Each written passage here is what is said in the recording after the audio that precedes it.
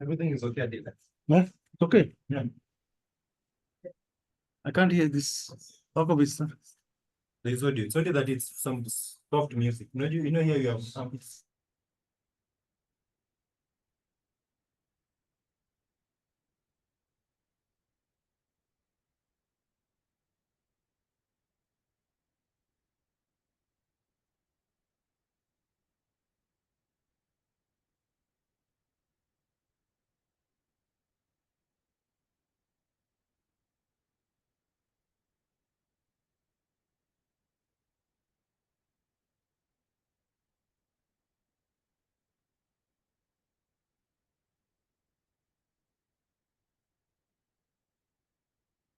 automatically submitted to the Sacco for processing.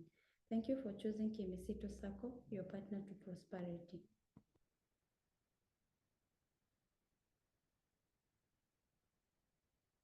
Do you know that you can now be guaranteed a loan from our Kimisitu Money app? Here are the steps. Log into the mobile app, select Bossa Loans menu, select loan type, select sectors, enter loan amount, select boosting or top up if the loan can be able to boost or top up another loan, then enter the boosting or top up amount. Enter guaranteed amount as 0 since it's guaranteed from other guarantorship proportional amounts. Upload the supporting documents. A notification is sent to guarantors that he or she has been selected to guarantee the applicant with the requested amount. Enter phone numbers of other guarantors and Sacco members. Select boosting or top up and enter boosting or top up amount. Thank you for choosing Kimisitu Sacco, your partner to prosperity.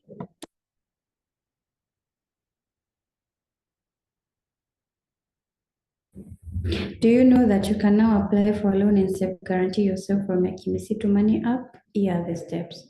Log into the mobile app. At the home screen, select Bossa Loans menu, select loan type.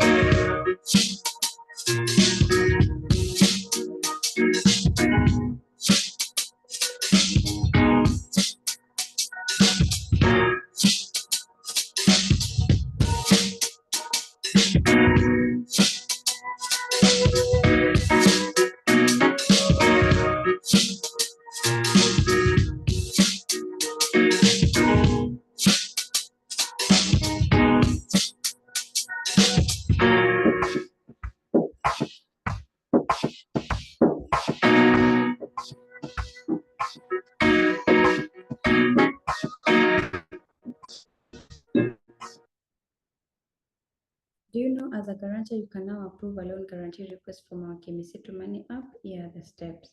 After receiving an SMS notification to approve a guarantee request, guarantor login into the mobile app, navigates to guarantor request menu at the home screen. Guarantor eligibility will be fetched and displayed. A list of guarantor requests to approve or decline will be displayed. Click approve or decline. An SMS notification will be sent to loan applicant on the action check. Loan application is automatically submitted to the Sacco for processing. Thank you for choosing Kimisitu Sacco, your partner to prosperity.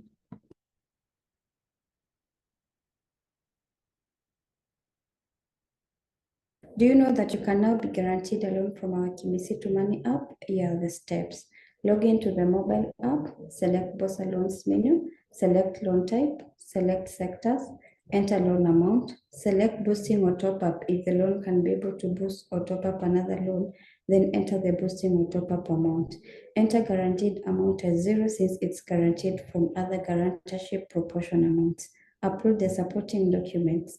A notification is sent to guarantors that he or she has been selected to guarantee the applicant with the requested amount. Enter phone numbers of other guarantors and Sacco members.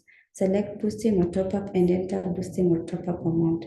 Thank you for choosing Kimisitu Sacco, your partner to prosperity.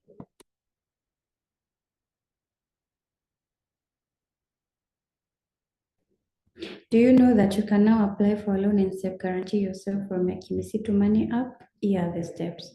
Log into the mobile app. At the home screen, select Bossa Loans menu, select loan type, select sectors, enter loan amount, select boosting or top up if you are topping up a loan, enter full applied amount to self-guarantee. Loan is disbursed automatically to force account and related charges deducted. Pop-up screen to accept loan with loan summary below. Thank you for choosing Kimisitu Sacco, your partner to prosperity.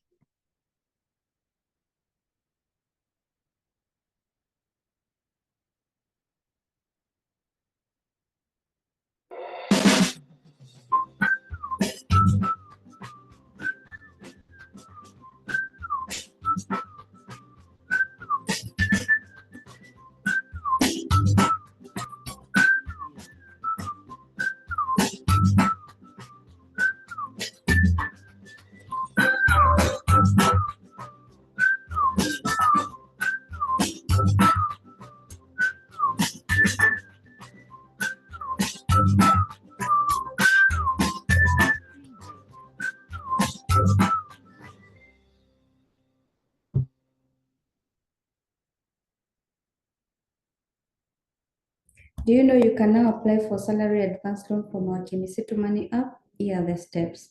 Log into the mobile app, select mobile loans menu in the home screen, click request loan button, pop-up screen appears, select the loan type from drop-down list, select repayment terms from drop-down list, enter the loan amount. Press request button, pop-up screen to accept loan with loan summary. Loan is disbursed to first account and deducted. Thank you for choosing Kimisitu Sacco, your partner to prosperity.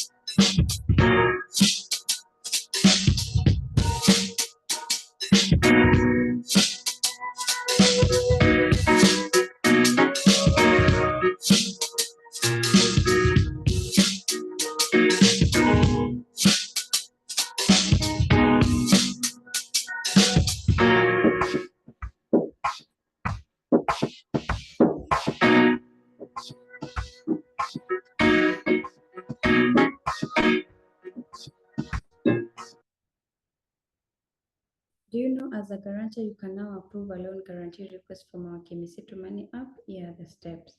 After receiving an SMS notification to approve a guarantee request, guarantor login into the mobile app navigates to guarantor request menu at the home screen. Guarantor eligibility will be fetched and displayed. A list of guarantor requests to approve or decline will be displayed. Click approve or decline. An SMS notification will be sent to loan applicant on the action tick. Loan application is automatically submitted to the Sacco for processing. Thank you for choosing Kimisitu Sacco, your partner to prosperity.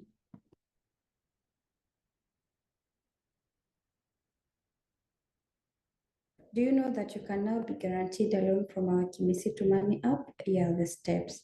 Log into the mobile app, select Bossa Loans menu, select loan type, select sectors, enter loan amount, select boosting or top up if the loan can be able to boost or top up another loan, then enter the boosting or top up amount. Enter guaranteed amount as 0 since it's guaranteed from other guarantorship proportion amounts. Upload the supporting documents. A notification is sent to guarantors that he or she has been selected to guarantee the applicant with the requested amount. Enter phone numbers of First, that we start at 9:30 so that we have more quorum. Program was showing that we should start at around 9, but we still have more people still registering. So I'm just requesting that we start at 9:30. I hope that's agreeable, right? Great, thank you.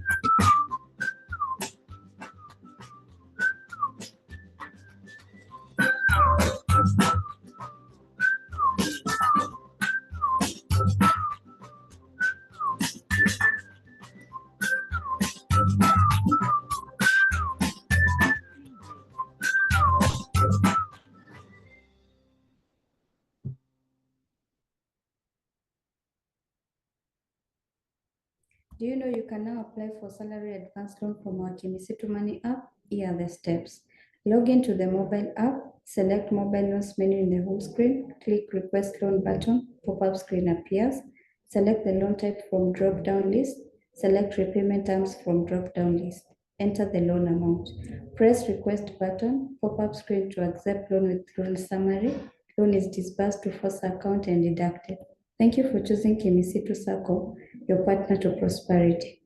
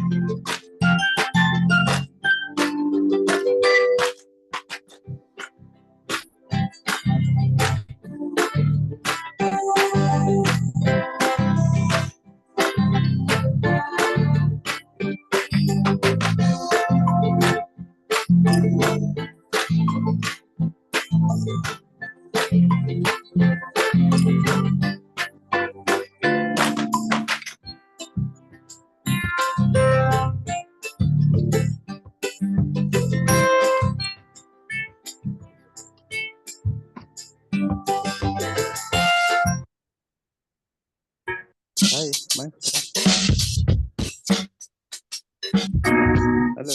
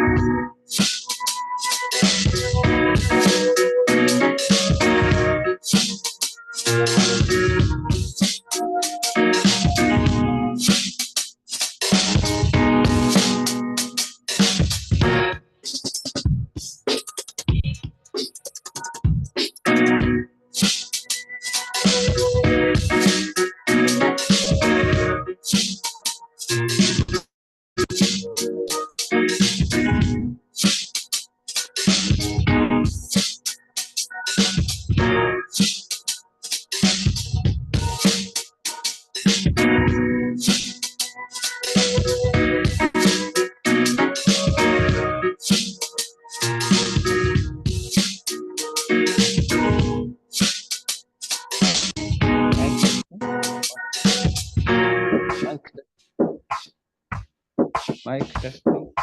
One. Mic testing. 1, 2.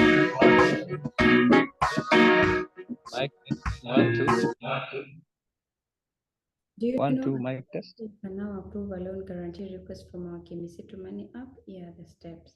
After receiving an SMS notification to approve a guarantee request, guarantor login into the mobile app navigates to guarantor request menu at the home screen. Guarantor eligibility will be fetched and displayed. A list of guarantor requests to approve or decline will be displayed. Click approve or decline. An SMS notification will be sent to loan applicant on the action tick. Loan application is automatically submitted to the Sacco for processing. Thank you for choosing Kimisitu Sacco, your partner to prosperity.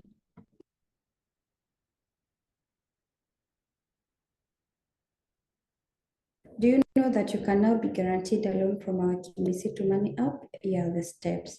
Log into the mobile app, select Bossa Loans menu, select loan type, select sectors, enter loan amount, select boosting or top up if the loan can be able to boost or top up another loan, then enter the boosting or top up amount.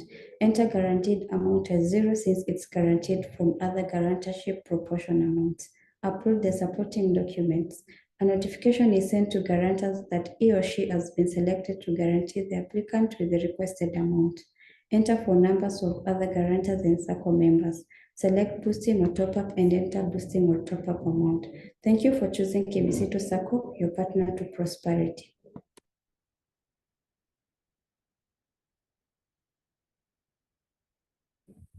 Do you know that you can now apply for a loan and self-guarantee yourself from your Kimisitu Money app? Here are the steps. Log into the mobile app. At the home screen, select Bossa Loans menu, select loan type, select sectors, enter loan amount, select boosting or top up if you are topping up a loan, enter full applied amount to self-guarantee. Loan is disbursed automatically to FOSA account and related charges deducted. Pop-up screen to accept loan with loan summary below. Thank you for choosing Kimisitu Sacco, your partner to prosperity.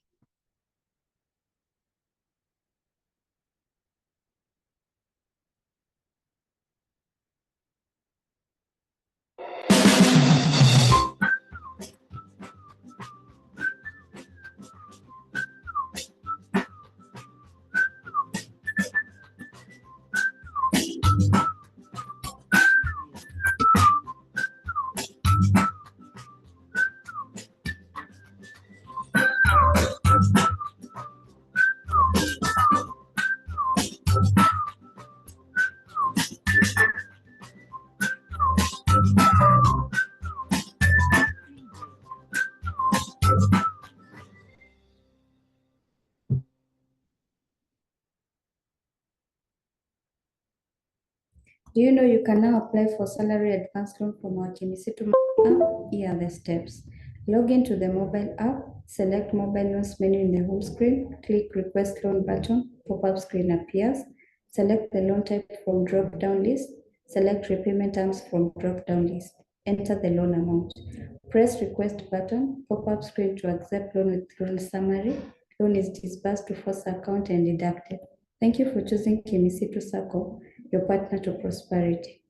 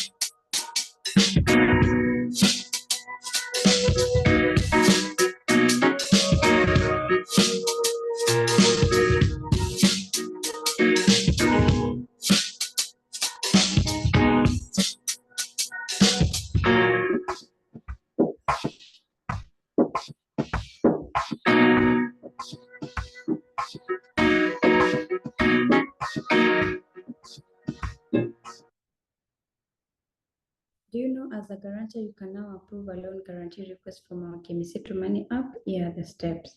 After receiving an SMS notification to approve a guarantee request, guarantor login into the mobile app, navigates to guarantor request menu at the home screen.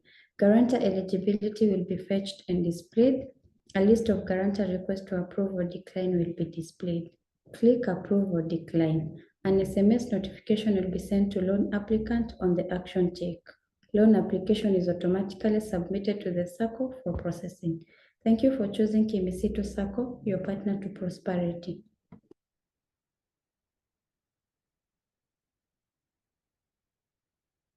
Do you know that you can now be guaranteed a loan from our Kimisitu Money app? Here are the steps. Log into the mobile app, select Bossa Loans menu, select loan type, select sectors, enter loan amount, select boosting or top up if the loan can be able to boost or top up another loan, then enter the boosting or top up amount. Enter guaranteed amount as 0 since it's guaranteed from other guarantorship proportion amounts. Upload the supporting documents. A notification is sent to guarantors that he or she has been selected to guarantee the applicant with the requested amount. Enter phone numbers of other guarantors and Sacco members. Select boosting or top up and enter boosting or top up amount. Thank you for choosing Kimisitu Sacco, your partner to prosperity.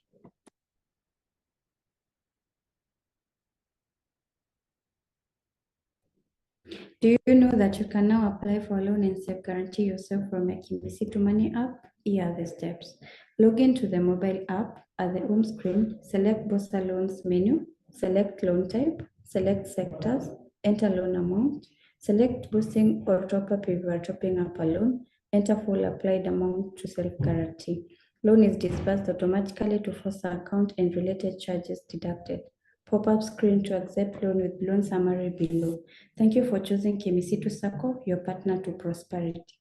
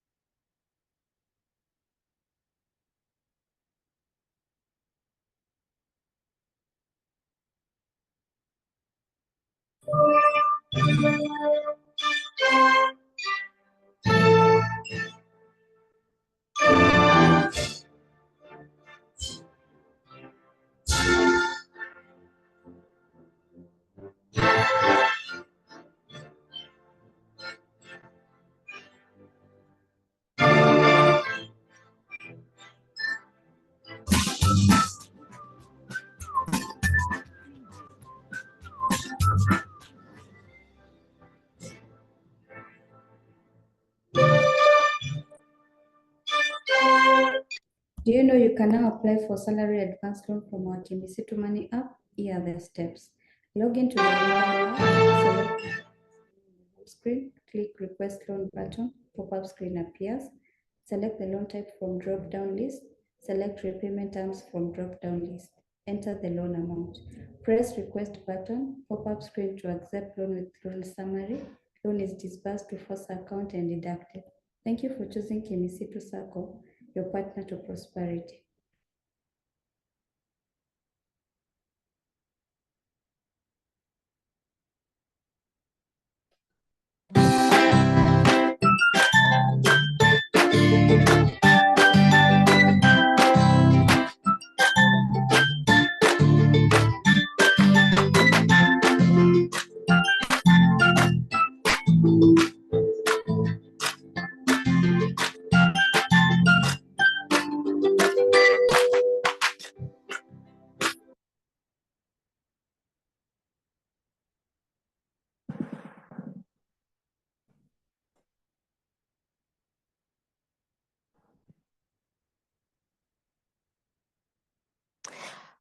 Great. Good morning. All protocols observed. Good morning, everybody. It's good to see you. I can feel some energy. Thank you so much for joining us today. And we are excited for this day, for Nairobi member education, and also for the strategic plan launch. And this is a great day for Kimisitu, and thanks for making it great. At this point, we are coloring Nairobi green, the green of Kimisitu, and it's a great start for us. I know we started implementing the strategic plan at the beginning of the year, and of course, you've continuously supported us. And so this is just a ceremony to say that, okay, we are actually officially starting a great 5-year plan of 2024 to 2028. So at this point, I would like us to, because we have the Nairobi member education as well, I want us to be able to meet your expectations.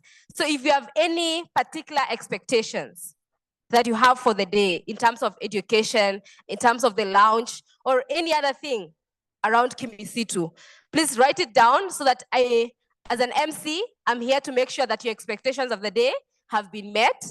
So please spend at least 1 minute, write for me the expectation of the day that you have, and then I'll make sure that that expectation is met. So as you do that, I want to confirm that we have quorum. We have a lot of members who have joined online. About 388 members have joined online. And also physically, we have around 240 who have signed physically. So in terms of quorum, we have attained the quorum. I know I'm not the honorary secretary, but they just communicated that we have quorum, and therefore we can start off this meeting. So I'll just wait for a few minutes, then we can officially start with a word of prayer and also the national anthem. But before we do that, please spend this 1 or 2 minutes writing your expectations, and I'll be able to make sure some of those expectations are met, either through the member education or through the address of the chairman, or any other way, or any other intervention that we'll have in the course of the day.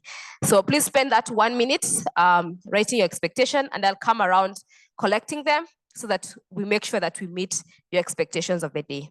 Thank you.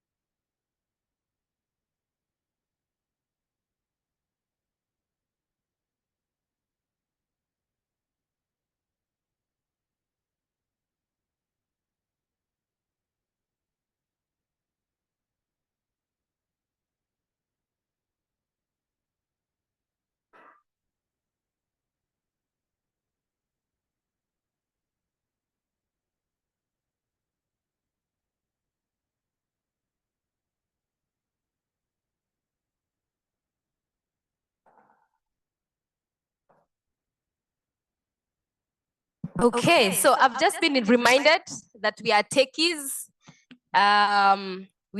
So we are paperless as well. So if you can be able to join, and then on the Q&A section, at least for those who are online, there's a Q&A section.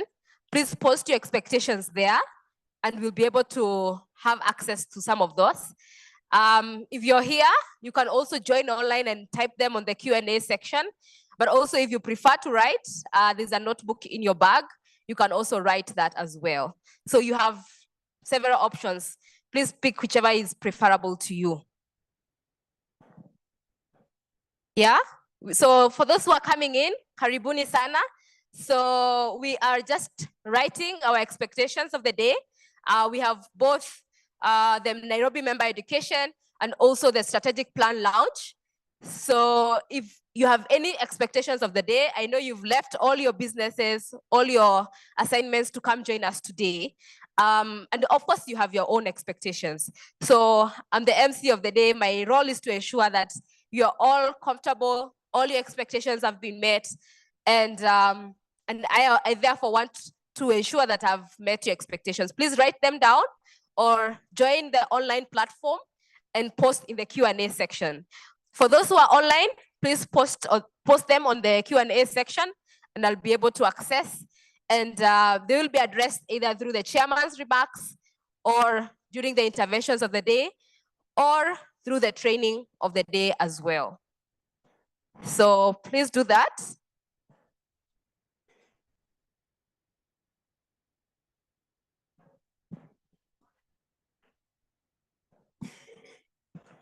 Okay.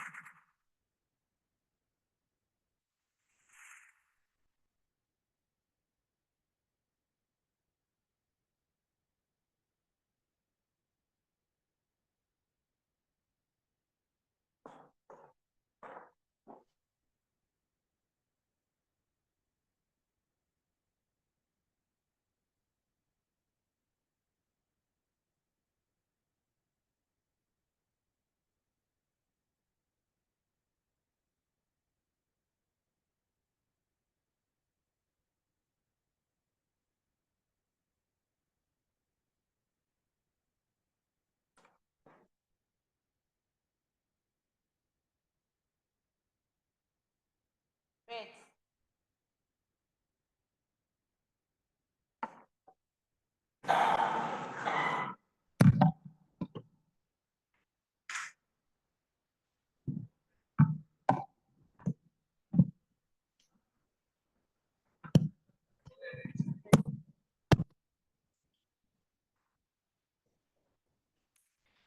Great. Good morning. Nimewasalimia leo mara mingi sana. Thanks so much again. Now we are officially starting. Our Director of Cooperatives, Madam Oremo, our Sub-County Officer, Mr. Joroge, am I right? Great. Our directors, all of us as members, good morning, and again, very much welcome to this Nairobi Member Education and the Strategic Plan 2025-2028. We are so much excited to have you today. My name is Banis Mburu. I'm the director at Kimisitu Sacco, and I'm privileged today to host you as the Master of Ceremony for this event. So we'll start off officially with the national anthem. We can all stand for the national anthem.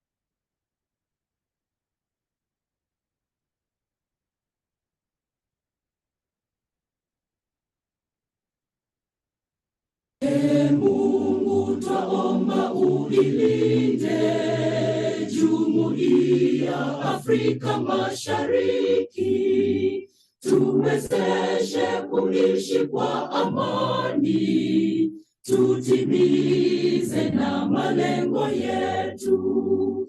Jumuiya yetu sote tuilinde, tuajibike, tuimarike. Umoja wetu ni nguzo yetu, idumu jumuiya yetu.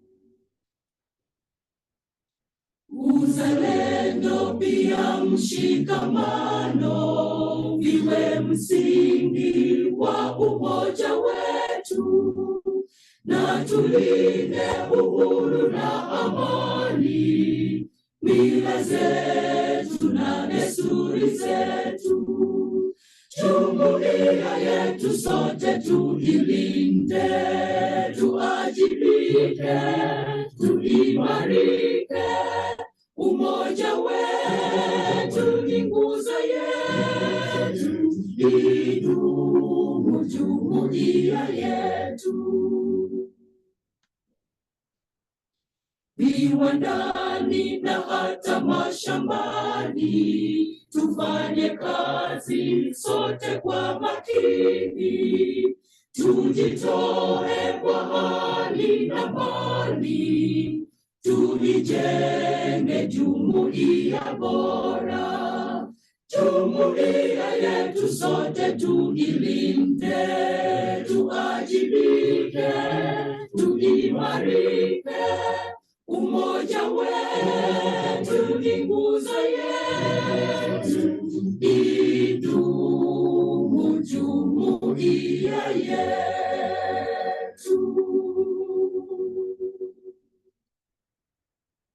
Thank you. Could I please request Director Nzioki to come lead us in a word of prayer?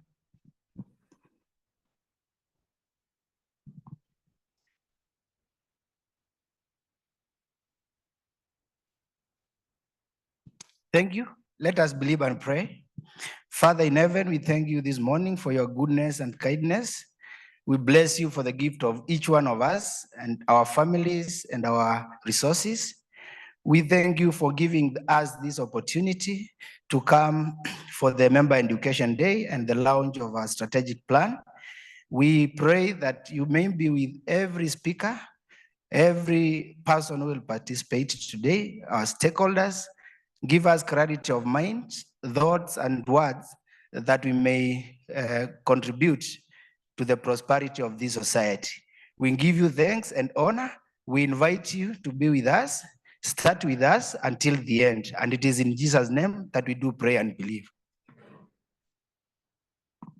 Thank you, Director Philip Nzioki, for leading us in a word of prayer. Please have your seats. At this point, it is now my honor and privilege to invite our very able chairman, Director Bernard Ayeko. Karibu sana. Please, a lot of applause for him. A better one for the chair. Great. Karibu sana, chair. Good morning, members. To our chief guest, Director Remo, ministry official, Mr. Njoroge, fellow directors, our esteemed members, staff, all protocol observed. Good morning. Good morning once again. Good morning. Asante sana, karibuni. It's a very good Saturday, though a bit chilly, but we are all privileged to be here this morning. I know our members are still coming. We still have some of our members online. Would like to welcome you to this session this morning. And I do not have much to say, but just to tell you that it's very good to have all our stakeholders here today to witness this grand journey that we are beginning this year. This has been a very inclusive process that began somewhere mid last year, in which we were able to conduct our members here to give us feedback on the journey that we had done with our former strategic plan. So as we sit here today, we want to see and just buy into the journey that we are beginning. And so today will not be my day, but it will just be your day and all of us our day, so that we can understand what it means to start this journey. And the only thing I can probably ask from our membership is the support, because usually such a good strategic plan cannot be implemented without the support of our members. We are putting in place all the mechanisms to ensure that we have a very transparent and accountable system of governance. And for us directors, our role is to lead by example. I know it's a journey, but it's a journey that we are willing to work with our members so that we can open up the space and remove the wall that has been there, even if it was perceived between us and our stakeholders. So I welcome you all to work with us, give us feedback. I know we have done a session, we did a session last Saturday, which we were speaking to the same strategic plan. Some of the things will be, will be changing or will be alive as we move along. So I do not have a formal speech. My speech is in the strategic plan, which we are going to distribute a few copies, and we'll also be sharing a soft copy of it to our members, after this session. We also shared an abridged version of the strategic plan, which members are already aware of. We also have a pullout in today's Daily Nation, page 15, if I'm not wrong. And we welcome you members to go and just interact with that pullout, which has a very extensive vision that I, as the board chair, have for this circle. And with that, I want to take this minute to introduce my directors who are here with us. And directors, I don't know if I'll be asked you to speak or to stand wherever you are so that I can introduce you in the interest of time. Directors, you can come and stand here.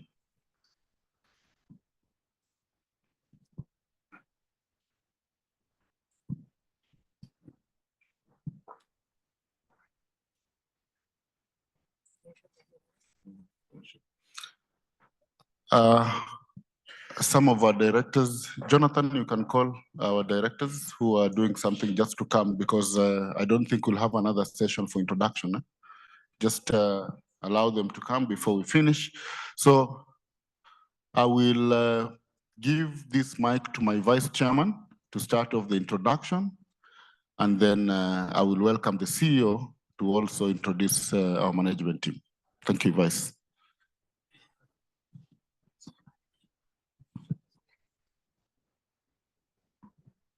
Good morning, members. Good morning. I know it's a chilly morning. My name is Peter Kirimi. I serve as your vice chairperson to the board, and I chair Business Development and Member Education Committee. And again, I serve as a member in finance and admin for the circle. Thank you and welcome. Kimisitu hoye. My name is Apollonia Ochieng, and I serve as the chair ARM. Good morning, Kimisitu. Please wave at me. Good morning. My name is Faith Munyasi. I'm the honorary secretary, and I'm also a member of ICT committee. Welcome to today's members education, Nairobi Charter. Thank you. God is good, and all the time. My name is Philip Zioki. I chair the ICT committee this year, and I serve in credit committee. Thank you. Good morning once more. My name is Banis Mburu. I'm also a director at Kimisitu Sacco. I'm the secretary, credit committee, and ARM committee. Thank you. Thank you, directors. We have our guest from our sister institution, Kimisitu Investment Limited, Director Nzioki. Could we introduce our director from KICL?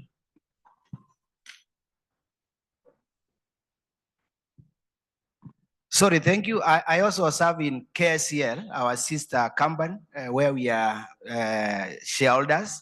And I'm with my directors. Daktari, do we have another director chair?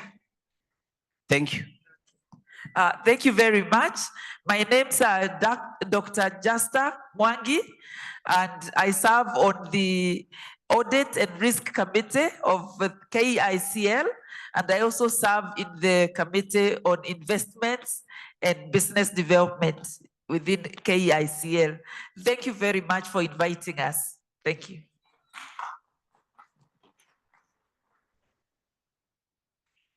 Thank you, Daktari. We are all represented. Any stakeholder that have left out? None. Okay. So I want to welcome the CEO to introduce our team of management team so that members can be aware of the team that has made this day a success today. Thank you, Bwana CEO.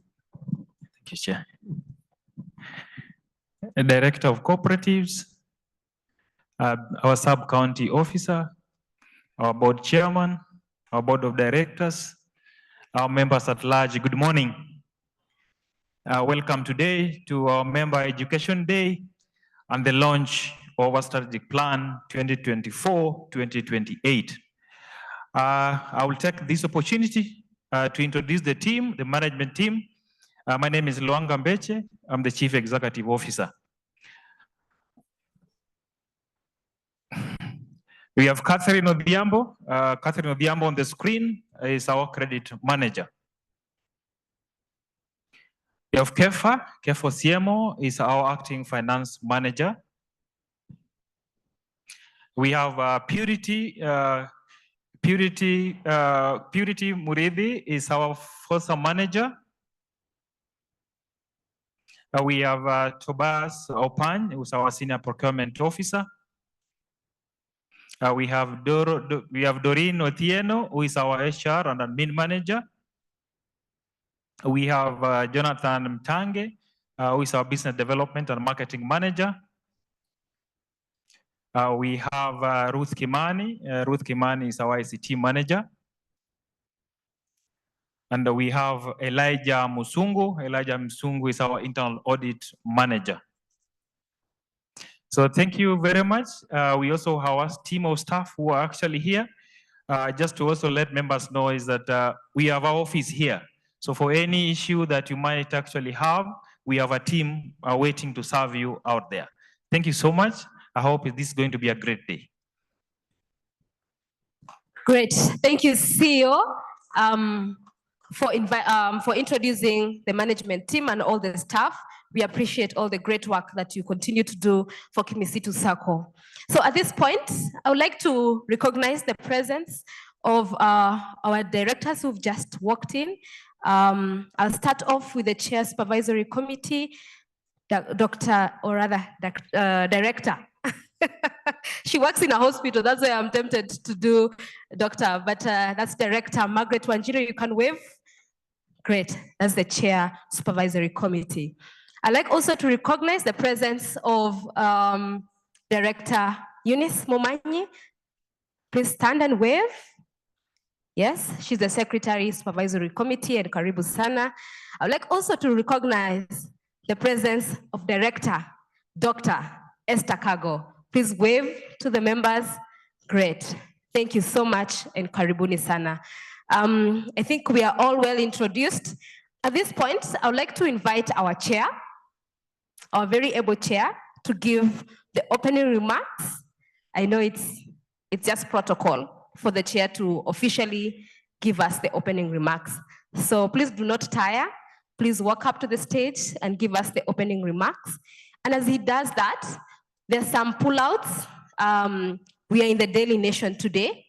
And of course, we have been celebrated by other circles paying for some of those spaces on Daily Nation today.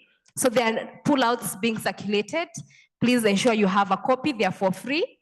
And you will be able to see all the great work and all the trophies that we've been able to attain as Kimisitu Sacco. So please look through and see. So at this point, I'd like to welcome the chair to give the opening remarks. I know you had already spoken, so you can make them as brief as possible. Karibu, Chair. Thank you. Asante sana. I do not have much of a speech, but my speech is in the Daily Nation. So I welcome our members, both online and here, to just interact with my speech, which speaks about this journey that we are starting this year, which will set us above the rest of the players in the industry. I'm a firm believer that in those 5 years, Kimisitu Sacco will be a very different and distinct organization, way above what you're seeing today. We want to set some trends in the industry. We want to be a trailblazer, and this can only be done with your support. So my speech is basically dwelling on the support, the cooperation, collaboration, and partnerships that we need between ourselves and all our stakeholders. And we know that the targets we've set are quite ambitious, but usually, as they say, sometimes ambitions break a man, but lack of ambitions doesn't take that man anywhere. So we want to move somewhere. As ambitious as we may look, we want to be somewhere, and that journey starts today. So my speech, my message is right there. And with that, I want to welcome the Director of Cooperatives, Madam Remo, who has been our faithful partner in this journey. Madam Remo, I know the WOCO conference is currently ongoing. While the downside of it is that you didn't travel, the upside of it is that we have you here. So we always look on the good side of things, and we thank God that you didn't travel, and so you are able to represent us here, or to represent the government here. We know we do not have a CS for cooperatives, who was initially to be our chief guest, but I don't think the shoes of the CS are big for you not to fit. Karibu sana, Madam Remo. Oh, but before Madam Remo comes, let me welcome Njoroge to set the carpet, the red carpet rolling. Asante sana.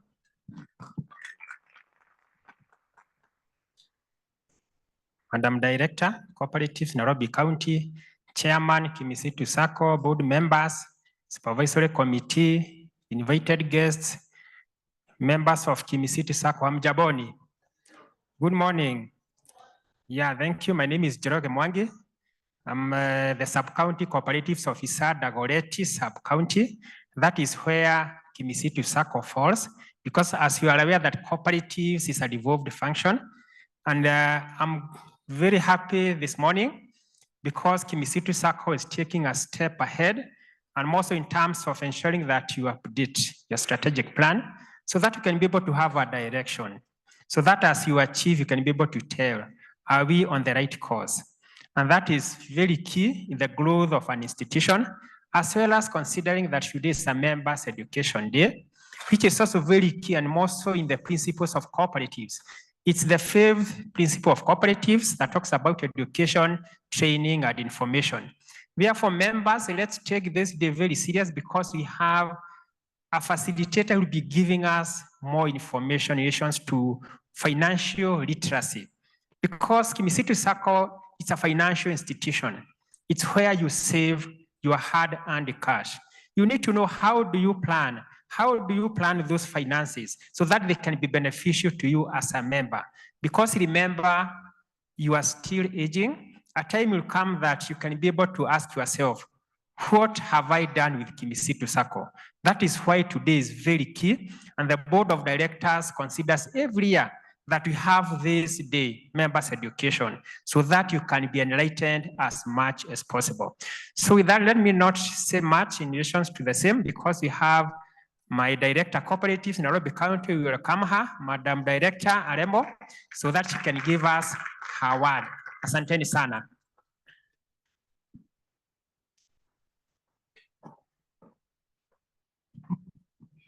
Thank you very much, Mr. Njoroge.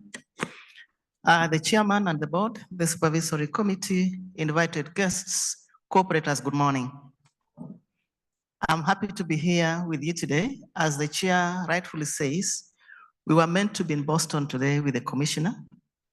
There was a delay on the matters of the visa. You know what has been happening in this country of late, but we are still optimistic. If we get it by Monday, we will go, so that we can also go and maybe participate in the closure of the seminar.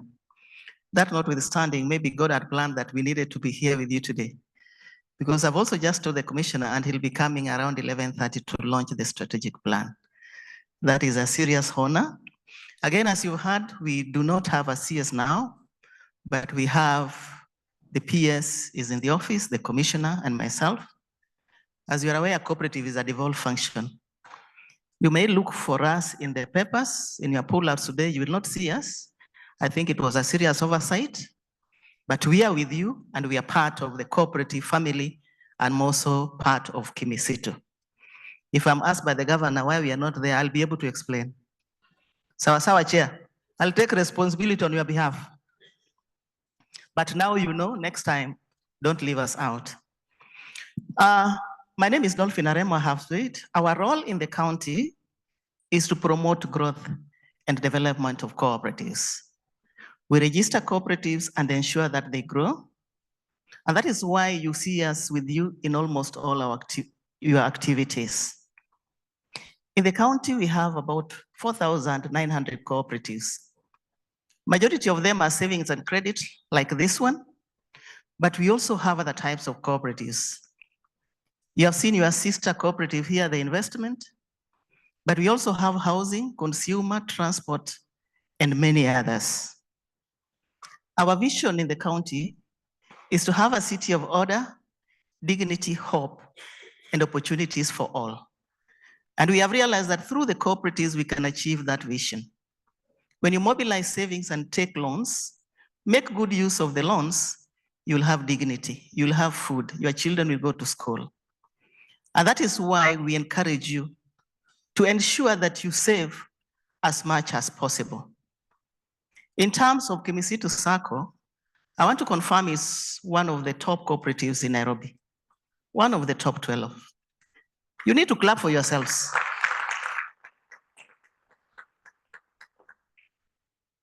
You are a DT cooperative. DT does not mean Deuteronomy, it means that you are deposit taking. Deposit taking simply means you have a FOSA. In a layperson's language, is a bank. In the whole country, we have only 176 cooperatives like yourselves. Nairobi prides itself with 44 DT cooperatives. On board also are non-deposit taking SACCOs. These are SACCOs that have grown their deposits to the tune of 100 million and above, but they do not have a front office yourselves. The government directed that such cooperatives should also be regulated by SASRA. I believe you know SASRA, an authority that was established by the government to license, supervise, and regulate specific cooperatives. So these non-deposit taking circles in the whole country are 185, and Nairobi commands 132. Actually, Nairobi commands more than 60% of the portfolio of cooperatives in this country. We have about 640 billion in terms of total assets. We have over 70 billionaires, and you are in the club of billionaires. Allow me to take this opportunity also to congratulate you on your launch of the strategic plan. Our desire is that this strategic plan will make the organization have better service delivery and also to empower members to be able to patronize the products in the society. This is an opportunity that you can't let go. Pride yourself with this organization, because not all cooperatives perform as you perform. There are some that we have to keep reminding, please do education to your members. Please, it is time to do the ADM and the AGM. I want to confirm that we don't remind this society on their role, on their participation of members in education and AGMs. As I conclude, there's a lot that is going on in the cooperative movement. We have the review of the Cooperative Act. The cooperative bill is before Parliament. We had expected that we would have it delivered by the head of state on Ushirika Day. You also realize that we postponed Ushirika Day. I know this is one society that we are proud of. When we have Ushirika Day, we see members in their uniforms coloring our function. I want to confirm to you that it was not cancelled.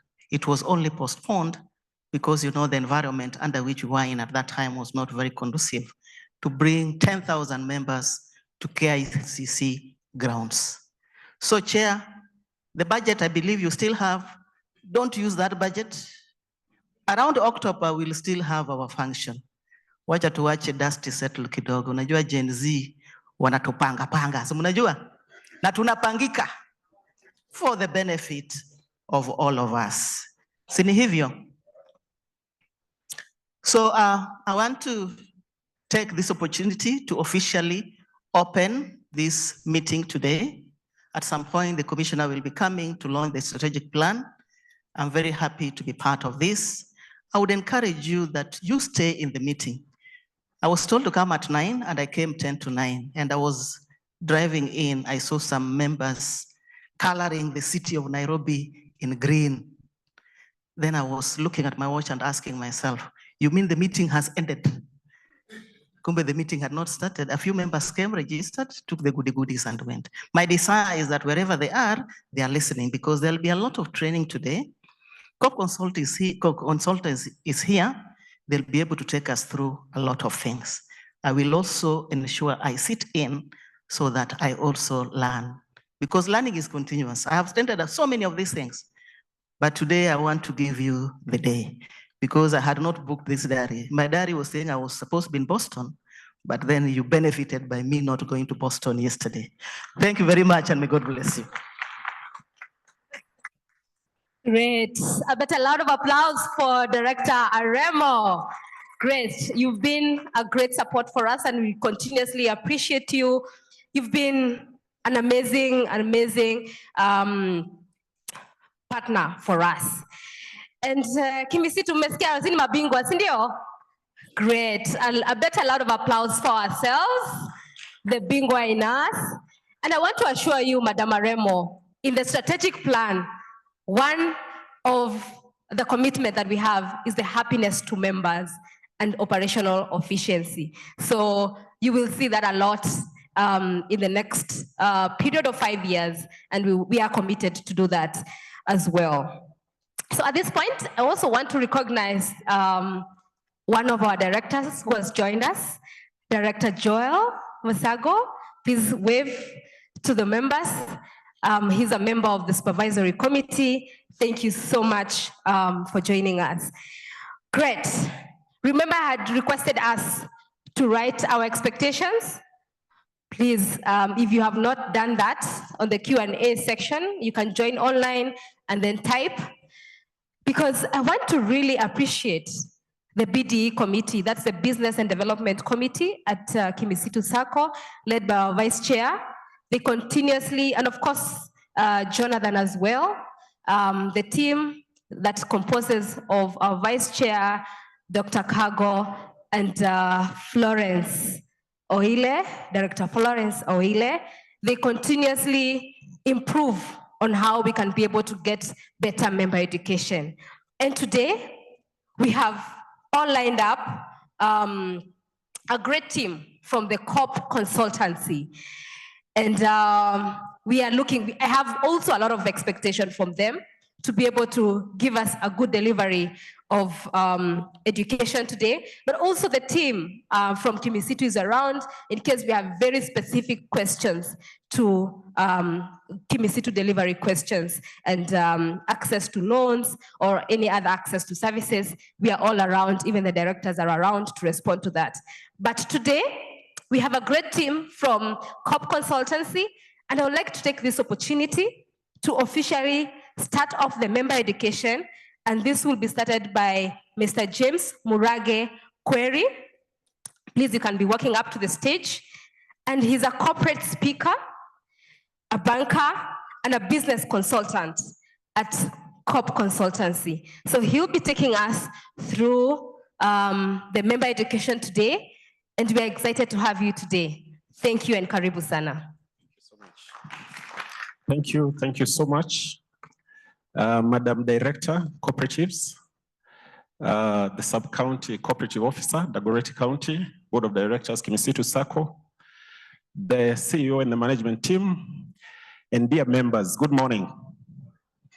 It's a great honor to join us this morning for today's members education, in which we shall be looking at wealth creation, enterprise, and investment. So we'll have a slide that will be following, and I'll be able to guide us as appropriate. So we'll be two facilitators. My colleague Sam Gige will be joining me in a few minutes, and we shall be able to progress. My name is James Murage Query.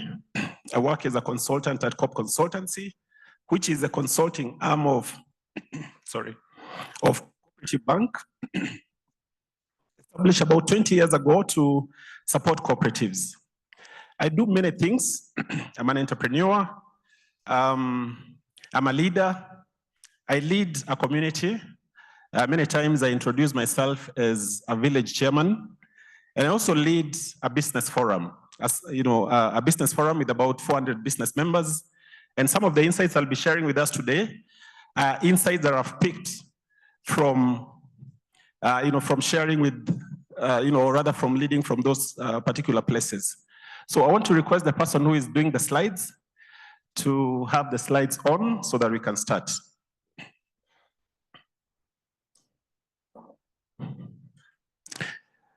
Good. So that is our topic for the day. And we can move to the second slide. I introduced myself as indicated there. I'm an author of a book called Born a Prince, Lived a Slave. Ecclesiastes chapter 10 verse 7, the Bible says, I have seen princes walking on foot, while slaves ride on horses.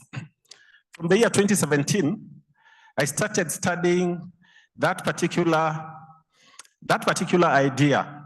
And I wanted to find out who are these princes who walk on foot like slaves. I looked at this from an economic angle. What is it that make a man who is supposed to be a prince end up as a slave? And I'll be sharing some insights from that particular book. The book of Proverbs, chapter 24, verse 27, is a good place for us to start today. It says, put your outdoor work in order and get your fields ready. Then there's a big semicolon there. After that, build your house. I don't know how many people here have built their houses, but about 3,000 years ago, nature formulated a formula, or it formulated an order of applying our capital. And in that order, there were things that a man is supposed to do first. In other words, we say, first things first. put your outdoor work in order and get your fields ready. It introduces to us two concepts. The first concept, we talk of inflows. The second concept is outflows. Building your fields or getting your fields ready represent the things that bring inflows to you. Building your house represents the things that moves or capital expenditures, the things that causes outflows from your life. And so the order is inflows first, after that, build your house. So outflows in this order must come after inflows. Today I want us to share about five different concepts. And when I looked at this topic, I think it is very timely because from where I sit, I think we have run out of time in Kenya. We have about 7 million young people out of job with education. Our economy is not moving in the right direction. Every new year, we are adding about 1 million to the number, and it is time we have to fix the way we generate income or the way we build wealth. Otherwise, the way we are doing it now, there's a crisis coming. The rise of Gen Z in Kenya mainly is, the genesis is an economic problem as opposed to a leadership or a political problem.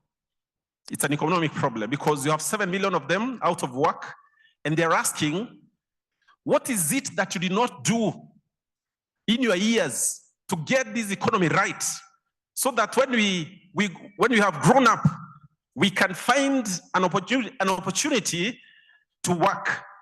So this topic then is timely. We will discuss 5 particular areas. The first one is what we call the blueprints of wealth. And then we shall look at what we call raising capital as a very important concept for us. We'll look at savings, we'll look at investments, and then we will end up by looking at what we call financial pitfalls. And I want to start by looking at the first one. We discuss wealth creation. And to start us off, we're going to start by looking at a question. Why do nations fail? A gentleman by the name Daron Asemolu posed this question. And after posing the question, he did a research and then he published a book. So Why Do Nations Fail is the title of a book by Daron Asemolu, co-authored with James Robinson. And in trying to attempt to answer this, initially, he looked at about 3 things. The first one was the land theory. He wanted to know if you have 2 nations who have the same type of land, what makes one successful and another one a failure? It is like asking, you have 2 brothers who are given the same land by the parents, and then when you come to them 10 years later, you find that one of them has failed. And so you want to find out, why is this so? So he looked at the land theory. The next thing he looked at is what he called the geography hypothesis. Could the location of a nation contribute to its success or its failure? Kenya is located at the equator. If you looked at countries that sit geographically at the equator, now the equator is the center of the earth. If you looked at countries sitting at the same geography, and we find that one has failed, another one has succeeded, why did the one that failed fail? And lastly, he looked at what he called the ignorance hypothesis. And the ignorance hypothesis, he was just testing, knowledge between 2 nations. Now, in order to propagate this question, he went to a portion of the earth we call the Korean Peninsula. The Korean Peninsula is that part of the earth that has 3 nations. One is China, the other one is South Korea, and the other one is North Korea. So what you're seeing in the slide is what we call the Korean Peninsula. And I want to take you through this slide because there's a lesson I want us to pick. Now, in this slide, the upper part that you're seeing up there with a lot of light, that is China. And the lower part with a lot of light, that is South Korea. Now, between the 2 nations, there is an expanse of darkness. But somewhere in the middle there is a spot of light. Now, that spot of light is a city, the capital city of a country called North Korea. It's called Pyongyang. Now, every time you take a satellite image of the Korean Peninsula at night, that is the way it appears. The lower part, you have a lot of light. The upper part, a lot of light. Meaning, there is a good spread of electricity in China and South Korea. But in the middle, the only place you get light is a very small portion, that is the capital city. All the other part of this nation we call North Korea, at night, is a universe of darkness. Now, he studied North Korea, South Korea. These 2 nations, they share almost everything similar. Their land is the same. Their geography, the geographical location is the same. The climate is the same. The people speak the same language. If you move from South Korea to North Korea, you will not have a problem with the language. So they're like 2 brothers of the same mother. But at night, that is how those 2 places are. One, very progressive. The other one, an ecosystem of darkness. South Korea has a per capita income of $40,000. North Korea has a per capita income of $1,000. Kenya has a per capita income of about $2,000 for your comparison. Now, what causes a nation that has the same resources, like South Korea, to over the years lag behind so much than its counterparts? Why do nations fail? Now, Daron Asemolu established that North Korea and South Korea, they share similar resources. You know, when you talk about the factors of production, you talk of land, you know, they have the same. They share a lot of resources together. And today I want to start by letting you know that it is possible to give 2 people here the same amount of loan, 5 million, and after 10 years, one will be South Korea, the other one will be same land, same resources. South Korea is the home of Samsung, it is the home of LG, the home of Huawei, the home of Hyundai. It's a big, big economy. Today, it is the epicenter of software engineering that universities in the US, they keep on sending students to universities in South Korea to study, certain aspects of software engineering. Now, Daron Asemolu discovered something unique between these 2 nations. He went to their schools. And when he went to their schools, he wanted to know, when a student goes to a school in South Korea, and when he goes to a school in North Korea, what is it they're taught? And that is what he called the ignorance hypothesis. He wanted to test the quality of knowledge that, that was there between North and South. Now, when he went to North Korea, he found that students in their early education, most of what they are taught is about protecting the nation.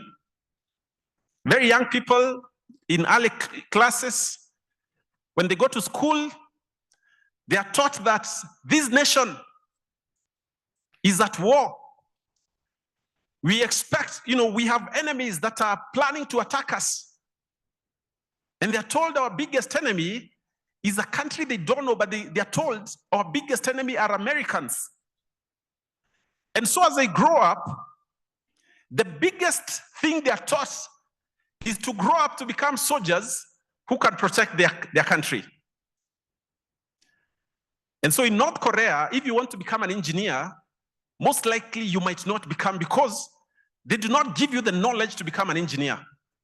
Mainly, they give you knowledge to become a soldier or someone who protects and fights for the nation. When you go to South Korea, you go to the schools, every student has an opportunity to get any type of knowledge that they seek. So a student who wants to become an engineer will become. A student who wants to become, a doctor will become, whatever it is.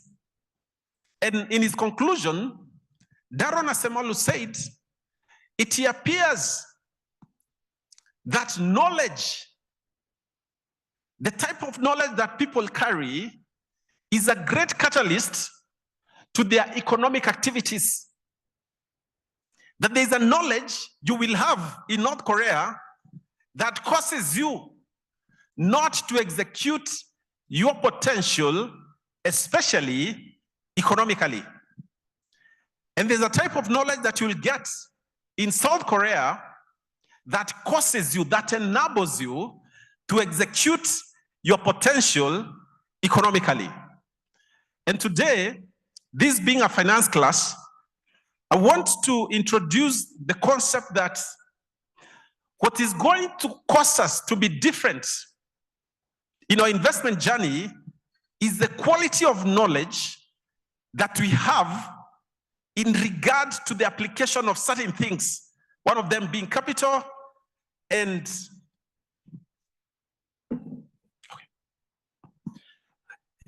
other things.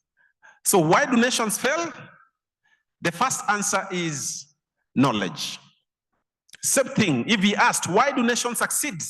We look at a nation like Israel, currently with a GDP per capita of about 58,000, which is the 13th highest per capita in the world. A country that went through a Second World War. Israel, or the Jews basically, went through a Second World War.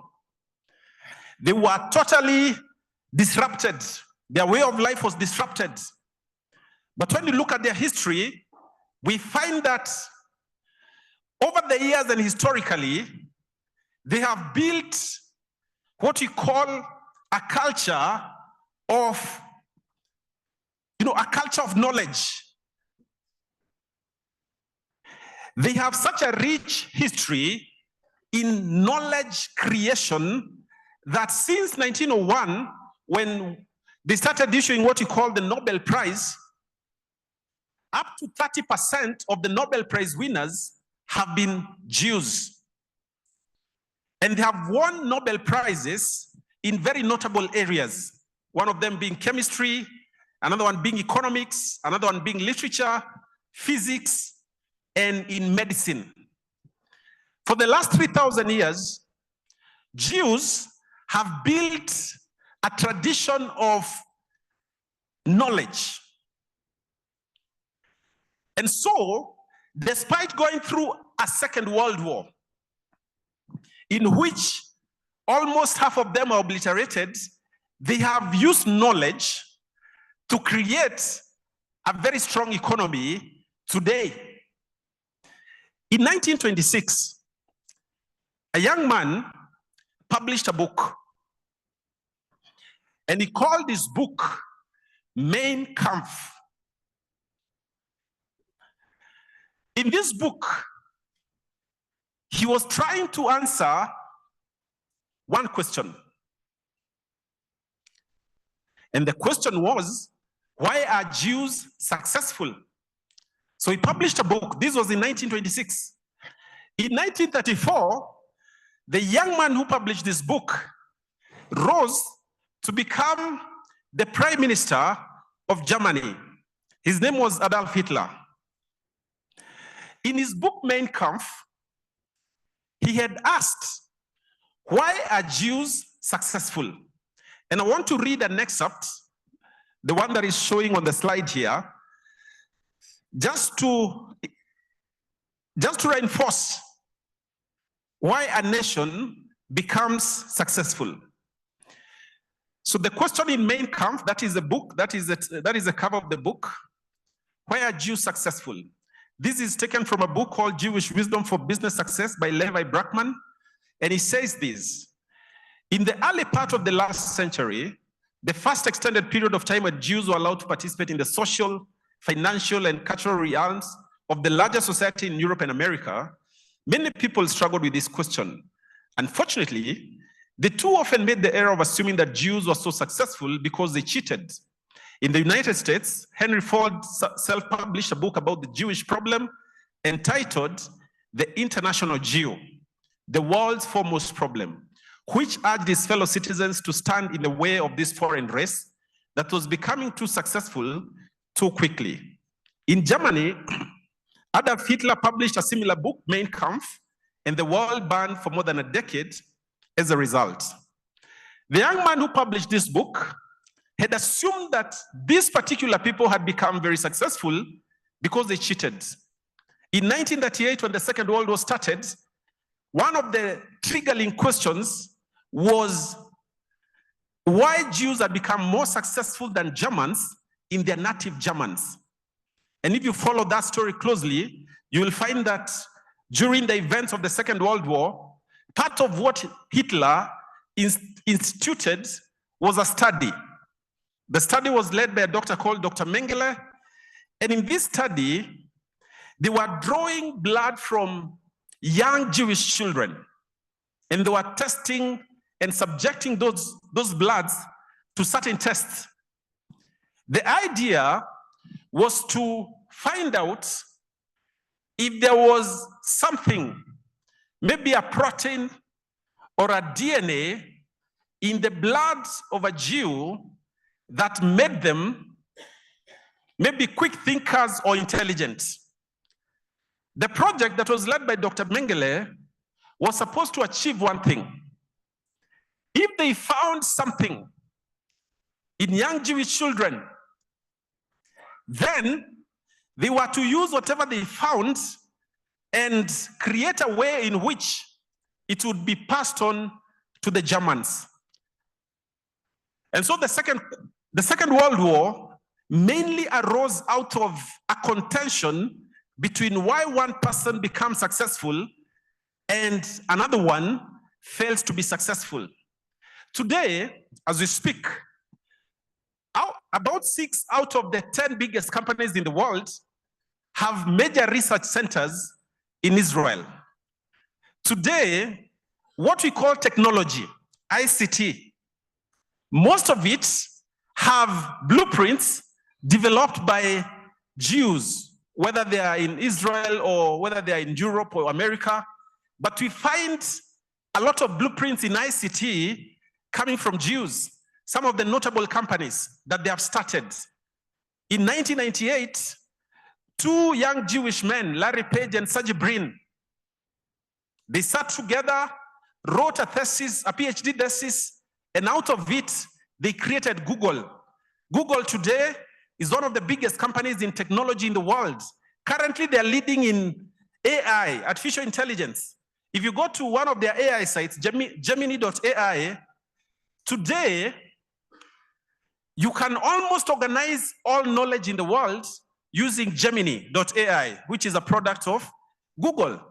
So we find, despite someone thinking around the Second World War that these people were cheating because that's why they were becoming successful, but in different generations, we find that they're still successful.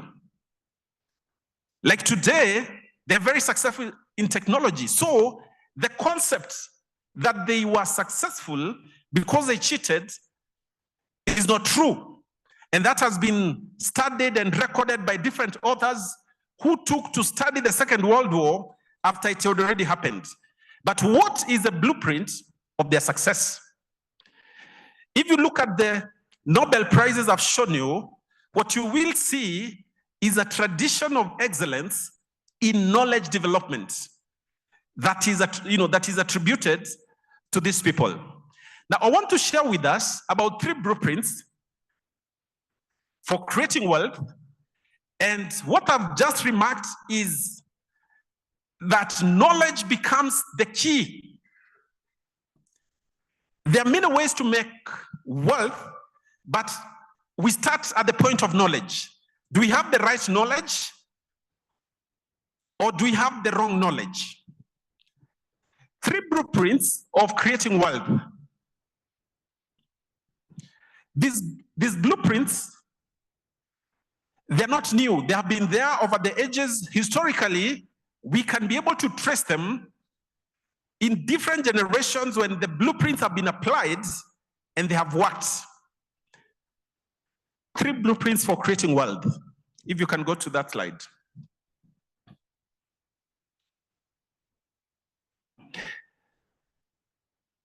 Different generations, different timelines, when they have attempted to make wealth, they have used about 3 blueprints. And I want to explain to you, this is our first subtopic in this presentation. 3 blueprints for creating wealth. The first one, as you can see from the slide, is what you call capacity or ability. The second one is specialization. And the third one is the application of physical resources. I want to go to the first one. Capacity or ability in creating wealth. Now in that slide, you can see a number of names. You can see the name of Steve Jobs.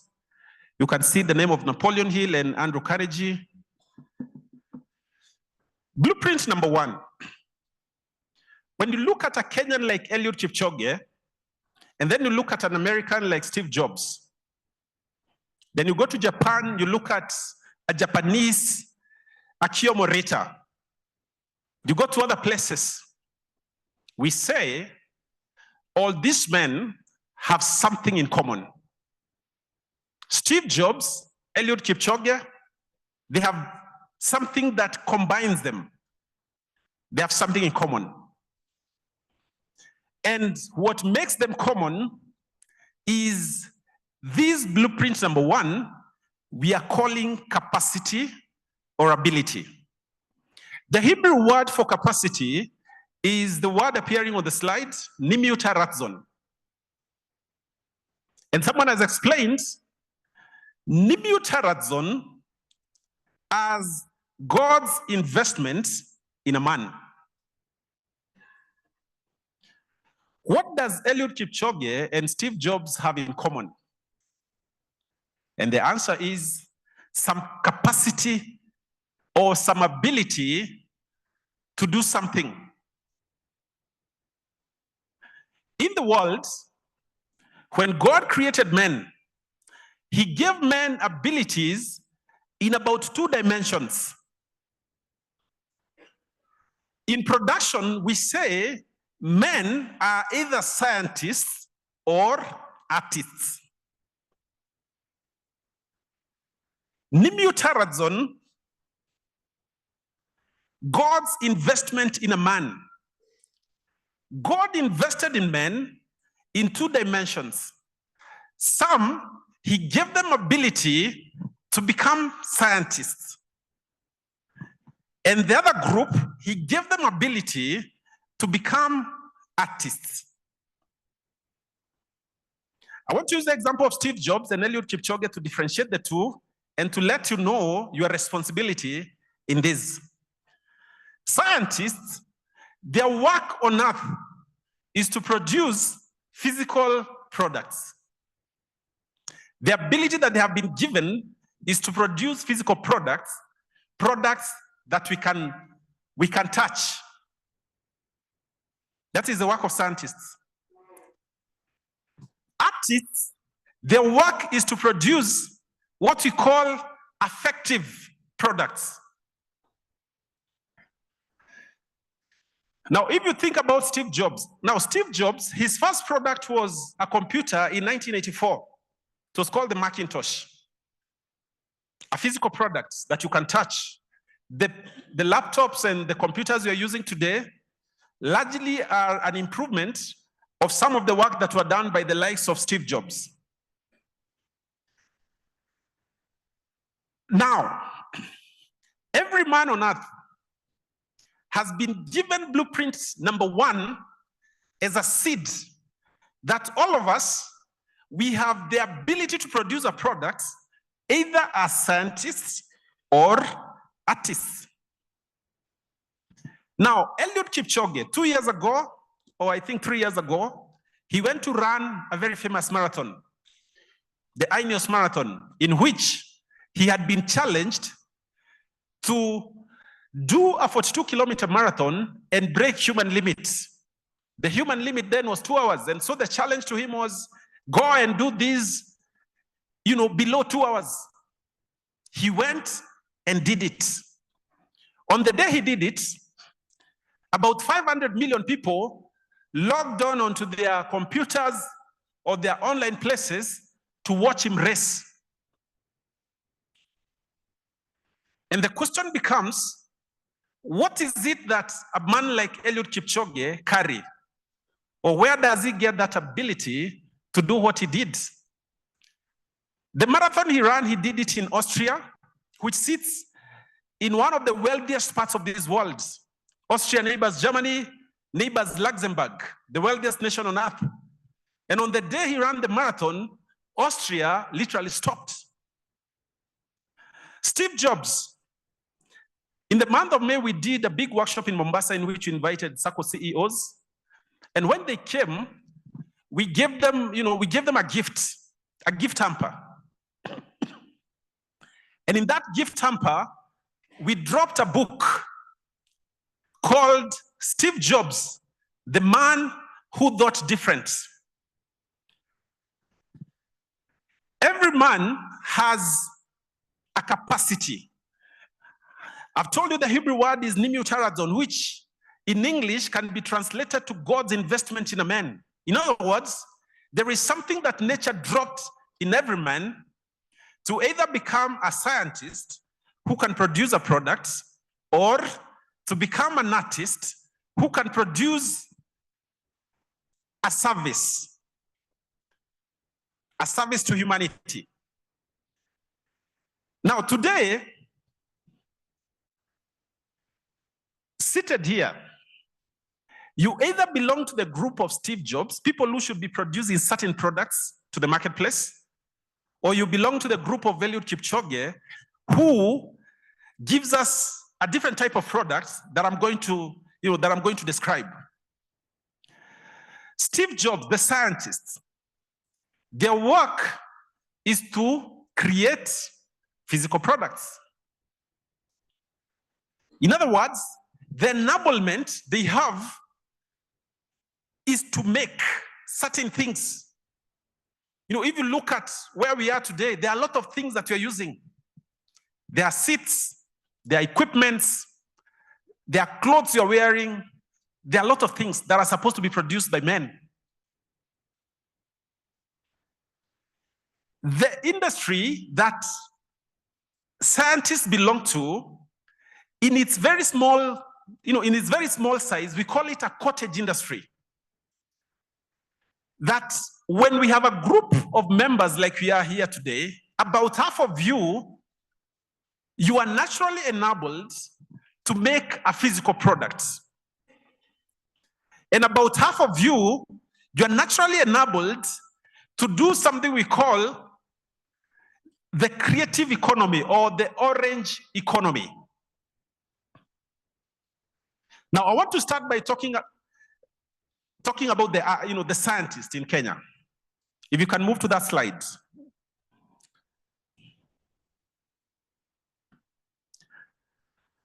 So the work of scientists is to make products. And part of what I want to inspire you today is to consider that part of the reason you are created is to be a co-creator in nature. And that indeed, you have the capacity to own a physical product. If your interest is in the products and the science side. So we are saying capacity to make products. That it is important for us to prepare ourselves in the production journey to own a product which can be placed in the marketplace. Whatever kind of products, a physical product, owning a product that you can take to the marketplace. About a year ago, I hosted the Director General Kirdi in one of our business forums. And when he came, he interacted with us and he said, the reason most of our business people do very small business is because we do not own physical products. Most of our business people are only engaged in what we call trades. They buy from wholesalers, move as retailers, and so on, but they do not own products. Today, if you're a scientist, how can you make a product in the marketplace? Now, the easiest way to make a product in Kenya today is to visit an institution like Kirdi. Visit an institution like Kirdi. I was waiting for that slide to come there so that I'm able to share with us. The slide that has Steve Jobs and Eliud Kipchoge at the top.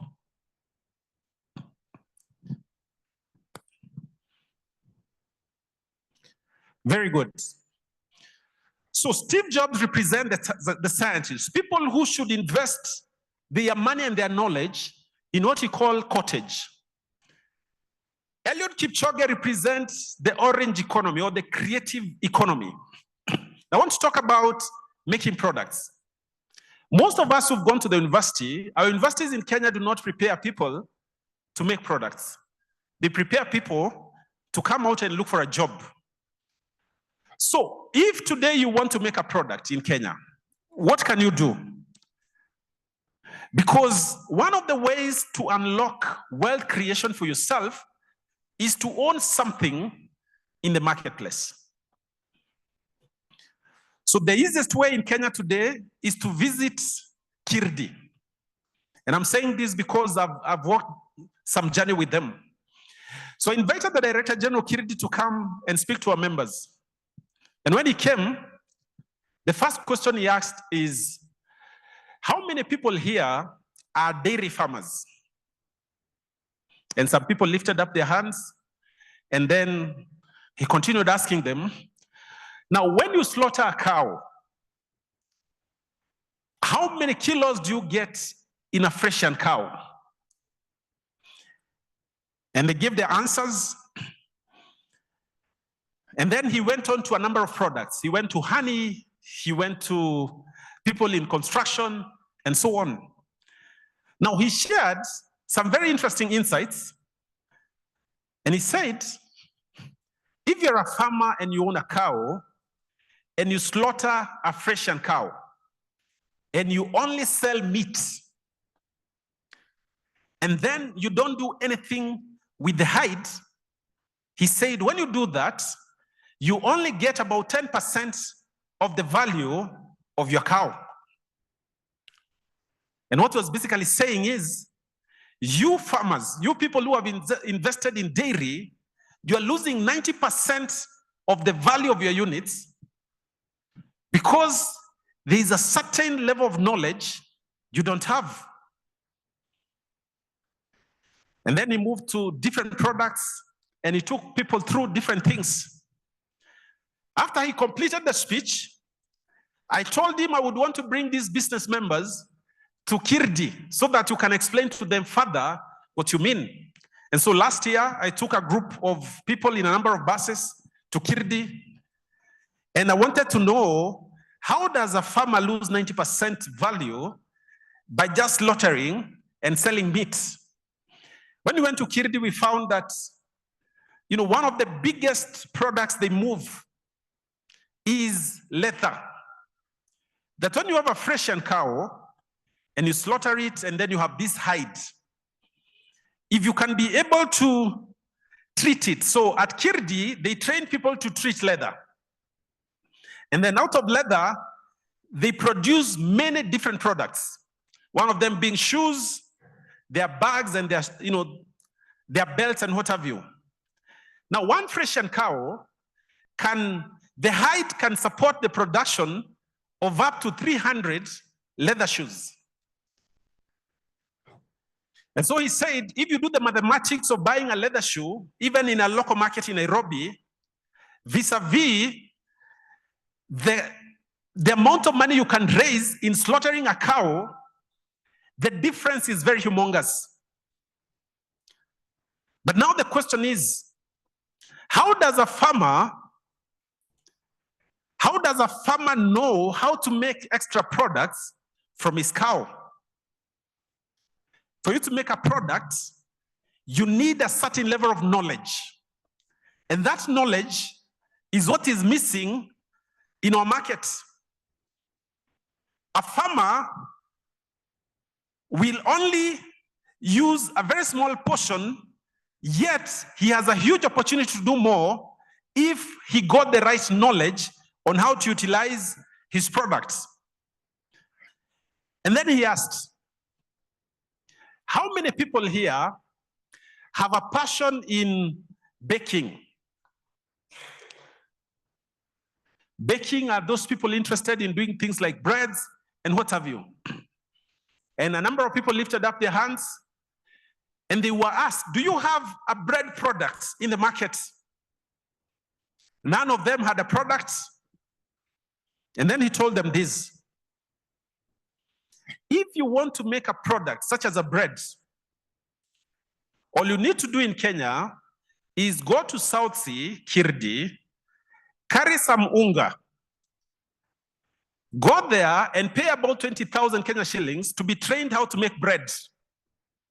And then within about 1 week, you will have a product. And then when your product is being tested and what have you, the neighbors who are KEBs normally walks in and certify your products. And you can walk out of Kirdi within a week with a new product that you can easily market to the market, that you can easily distribute in the markets. In Kirdi today, Kenyans can make up to 200 different products. You walk in there, all you need to do is to identify which area you are good at or which area you are interested in. You walk in there, they have specialists and people who are knowledgeable enough in different products, about 150 of them. You just pay some fees. Within about a week, you will have a product. The soaps you use in your houses, the chemicals, the animal feeds, the leather products, up to about 150 products you can easily learn at very minimal cost at Kirdi. And so I wanted to say, a good number of us here, nature awaits from us a product. And that part of your application of capital should be in developing a product which you move to the market. So we have scientists. Their work is to make products. And then on the other side, we have the artists. Artists, they belong to what we call the orange economy or the creative economy. In developed countries, when you do a study of how much the creative economy contributes, we find that in the UK, for instance, about 550,000 people work in sports, all different sports combined. And the total revenue for sports in the UK in the year 2022 was about 18 billion sterling pounds. If you go to the US and you look at something like the film industry, it employs about 2.5 million people. And then it has a huge contribution to the production of the country. So for an economy to grow, we need people not only to look for jobs, but to consider their contribution to community through making products or through the creative economy. Every person, nature demands a product from you. Either it's a physical product or it's a product from the creative economy. Products from the creative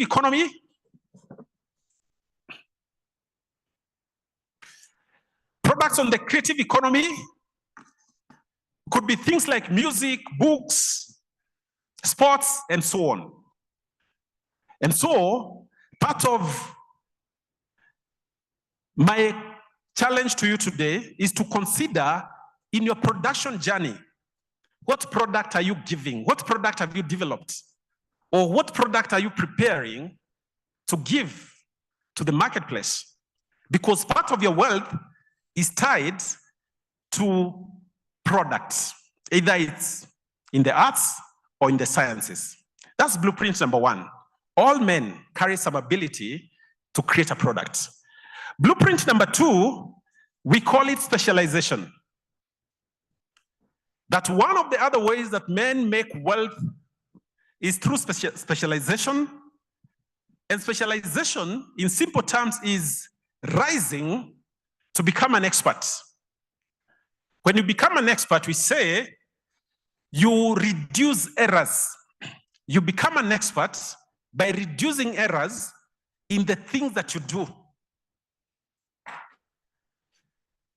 Part of how your wealth will be generated in the long term is for you to rise to become a specialist in a certain field. Adam Smith, the father of economics, who did and wrote The Wealth of Nations in 1776, he said, the only way for nations to make wealth is through specialization. To become a specialist, you need to develop yourself as someone who has very good knowledge in a certain area. In other words, you need to invest in the knowledge that you have until you are able to rise above other people in that particular area, irrespective of which area it is, agriculture, in the scholarship space. The Wealth of Nations is built on specialization.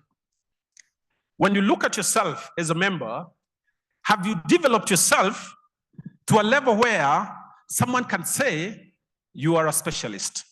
Specialist means reducing errors. A gentleman by the name Dr. Paul Kalanithi wrote a book called When Breath Becomes Air. And Dr. Paul Kalanithi had reason to become one of the top specialists in neurosurgery. Now, in the book, When Breath Becomes Air, Dr. Paul Kalanithi says that for you to excel in his field, your errors must be reduced to millimeters. Becoming a specialist means in your field, you have reduced errors to millimeters. And the last blueprint in creating wealth, we say it is how you utilize physical resources. In Kenya, our biggest physical resources, we start with land, which is a major factor of production. We move to water, we move to solar, we move to minerals. Part of your wealth is tied to physical resources that you have or that you have an opportunity to acquire.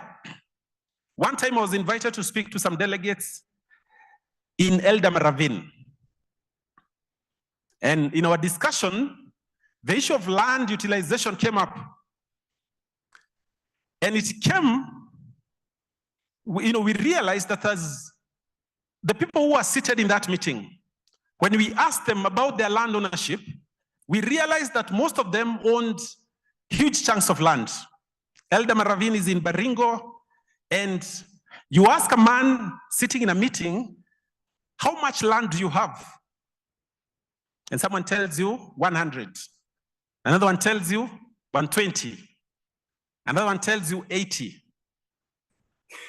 And you're asking 100 what? In Ravine, when someone tells you he has 100, that's 100 acres. One of them told us his shamba is a hill. Shamba yake ni mlima. But now, we had a problem because despite these people having a lot of land, looking at their records and even listening to their stories, these people were struggling with a lot of poverty. And the question becomes, if you have 100 acres of land, you know, we say God gives you 100 acres of land, and then he comes and finds that you are very poor. What is this supposed to do with you? Look at Saudi Arabia.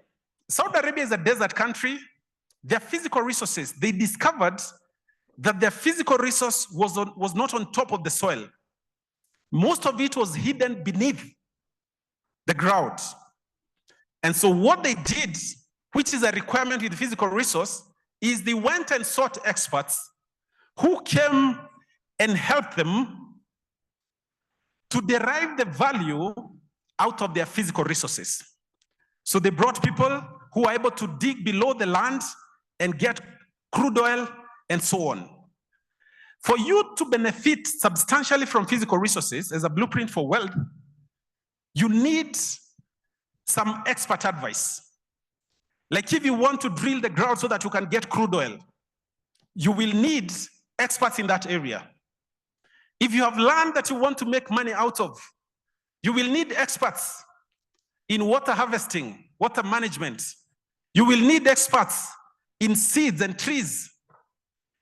So part of our wealth is tied to the physical resources we have. But for those physical resources to make sense to us, to give us value and create wealth, we need technical and expert knowledge. In 2013, I used to work in our Muranga branch, and by then, the new governor who came from Muranga, he said, we need our farmers to start doing more with their farms. Traditionally, Muranga is the land of tea and coffee. But he said, we need to introduce new trees. And that is when the clamor for introducing macadamia and Hass avocado came largely within Muranga. A couple of years ago, I listened to a consultant in exports giving us figures about Hass avocado. He was comparing Hass avocado versus tea in Muranga. And he gave these statistics. He said, a tea farmer in Muranga will need about 10 years to generate the same amount of revenue that a Hass avocado farmer will generate in the same piece of land.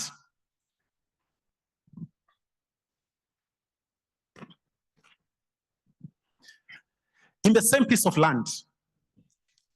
And he did the mathematics. If you have 1 hectare of Hass avocado, which carries about 456 trees, and every year they produce about 600 fruits. If they are exported at 20 shillings per tree, per fruit, we saw that a farmer can generate up to about 5.4 million. While a tea farmer who harvests about 12,000 kilos per year in 1 hectare can only get about 400,000 Kenya shillings. So in the use of natural resources, our wealth is tied to getting the right knowledge and applying it to get value out of our physical resources. I want to discuss capital, raising capital. One of the most important duties of every man is to prepare themselves to raise capital. Most of you here, The reason you do not have big businesses, the reason you do not have big lands and big enterprises is because maybe along the way, you have not been able to raise capital.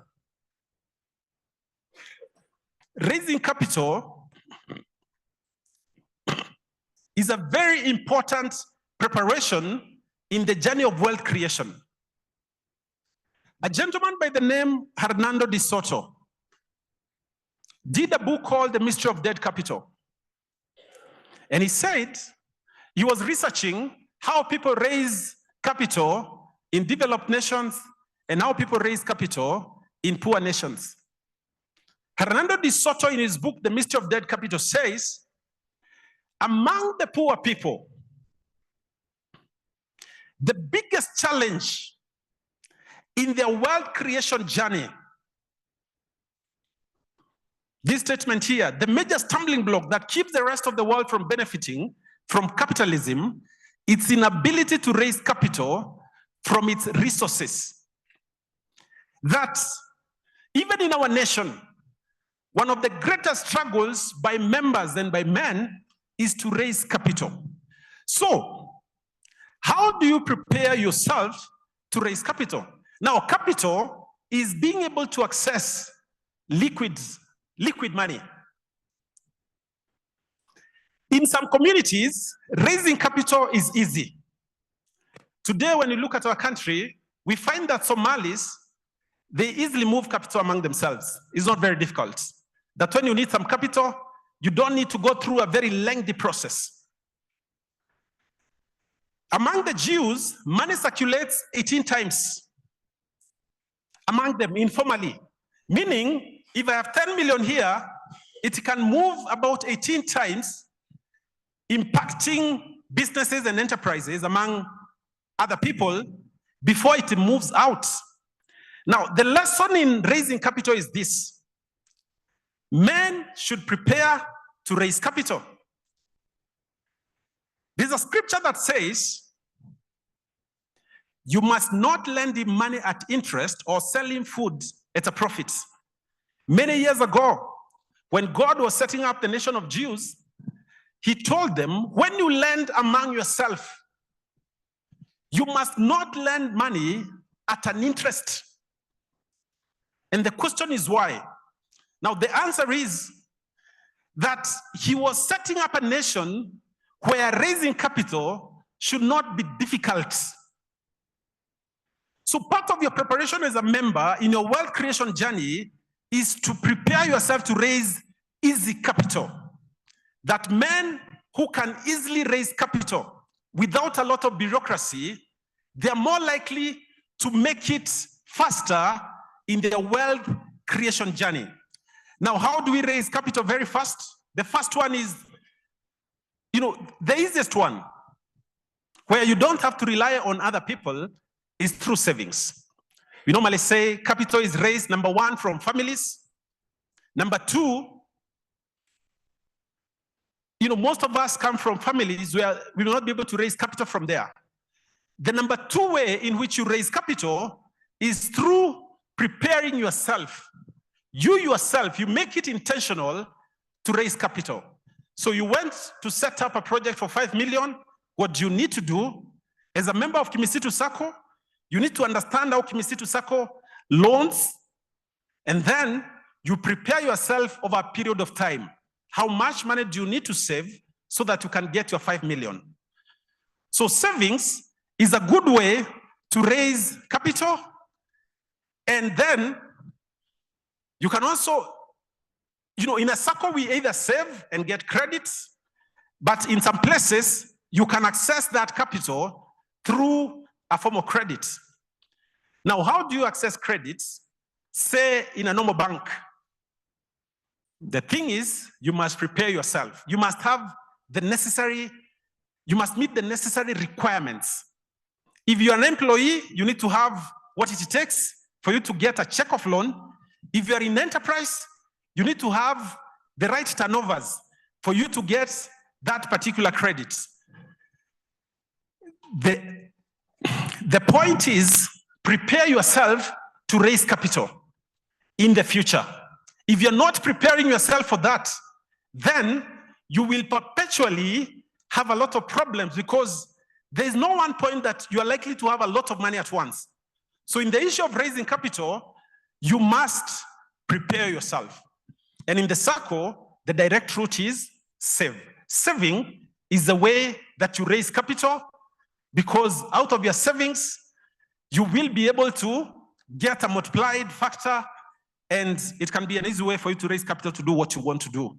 And then when you take debt, personal debt, because part of raising capital will find you in debt. When you get into debt, debts are contracts that have requirements. And so we normally say the general rule when you have personal debt is you treat all debt the same way you treat a loaded gun, and that is with respect. There are many scholars who have done work in this particular area of saving and debt, and I think the point is home. Prepare yourself for capital. Now, if you are able to raise capital, what can you do with it? Investing avenues.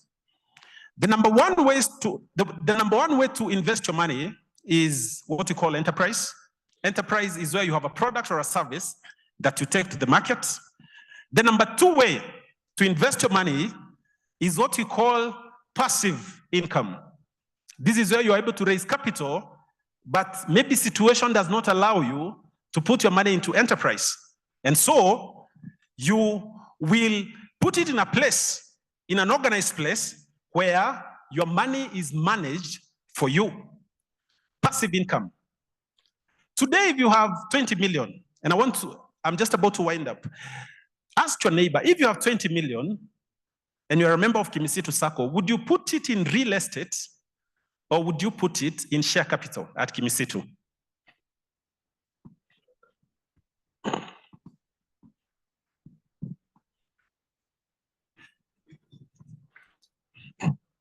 Would you put it in share capital at Kimisitu, or would you put it in real estate?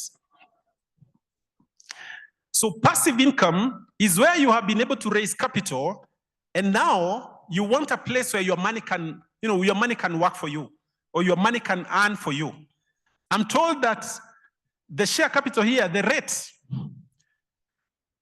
from this year, or I don't know, from last year, is 17.5%. If you put in 10 million in Kimisitu, 10 million, how many years will it take you to get your capital back?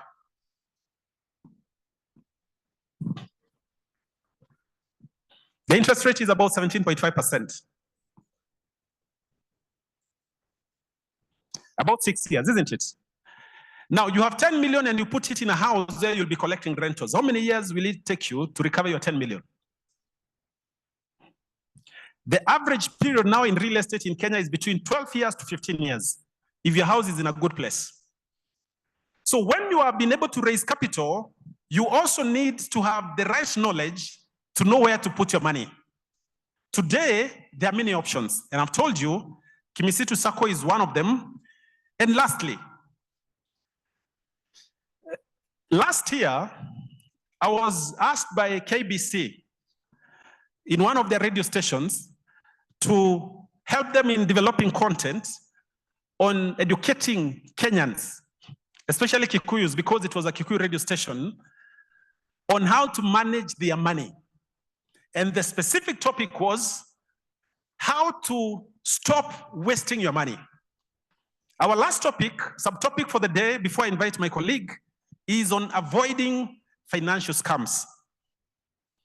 And the theme or the scripture that I would like to guide us on this is a scripture that we know, a young man who is called the prodigal son, the parable of the prodigal son. And I'm going to read a statement which says, the younger son gathered everything together and went into a distant country.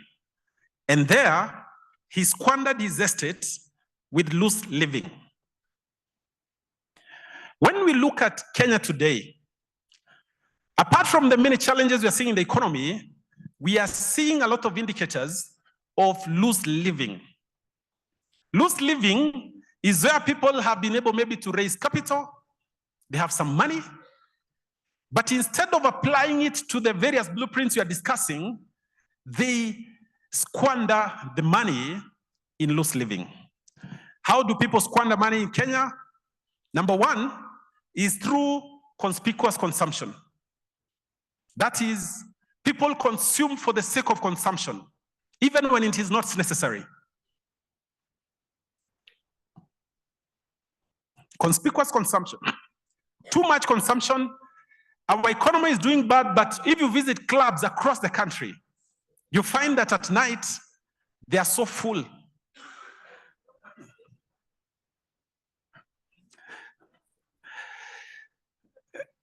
I know it helps circulate the money, but what happens to the home of the person who goes to that club and spend 10,000 per night? We call that conspicuous consumption. This is consumption that may not necessarily be, that may not be necessary. And this is consumption that is done at the expense of investment. Another thing where people squander money is investment in wrong businesses.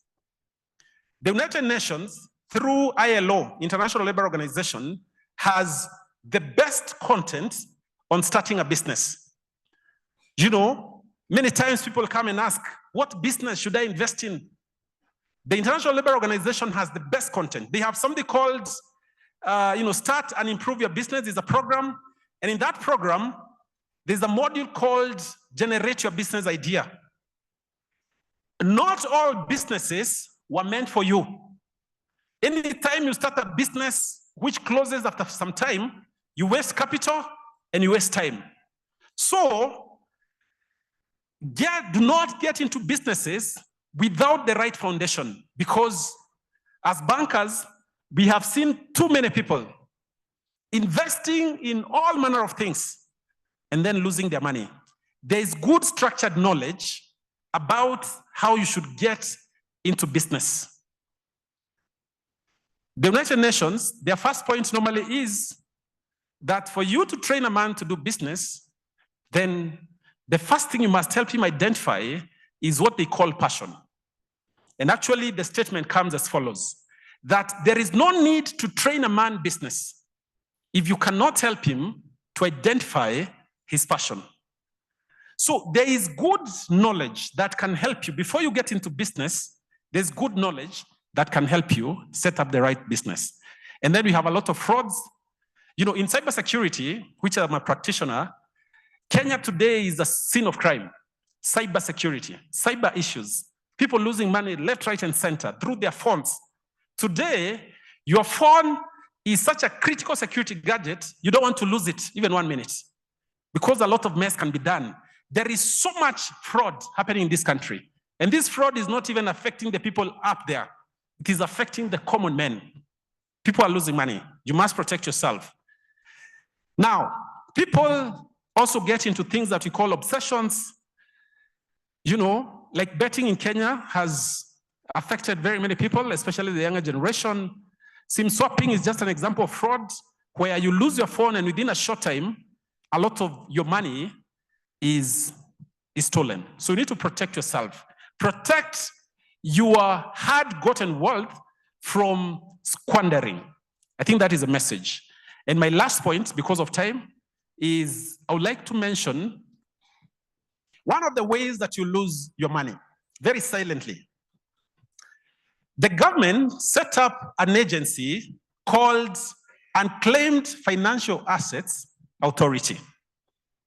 And the work of UFAA is to go to the banks, go to the SACCOs, go to utility companies and other companies that deal with money, and find out if there is any money that is not claimed. And when they find that there is money that is not claimed, then laws were set that if that money is not claimed, then it has to move to them. In SACCOs, money is moving from SACCOs to Unclaimed Financial Assets Authority. Why? Number one, you go to a bank, you want to make a deposit. You just do a deposit, you do not indicate your narration. You do not indicate the member number or something like that that can identify you. So the money is received at the Sacco, but they do not know who to allocate to. And even after some time, the money become unclaimed. So what does that mean? Protect your money from going to Unclaimed Financial Assets Authority by ensuring that when you do deposits through other agencies, your narration is well captured. Another way that people lose money is there are SACCOs who, when they pay dividends, like it has been happening in Kimisitu, the dividend amount would be paid not in your account. And so you need to come and claim it. And now we have many members who have not interacted with the SACCO for many years. They became dormant. Dividends were paid, they have never been collected.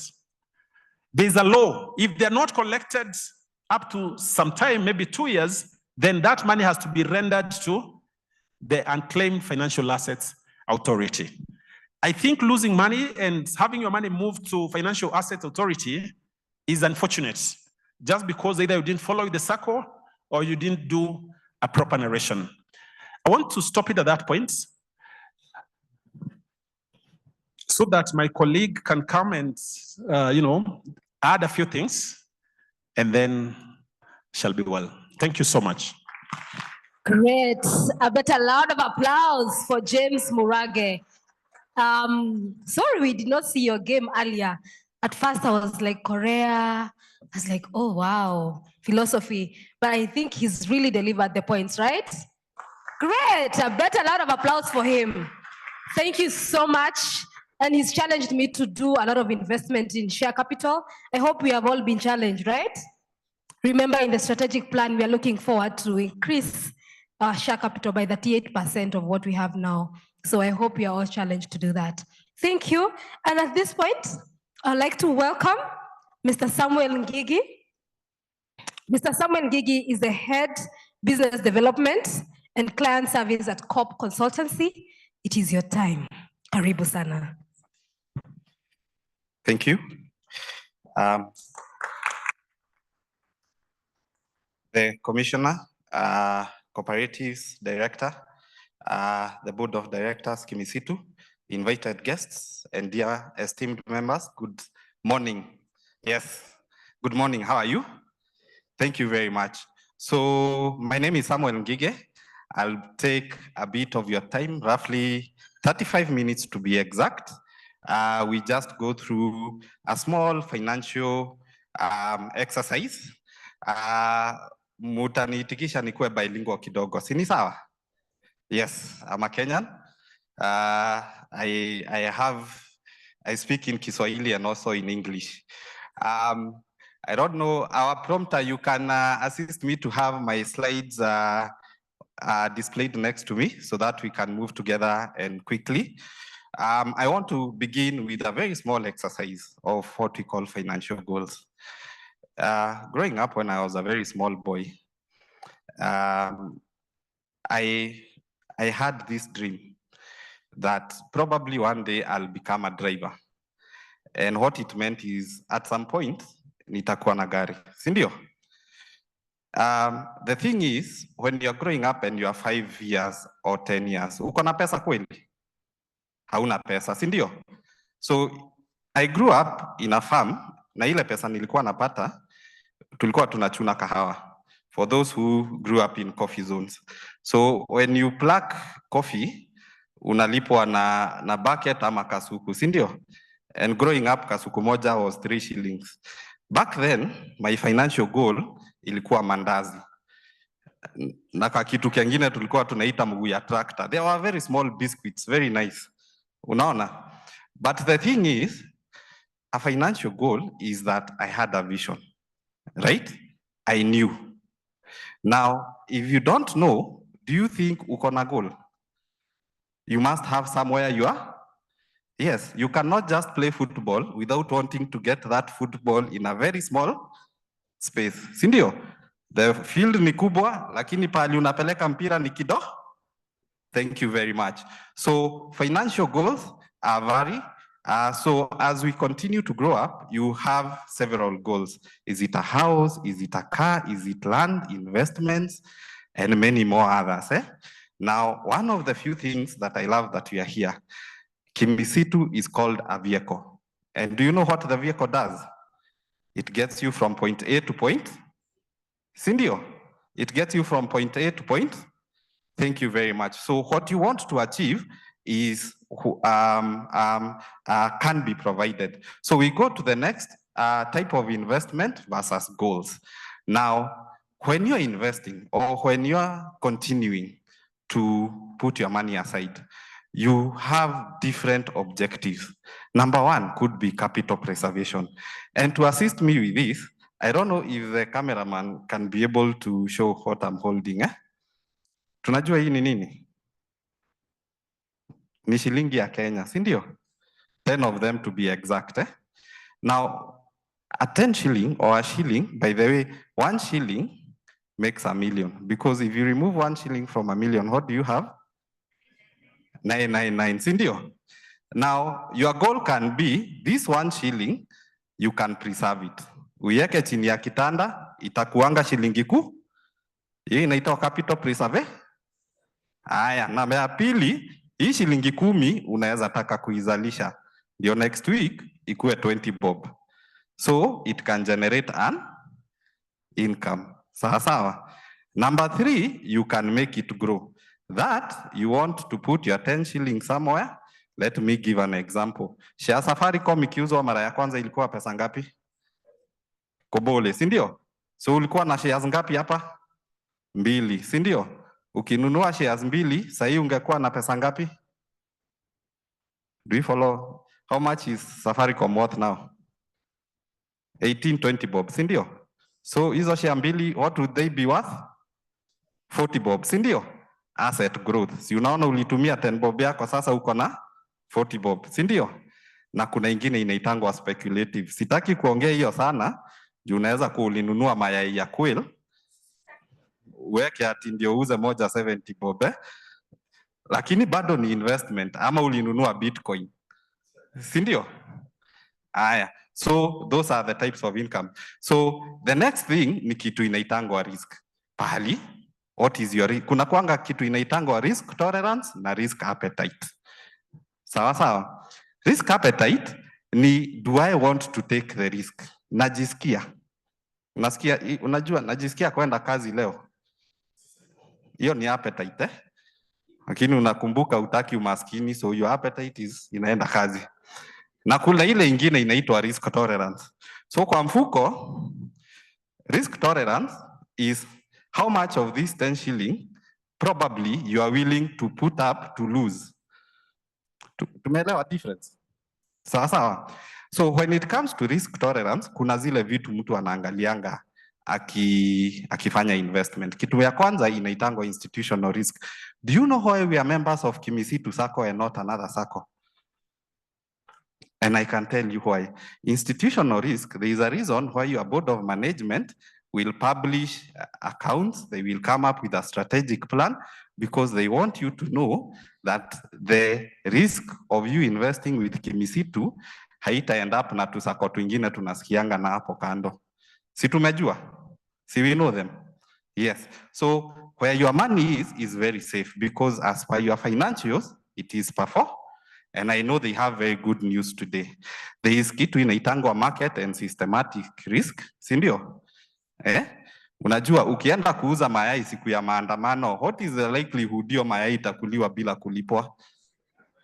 Si unaona? Hizo zinaitangwa market and systematic. Haya, default risk. Haya, tuko na kazi, unaweza patia hii 10 na ujue hiyo haitairudi. Si ndio?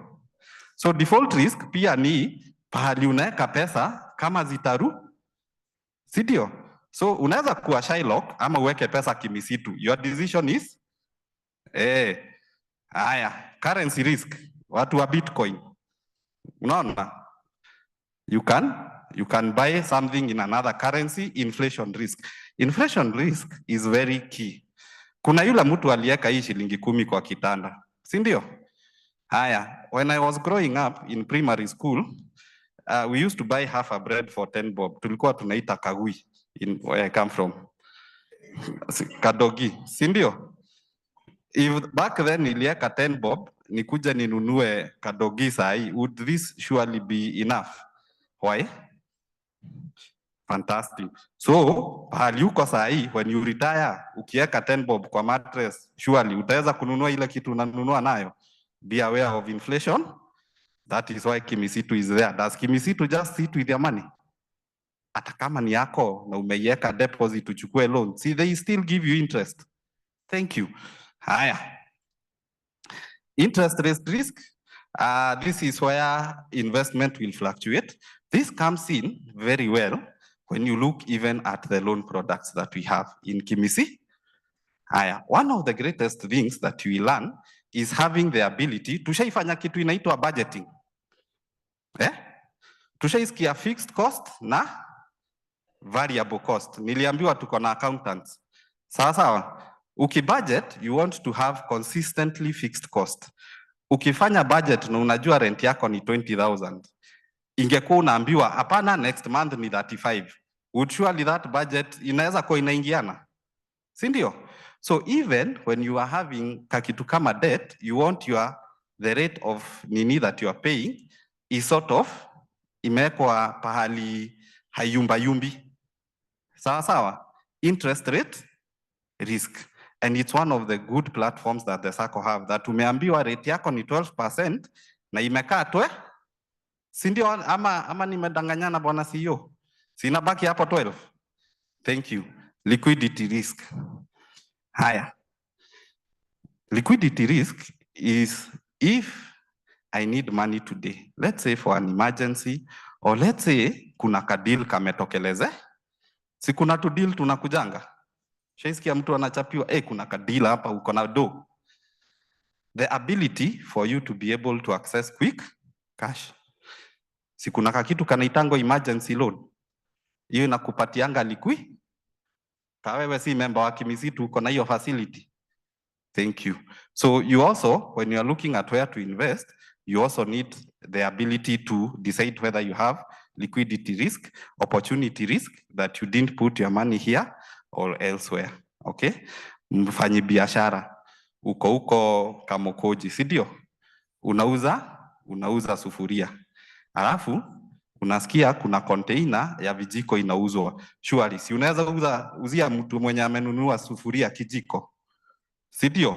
Ama atatumia sufuria na nini, si lazima achote. So sasa hiyo opportunity ikikupita juu huko ana pesa, juu huko amebawa Kimisitu, inaleta mashi kidogo hapa na pale. Haya, political risk. Kuna Gen Z akuje atuambie. Huyu hata explain ako hapa. Huyu hata anaweza explain. And then we have others which are called specific risks. Specific risks now come in specifically when it comes to an asset or probably inaitangwa nini hii kama hospitality na time ya COVID. You saw how hospitality was affected. That was a very specific risk. Haya, tunaendelea mbele. Roadmap to investing characteristics. So when investing, there is usually kuna kakitu kanaitangwa ka roadmap. We are not always the same, but kuna brackets that people fall in. Our fellow Gen Z here, huyu mtu anaweza chukua risk yoyote. Unaona akienda maandamano alikuwa anasema nini? Sina watoto, sina ni? That person does not fear. They only fear? Thank you very much. What do you think akikuja kuinvest atafanya? Sia ndio watu hiyo time ya COVID walifungua duka Instagram nini unapata mtu anauza vitu mingi sana. Ni wangapi hapa mnatuita aje? Si hata millennial tumepatiwa kajina. Nitakumbuka. So when you're 25 to around 33, you are very high risk. You can be able to take risks. Juu roho yako, unajua hata hapa upatangi high blood pressure sana. Unaweza manage. Haya, between 34 and 45, hiyo ndio time umeanza kupata family. Haya, huyu alikuwa kijana wa Subaru. Pale anaambiwa hii gari yako haiwezi enda mbio na uko na mtoto mdogo. Unaona difference? So atafanya nini? Si anapunguza hiyo, haezi kuwa anaenda mbio hivyo, si ndio?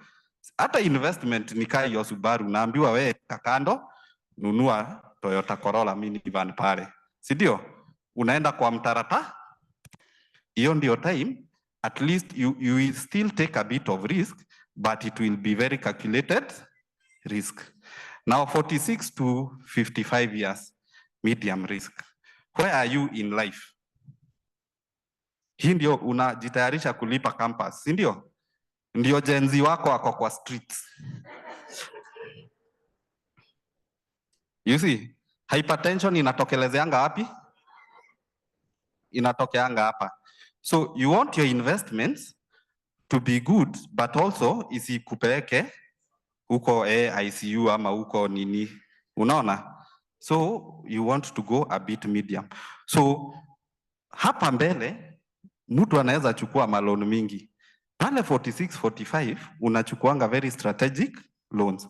And I'll give you an example. Mtu mwenye kwa 46, 45 you'll calculate the Sacco will give me a loan at 12%. Si ndio? The last infrastructure bond ilikuwa ya what percent? What is the difference between 12 and 18? Is that an income?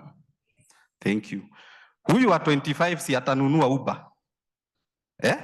Tia gasi kirushwa huko, gari inaenda. You understand? Calculated? Thank you. Okay? And then tunaenda pale hivyo sasa kwa kuretire. Unaona? That person is looking for comfort, safety. Si ndio?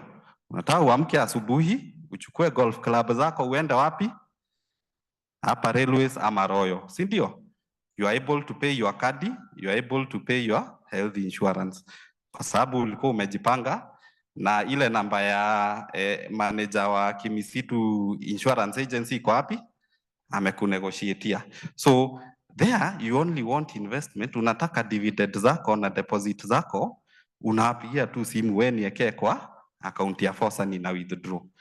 You understand now the roadmap characteristics, eh?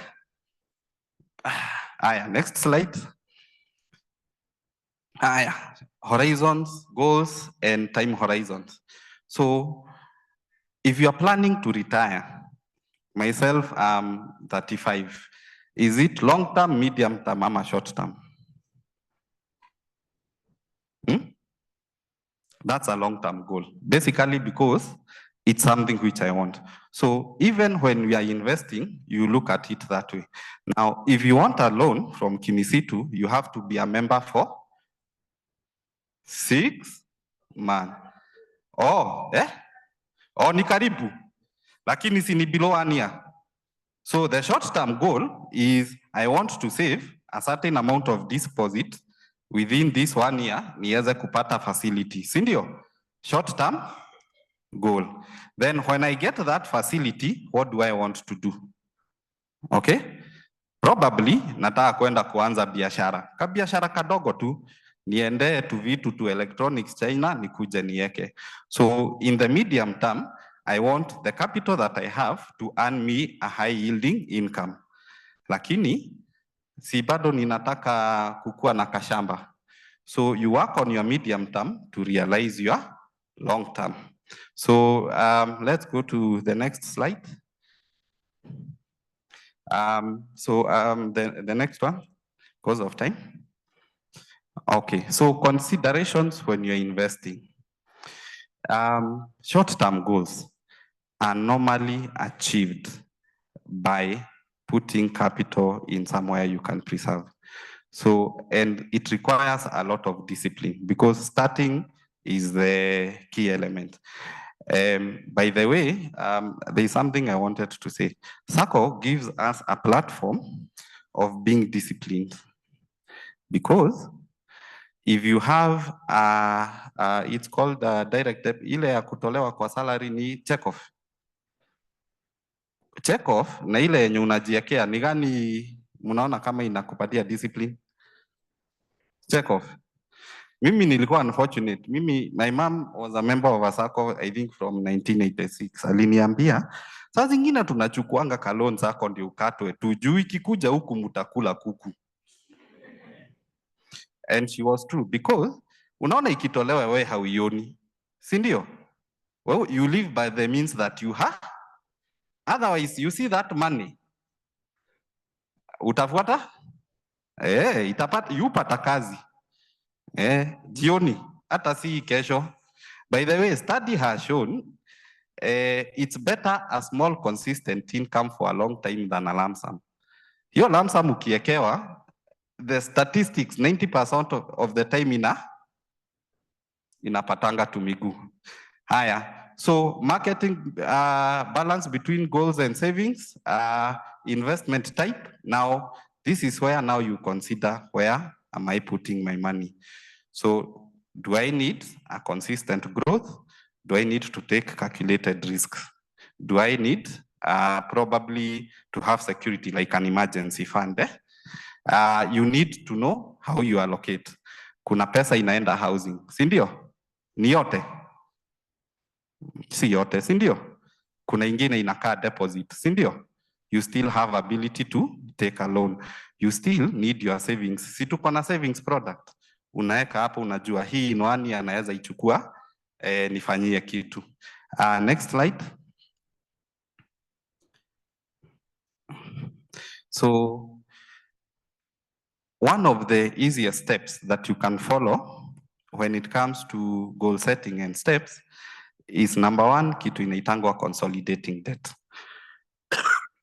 Do you know why we consolidate debt? We consolidate debt juu unajua kuna if you start, kila kitu inakuanga behavioral. Sawa sawa. Ukizoea kukopa pale ulipe hapa, ilikuanga unatoa fuliza unaweka wapi? Unaweka mshwari, unatoa mshwari unaweka unazifanyia aje? No, that one will give you a headache bwana. Jipange, enda sako, unajua loan yako ni ya 12% na ni hii kiwa. You see it's structured and you can know. Number two, the journey for retirement begins when you are born, true or false? Si ndio? Lakini hii vitu hatufunzangwi. Now, the problem is, I don't know whether it's that we don't see that much, but I appreciate the fact that our African culture, we were taking care of the elderly. Si ndio? So we were not very strong. Sisi tulifunzwa retirement ni kukua na watoto Saa shida ni, it would have been good ka Safaricom hawangeleta fuliza. Juu sasa mpesa zetu zikone. Si unaona saka kitu kakutumia mzazi saa zingine kanakosa. Anyway, so when you start planning early for retirement, sometimes it could be savings, it could be even your skill set. Okay? So it's very personal planning for retirement. They are basics.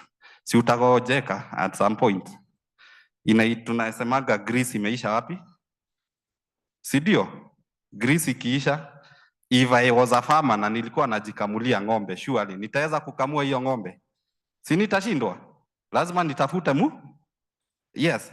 So number 3, have an emergency fund. Nowadays, unajua kuna kitu inaitwa AI. Sawa sawa?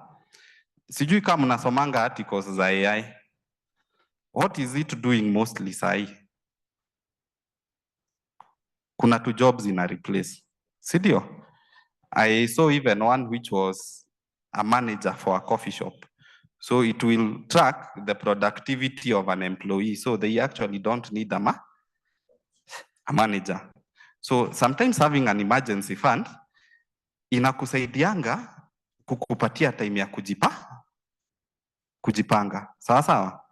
Kwa sababu kama ulikuwa unafanya kazi, let me assume ulikuwa unafanya Kileleshwa, so unakaa tu hapo Kileleshwa, unaambiwa maybe donor funding imeisha. You need time to plan yourself and restructure, and you need resources to do that. Badala ya kukimbia Kimisitu kuchukua deposit, si ungekuwa umeweka ka fund kidogo hapa kando. Kwa sababu if you take away from Kimisitu, then will you access any lines of credit? Ukiamua sasa, nimeamua niende niuze switi na mayai, nitachukua ka loan ka 50,000, nifanye hivi. But upate ulitoa deposit yako wapi? Does it work? It is self-defeating. Haya, create multiple income stream. I usually challenge people and tell them, creating multiple income stream, si ati lazima ikuwe kitu kubwa. And this is the challenge I was given. Try as much as possible to earn 200, start with 200 shillings per day. How much? Then give yourself 1 year to make that 1,000 in a day. Does it seem simple enough? Si uko na Kenya unafanyanga, but utafuta kitu ya 100. Usichague, wewe unajua nini can work for you to get to. That is how you start. The hardest part is starting, not continuing. Yes, and maintaining it. Number 5, do you know the importance of insurance? Let me give you a story. Growing up, I have seen most people lose their ancestral land. Kwa sababu kitambo, ulikuwa ukichukua kalona afu ukufe, nini ilikuwa security? Hata ukiku, one of the best products that the Sacco has given, inaitangwa, ile ya life, inaitangwa, what is that insurance called? There is last expense and there is the loan cover. Yes? Hiyo yenye, so wewe ukikuwa na loan and then uende kukua na mguu wako, si loan yako inalipangwa. Your guarantors don't have to pay your. Kitambo ni nini ingefanyika? And you are not talking about many years ago. Siyo ni juzi tu. Yes? So insurance is very important. And there is a phrase that goes, we are one illness away from poverty. Sindio? Ukitaka kununua shamba saa zingine manze enda hosi. Wako na title deed mingi sana huko. Na si uongo. I'm not talking there. Si ni ukweli? Yes.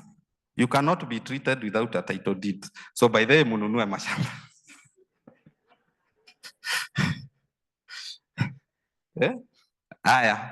So there is something else called ending addiction, which is key. And addiction, saa zingine si pombe. Si ndio? Si tunajua tu addictions ni nini? Kama uko na pea 10 ya viatu, uko na miguu ngapi? 10 is too few. You know, I don't know whether gentlemen, tell me whether I'm wrong.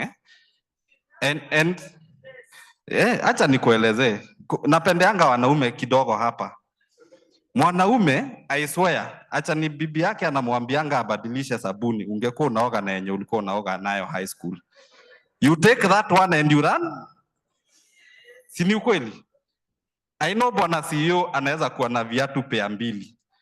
Akiona hii asubuhi haikupanguzwa anachukua hiyo ingine ndio atarudia hiyo ingine. Oh, hii ilipanguzwa. Do you understand? So saa zingine addiction is something that might cause you to spend a bit too much than something you don't. Maisha siri haso. Shida ni haujui ka utaishi mpaka 100. So lazima uishi bado ukijipa. And then you have the goals. Then always plan to leave your financial house in order. Tuko na will. How many of us have a will? Bwana, watu wanapiganianga sufuria na vijiko. Na viatu. Andika will. No. Yeah, well, ukijua kuiandika vizuri hata iende ichallenjiwe, it will stick. So always leave. Otherwise, see, we know families 25 years later, their siblings are still fighting, because you did not do what?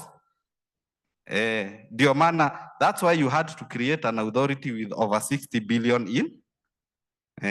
Mimi nimetoka pahali, they say, hawezi onyesha bibi yako both armpits. You have to translate it in my language to make sense. It was the worst financial advice I ever got. to today. Next.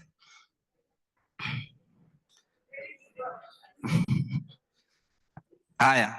Sasa, when you invest, there are types of assets. Yenye ina increase, yenye ina provide cash flow, na yenye ni skill or product. Please note, a skill or a product is very crucial. Sawa sawa. Mimi nilipelekwa shule nikaambiwa na mzazi wangu ile kitu nimekupatia muhimu ni mimi sijaona title deed nimepatiwa na yeye. So what did I anchor down on? Sikusoma. Si ndio? I want to be probably a CEO of Kimisitu someday. Sinibidi natia, ninasoma, ninakuja na makaratasi, na experience. You understand? You grow because of haya. To product. Kuna mtu, unajua tunaongea hapa, ninasema you earn how much? 200 bob, si ndio? Ukipatia mtu wa nduthi umwambie mimi nataka 500, wewe uweke mafuta na ufanye nini? Is that an income revenue or not? Si Kimisitu inanunuanga nduthi? Isn't it enabling you to have a second income? Ama siyo nisiwajanjarue? Haya, cash flows. Literally, sahi bonds were going at 18. You could have gone to Kimisitu, taken money, 1 million, uende ununue bond, and you pay Kimisitu na pia uachwe na pesa. Do you see opportunities? It is giving you an income in terms of cash flow, such that 8-year bond, how long do you take to repay a loan? Hii yako personal, yenye umechukua ya development. Ni 5? Kuna unaweza chukua hata 3, si ni venye umejipanga. So first of all, again, discipline. Utakatwa kwa mshahara ama umeweka standing order pahali, so you have discipline in that. Then you buy an asset giving you 18%. In 5 years, you will not have the debt, but you will still have an asset earning you 18. Do you understand the reasoning? Umeona? Haya, Sacco deposit very key. Increase in value. Haya, tulinunua shares za Safaricom. Tumenunua kashamba kanauzwa. What do they do? Appreciate value. Unaweza angukia, unakumbuka uto to deal na kuambia, unasikianga ka deal, nunua kale kashamba, unajua na kuanga huko Ministry of Roads, nasikia kama watajenga kalami hapo. Thika Road, what happened to Thika Road? Juja iliuzwa pesa ngapi saa zenye ilikuwa inanunuliwa na walimu? 250, 300. That plot in Juja is how much? Yeah? Juja farm. You understand? Haya. Kuna kakitu kanaitangwa goodwill hapo kando. Mnajua goodwill ni nini? We have a famous entrepreneur. Hata nisitumie huyo entrepreneur. Mnakumbuka East African hii ilikuwa inaitwa Kibo. Ilikuwa inatolewa na kampuni inaitwa East African Industry before itwe Unilever. Si ndio? Si waliuza brand inaitwa Kibo. Do you know what they sold? Kibo iliuzwa nini? Iliuzwa jina. You sell that is called? Unaona? If you build a brand and you have a goodwill around it, that is also earning and there are a lot of businesses, examples, Quickmart, ule mtu mwingine wa mafuta anaitwa nani? Wa Nice and Lovely. Si mnakumbuka? Si huyo aliuza goodwill ya 2 billion. Jina inakuwa important. Next. So investment options for financial instruments, we have SACCOs, government securities, mutual funds, bank and corporate. The good thing is we ensure that we support the SACCO to have their members be able to access these options, and they can give you the financial advice. So if you want to go to government, if you see, we might not have the same interest rate regime we have now in the next two years. Sawa sawa. Si interest rate inaweza kuwa imeenda chini. Okay? So sometimes you get into them because of opportunistic risk. If you want to buy a bond, kimbia sacco. Sahi, I think the lowest T-bill equals 16%. Ati? A 1-year T-bill. Loan ya sacco ni? Take that opportunity to get into bonds. The moment you're in there, trust you me, utakuanga unachezea inaita kuchezea hapo. Mutual funds will sometimes help you in managing cash flow, not having that liquid cash. We have bank and corporate. So Sacco gives you an opportunity to invest in fixed deposits, if I'm not wrong. Now it enables you to have startup capital, additional capital, if you want to build. Unajua, unachukua loan ya kujenga, ile ya 15 years, I'm forgetting the name of the product. Makao halisi, si ndio? Ukicharazwa milioni 7, hata wewe usiache ikae tu hapo hivyo hivyo. Weka pahali inaanka interest kadogo, unanunua token ya mafudi. At least, si ndio? Si unasema at least utanunua stima na pesa ya kujenga, si ndio? Juu ulipata ka 10,000. You understand? Then there is leisure and lifestyle. Investment in health is very key. Usione ikiwa pesa mingi. Ako kulipa 30,000 for 500,000 of medical can be very surprising. And the good thing is your agency negotiates these rates. Next. I think I am coming to the end. So this is some of the places where you put your money to get a fixed income. So we have the deposits, like offered in the Sacco, treasury bills, commercial papers, if given by financial institutions, corporate bonds and government bonds. Next. There is something I wanted to show you, how sometimes saving and creating wealth goes. So assuming you save how much? 1,000 per month, sindio? Elfu mo? For 29 years. Na inakuwa near around 11.5. See, it's a decent rate you can get. Sindio? Because this is the average rate. Right now, the rate is very high. Even if it goes down to 8, it will balance out at 11% over a long period. So, kala in kako chini, ni ile pesa unaeka. In 29 years, you will have saved how much? How much? 360,000. Hiyo ni pesa mingi. Ukiongeza income, the green line, you will have 3.18. The reason why I'm bringing this on board, think about it this way. You can't wake up tomorrow and say you have an emergency fund. Sindio? Si unajenga? Si hata, how long did it take for us to be educated? Sisi wote tumesoma 844? Most. Nimesema most. Imekuwa 844. How many years are those? See? And that is not counting higher education. Because tunaambiwa when you graduate, now you have the power to read. Now, 29, if you work till 60, this is somebody who is 31 years. Sindio? Kama hana emergency fund, na kama hata ichukua that 1,000, saving for emergency fund, when they retire, they will have 3.1 million. That is beside anything else they do. The amount of investment income for his savings, what is 360 divided by 2.7? If you can compute off your head. It's almost 8 times. Sijui kaa tunaelewa. If you put 1,000 kwa mattress, na uweke 1,000 kwa Sacco, do you see the difference? Sijatumia pesa mingi, nimetumia ashu. Hizi ni ashu 100. These are only 100 of them, not many. And that is what happens. The next slide. So there is a part in savings, they usually call behavioral. And I always want you to consciously think about it this way. And I'll use not a very good example because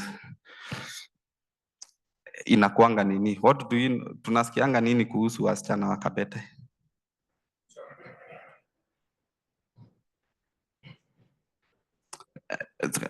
Tunajua Kenya, tunajua, si ndio?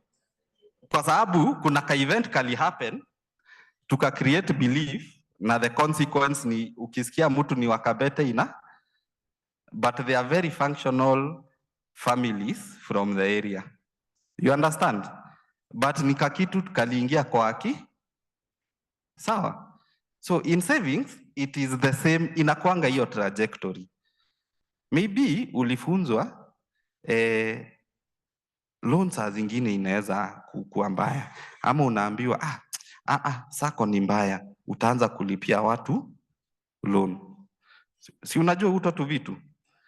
So some of these beliefs may make you end up or having consequences that are not good. And some of this is one of the things, advices nimepatiwa when I was coming up and earning. Sometimes if you take too long to make a decision, this one will affect you. Money sometimes loves impatience. You have to move very fast. Hiyo salo ikiingia, ukitransfer kutoka kwa account yako, will be much more productive than ukiacha hapo uifikirie venye utafanya na. Tunaelewa?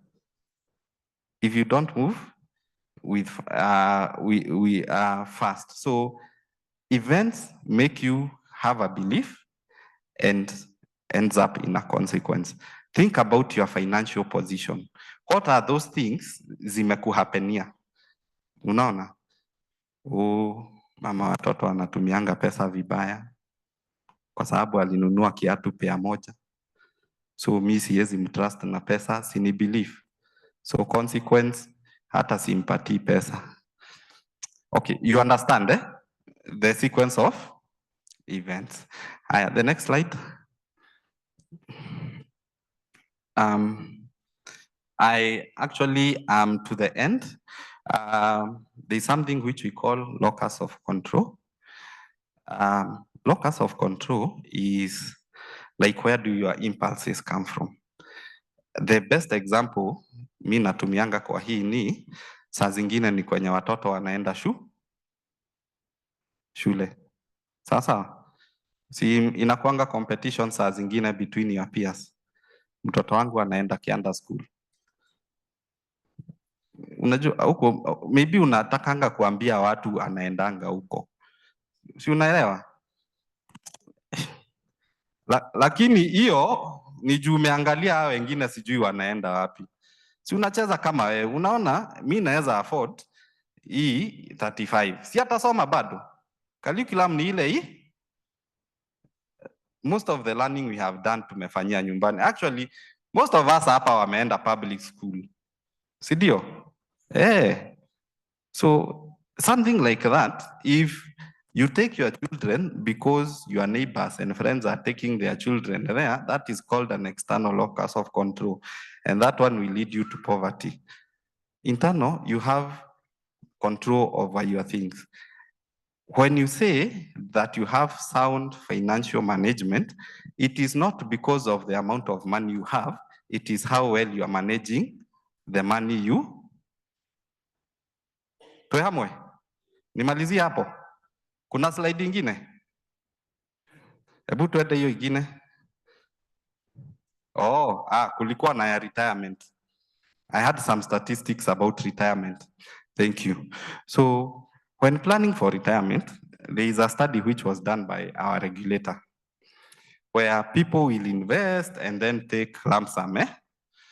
You know, to be very honest, sio watu wengi wanaonanga a couple of millions in their account just lying there. Sawa sawa. And it's usually good to acknowledge that. So sometimes you save for retirement and you are paid, let's assume a lump sum of 3 million. From where I come from, where you go to think is called Mongedo. That local shopping area. and you say, I'll buy a chicken to activate my nerves. You activate your nerves for 1 year, unapata ulimaliza pe? Si ndio? Ama ulienda kuactivate ukapatana na Khadija. You know. Haya. 21% will invest in business, which is okay. Now, my colleague James ameongea kuhusu avocado.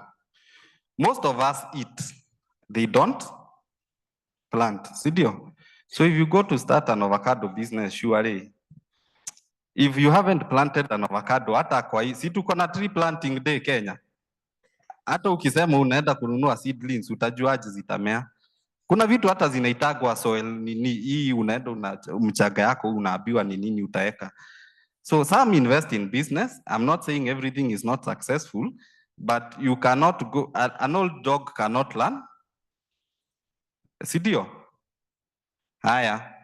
2.1, invest in capital markets. Capital markets normally will give you the income you need. Let's go to the next slide.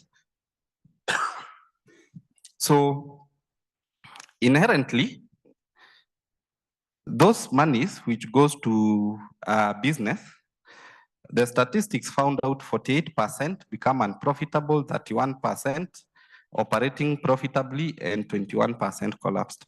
What's the success rate of business in the first 3 years in Kenya? It is less than 30%. Sindio? So, and this is the thing, my mom when she retired, alikuwa anataka kufungua hardware nyumbani. Na sina shida na hiyo, lakini nilimuuliza huku kuna mijengo ngapi inaendelea? Hajafanya hiyo mao. So I don't know whether it was a hobby ama alikuwa anataka kukua unprofitable.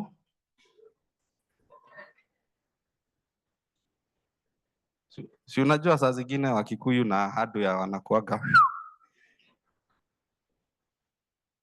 Okay? Anyway, akona jogoo na anaziuza vizuri, so I think she would continue operating profitably in that market. So sikuwa nataka ende hii ya collapsed. The next one. So when planning, if you look at the statistics currently in Kenya, after people retire, 47% depend on relatives, 31% continue working, 16% depend on pension, and only a mere 6% are financially independent. You want to be financially independent or dependent on pension. Hey, E47 na hii Gen Z mi sioni kama itamake. Si unaona watakuja maandamano kwako? And na hii AI mi sijui kaa 31 tutasurvive. Si unaona? Si unajua hata kuinstall printer siku hii. Acha nisiseme wengi wetu haezi install printer, my friend. So E31 bado iko na kashi. Thank you. So just to wrap up, the final slide.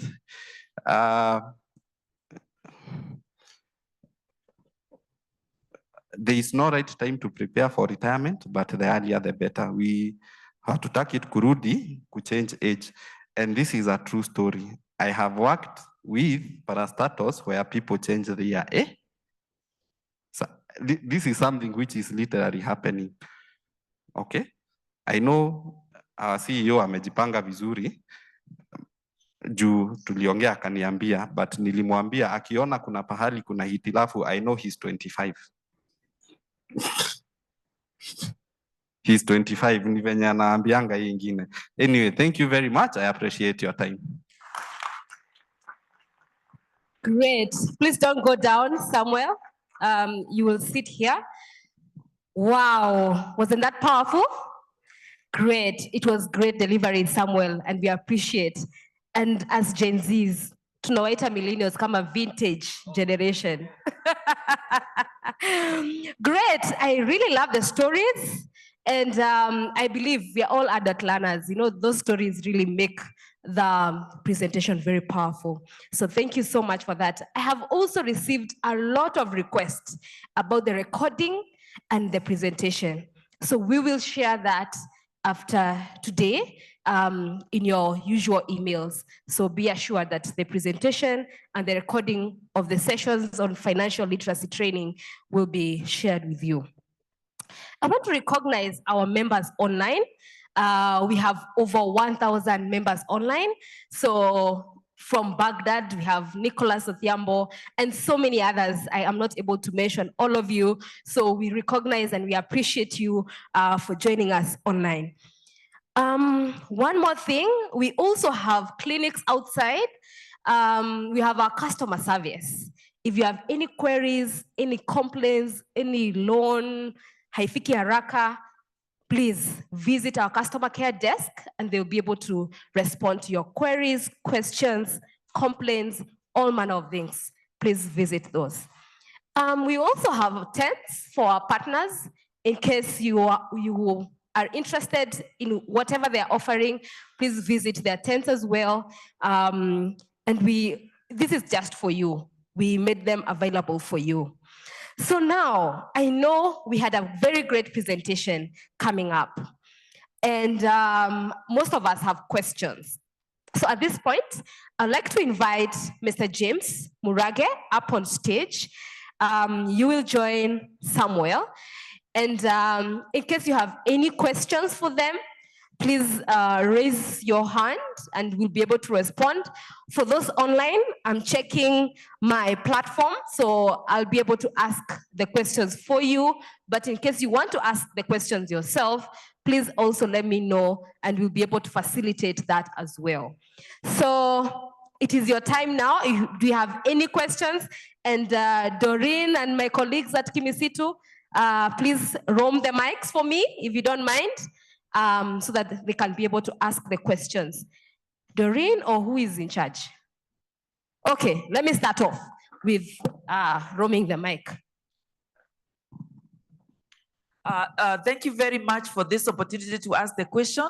My question goes to the first presenter, and it is about the presentation you made about capital, about knowledge, and you talked a lot about how we could do value addition, own a product and get rich, because that's the idea I got. The drift is get rich, that we are actually stopping ourselves from getting rich. But I think what you talked about was very theoretical.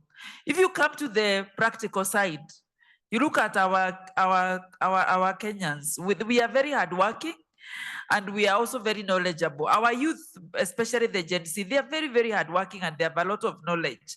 So when you talk about just getting rich, we are not getting rich because probably that farmer doesn't know that he could utilize the hives and all that.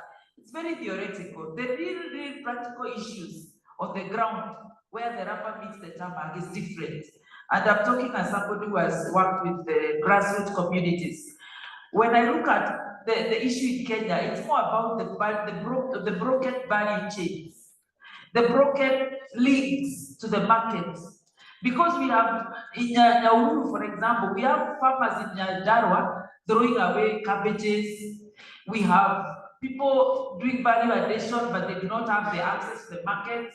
So in other words, I would like you to actually address yourself to the real challenges facing barriers to entry. For example, if you start doing bread, for example, what are the barriers to entry? You find somebody else, cartels. There's a place you could not even sell certain milk. Unafukuzwa by force, by tax. And there are people who have made it so hard to get into business because you have to pay cartels protection money. For example, the matatu industry. Can you just come with your matatu and park it and carry people? Even at stages, can you even get passengers? Can you be more realistic and tell us how to sort our issues? Thank you. Thank you so much.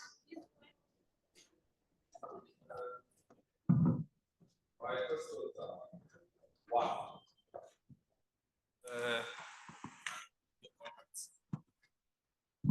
Do you do small chama? Do you do to chamas? Sawa, I need your contacts. Two, I'll try to answer. Ni ujanja. Hizo vitu zote alisema You can, it's theory yes, but anakwambia ukweli, ukiwa na ng'ombe ya nyama, usiuze nyama peke yake. So ingine ni masomo, amesema kirdi tuende tutembee. So ingine ni ujanja. Ingine ya matatu tulisaidika, siku hizi kuna SACCOS. So kuna super metro. So sasa ukitaka kuanza matatu, kuna super metro, kuna nini. So kuna watu wamejipanga huko nje. So I think it takes us, wewe uingie huko ndani uulize.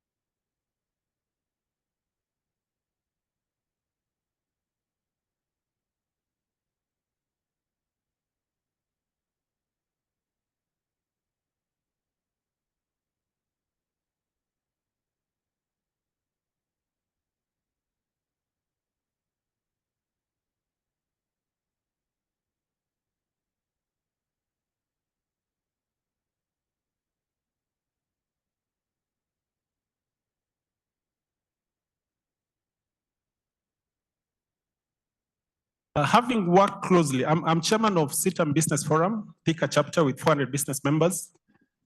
I've seen the people who have products, who are able to do something at a cottage level, at home. Could be mafuta ya nywele, could be sabuni, could be animal feeds. The other day, I was assisting a member to have his product, which is a kombucha. A kombucha is some traditional tea, which is good for health. I was helping him to submit it for review by KEBS. And I've seen every person who is giving a product in the market, they're different than people who are just waiting for a job. So from a wealth creation point of view, I think it is very important. If it is not us, then our young ones, we start changing the mind shift. We help them to go and learn how to make something. I have a neighbor who makes soaps. He just does bar soaps at his home. And he has a wide market. He supplies to shops in Hotterview. So by saying the gap we have is knowledge, we don't know how to make things. Not everybody, but a huge majority. And my advocacy is to have this knowledge to do something at cottage level, right at home, at the backyard. I would rather have young people who know how to make a product, but they're saying we have a challenge with the market. I've not seen among my people someone with a product who doesn't have a market.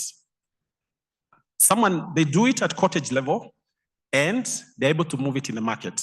So the major gap to start with is just that knowledge to have something. What we've addressed on value addition, the gap is very big. If you just look at something like hides, the one you've mentioned, and honey, look at our markets. Everybody is doing honey and packaging it. But they don't know the next level. They don't know how to do propolis, which is where an institution like Kirdi comes in. So the presentation I made, I think the challenge was, we need to pass the message that we need knowledge. What we're missing is knowledge to have something brought to the market. There are a lot of challenges in the markets.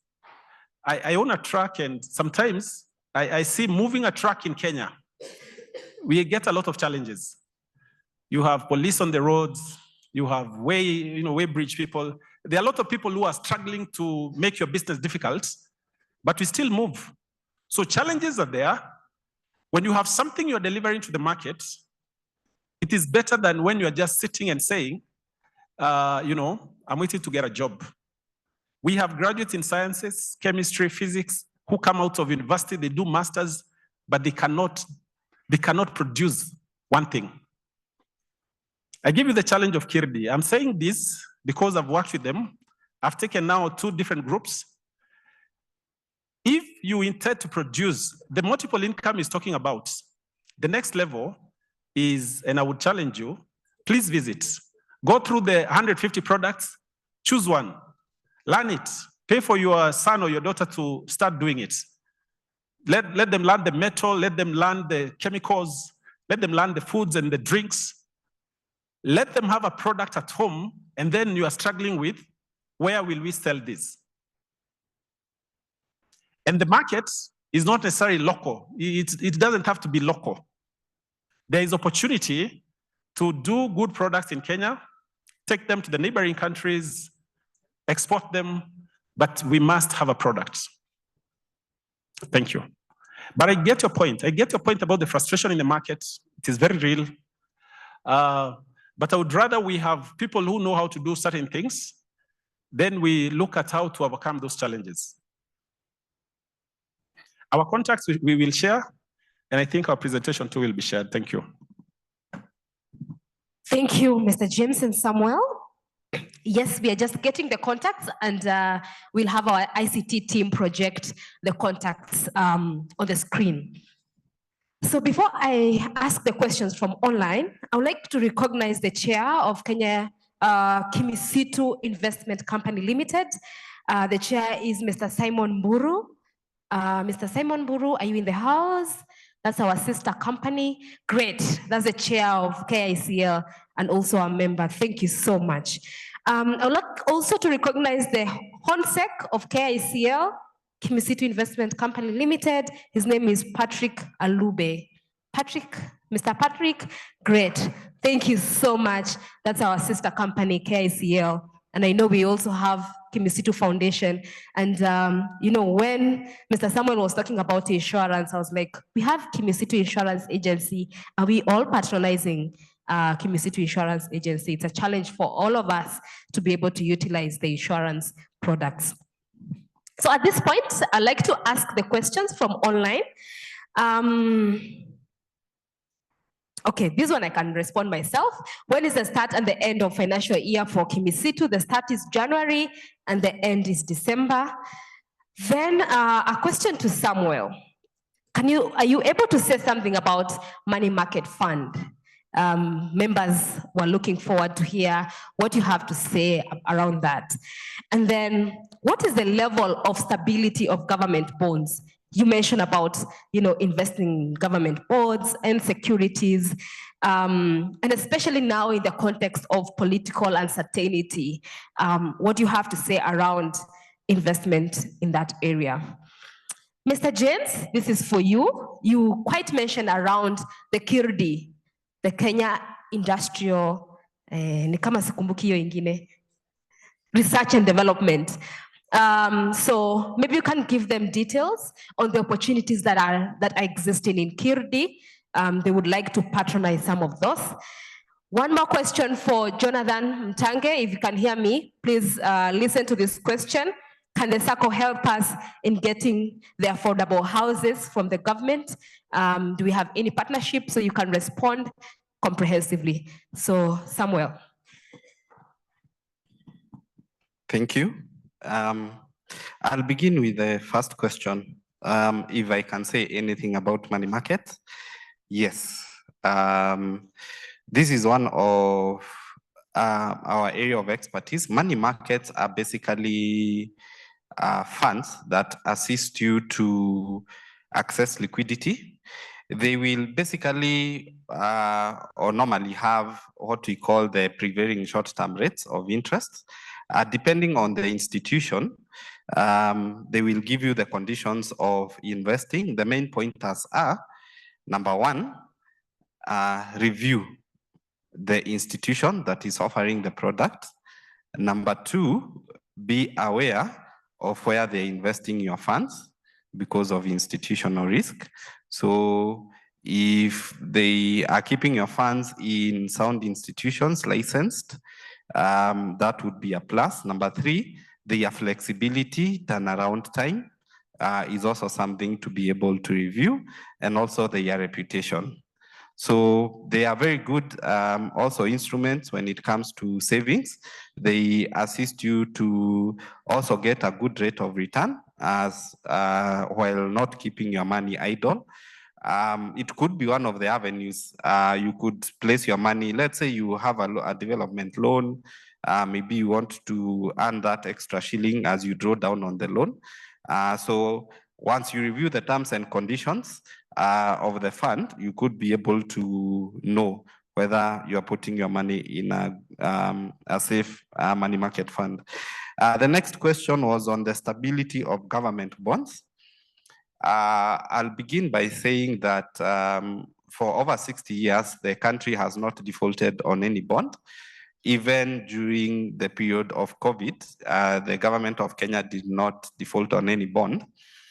We have seen instances where the credit for the country has been reviewed downwards by such agencies like Moody. However, in retrospect, also when things are good, they are not fast enough to review upwards in terms of the credit score for the country. It's deemed one of the safest ways to invest. So we do not perceive any immediate risk to government defaulting, regardless of the political risks. The main issues we currently have as a country would be more of governance rather than in terms of cash flow. So I would still remain adamant that government bonds are good to invest in. Thank you.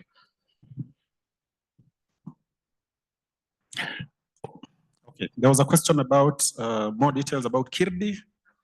Kirdi's details are available publicly because it's a public parastatal. From where I sit, it is the easiest route for a Kenyan today to own a product within a very short time and have it delivered in a market. I gave the example of you walk in with unga and in a week, you have bread you can place in a supermarket somewhere, and they give you more. They give you what you call CMF, Common Manufacturing Facility. Because you're a young entrepreneur, you don't have a bakery at home, Kirdi allows you to use their bakery, the equipment for up to 18 months as you develop your products. So your work becomes just marketing the product that you have. If you remember, the former CS industrialization, Moses Kuria, when he was in that docket, he was trying to have what he was calling KIPES in every county. KIPES was the equivalent of a Kirdi, a small Kirdi in every county where you have common manufacturing facility on different lines.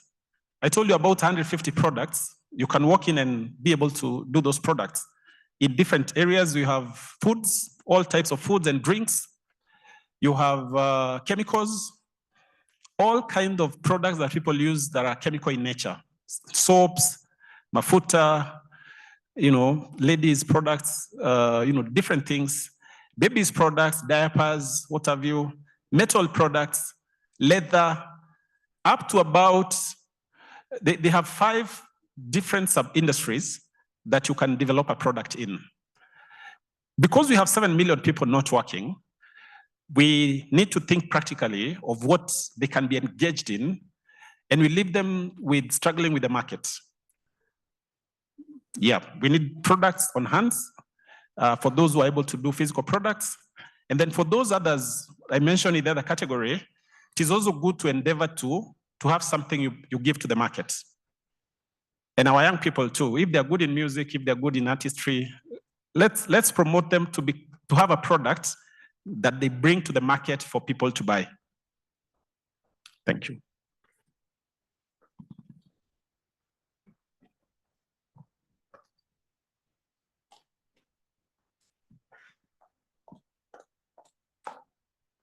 Thank you. Is Jonathan in the house? Okay. Jonathan is not here, but we've just been joined by our very own commissioner, Karibu Sana. We are just concluding the Q&A session, then we'll go to the next session on the strategic plan launch. So one more question for Jonathan about the affordable housing. You should be able to come up on stage to respond on that. And then but I can see the CEO is here. So I think I'll welcome the CEO to comment. Can the Sacco help us in getting affordable houses that are being provided by government? Then maybe you can also shed more light on Kimisitu share capital investment, on how members can invest more. And then also there's a member who is saying our target in the new strategic plan is to get up to 38%. Someone is saying we should get even to 50, even 100. So maybe CEO, you have an opportunity to encourage members to invest a little more on the share capital. It's your time.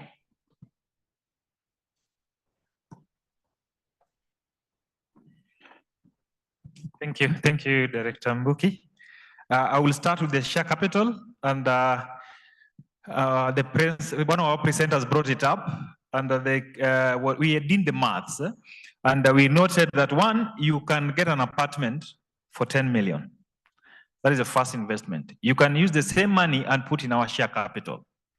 Now, if you start doing your maths, actually from the maths that we actually did, was that it will take you 20 years to actually get back your 10 million if you buy an apartment. Now, it will actually take you 6 years to get back your money, the 10 million, if you put it in share capital. We worked with an average rate for rent. We actually saying if you buy an apartment of 10 million, you'll actually be seeing rent of 50,000. Now, give and take, there are months that you may not have a tenant.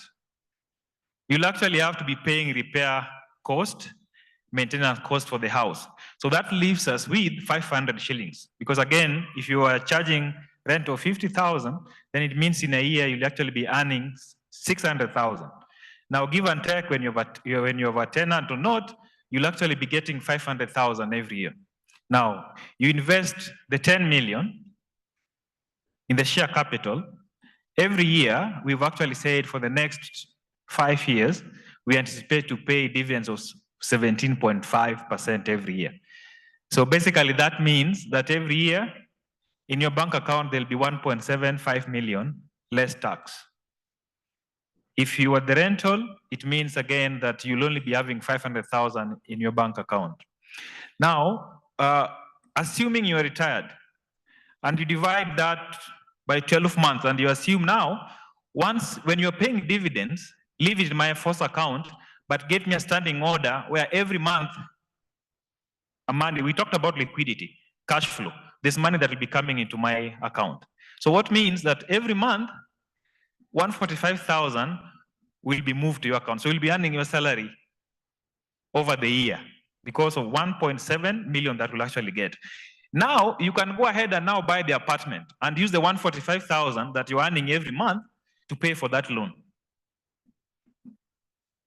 I hope you're following. So again, the next 6 years, you can buy again, use the same share capital to buy another apartment. Now, the other thing that happens, we talked about the will.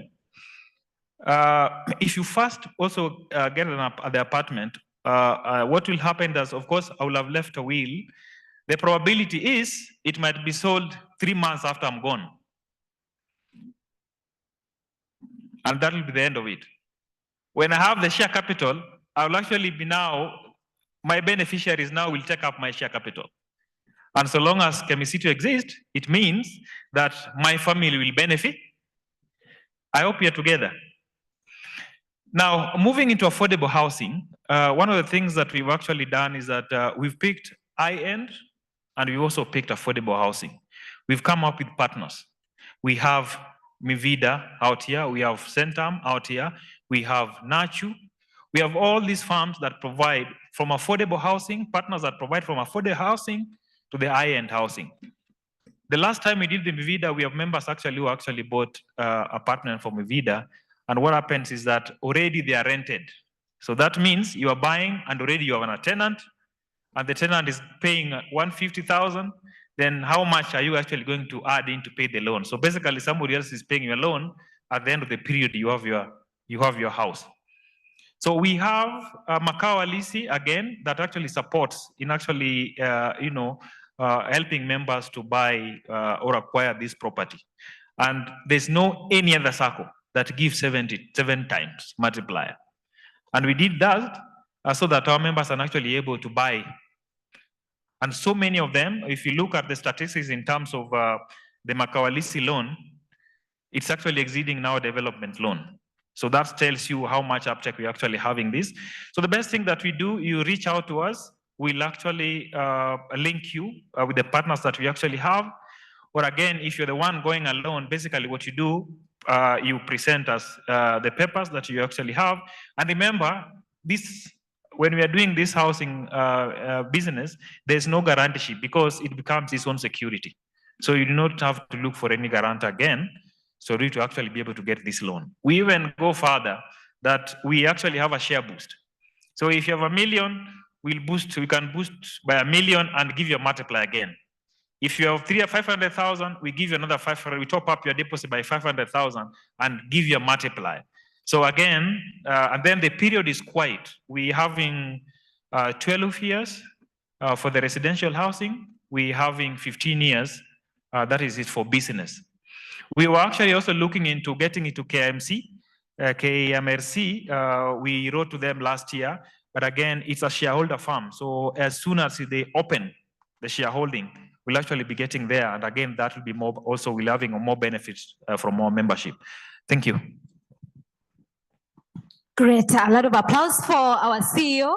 Thank you so much, Mr. Mbeche. I'd like to really appreciate Mr. Samuel and James. It was a great session. Thank you so much. I'd like to welcome you to take your seats. Thank you. Our team on ICT is just about to project the contacts as well. You should be able to get their contacts. But also, if you want to buy the book, Born a Prince, Lived a Slave, it's also available after this meeting. So at this point, it is my privilege to invite Dr. Wanyama. Dr. Wanyama was he's from Masters Consultancy. He was leading us in developing our strategic plan 2024-2028. And he did a lot of maths, a lot of research. And trust me, it is possible to implement this strategic plan. He did all the math and research. And I want to agree with the member who said, okay, maybe our target is 38%, specifically on share capital. Maybe we need to do more, up to 50%. So at this point, I'd like to welcome Dr. Wanyama. And after he is done, I'll hand over the meeting to our chair. We'll take over the meeting from there on, and then I'll come at the end. Over to you, Dr. Thank you.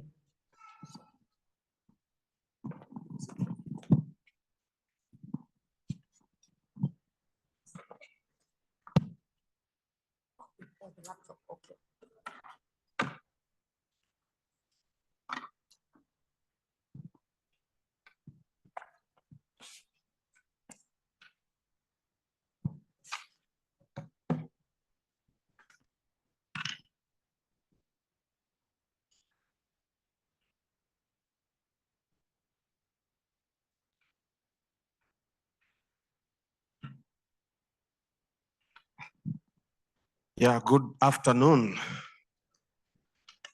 Allow me to just present a very brief talk.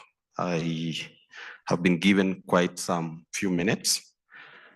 The chief guest, Commissioner for Cooperative Development, Director of Cooperatives, Ministry of Cooperatives and MSMEs Development, the Chairman, Kimisitu Sacco, Mr. Bernard Ayeko, the Chairman here of the Supervisory Committee of the Sacco, all the members of the board and members of the Supervisory Committee, the CEO and your staff, all invited guests, including the colleagues here in the capacity building world where I also belong, from the COP consultancy who have done a great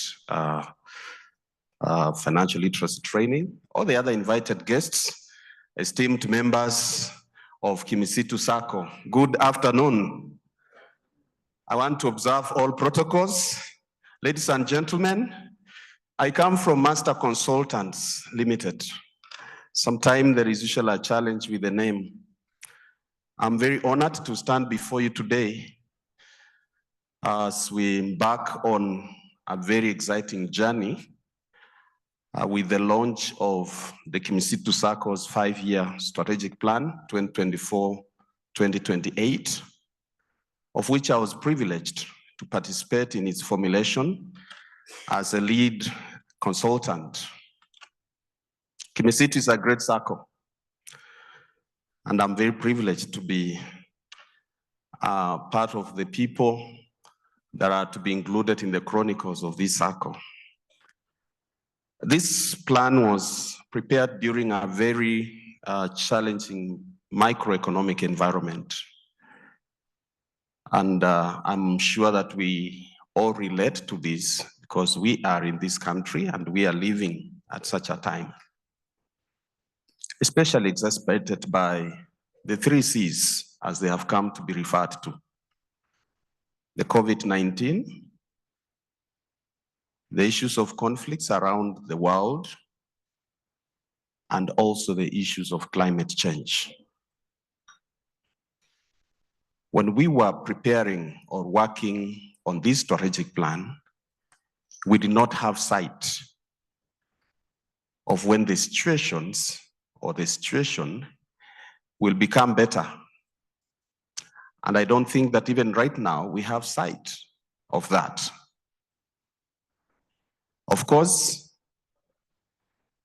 we did also not envision that there would be maandamano in this year.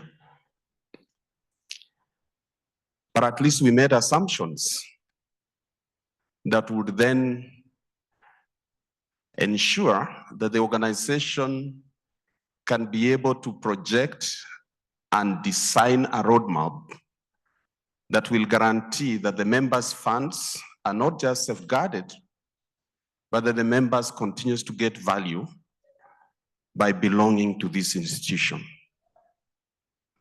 So this strategic plan is therefore not just a roadmap for Kimisitu's future.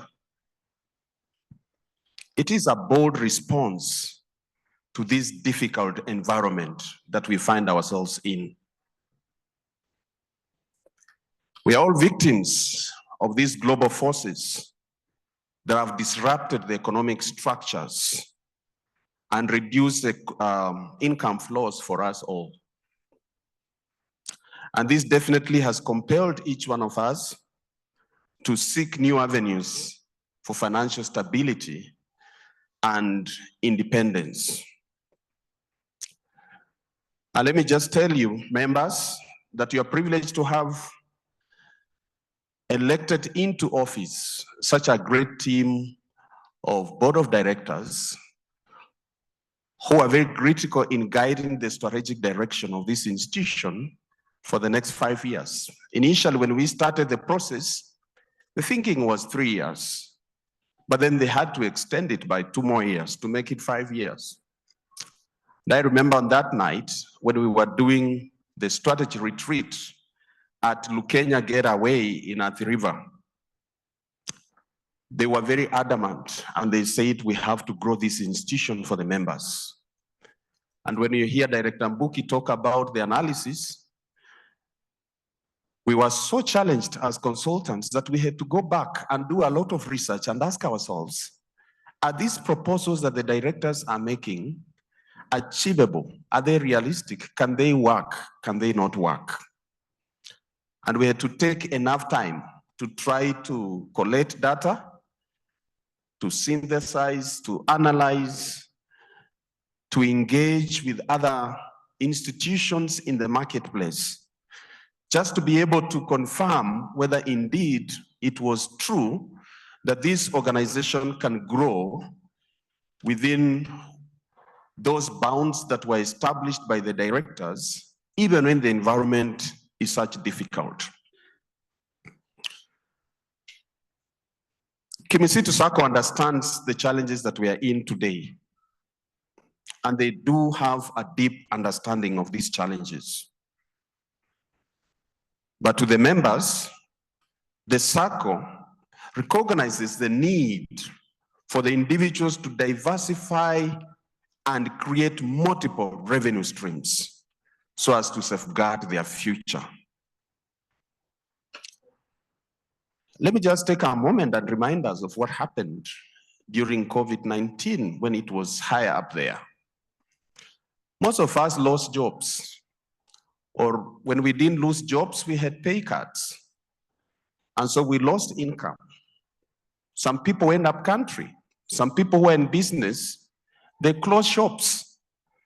And they're now just trying to bounce back. In capacity building sector, for instance, a lot of our colleagues who had some offices have now learned to operate from their homes.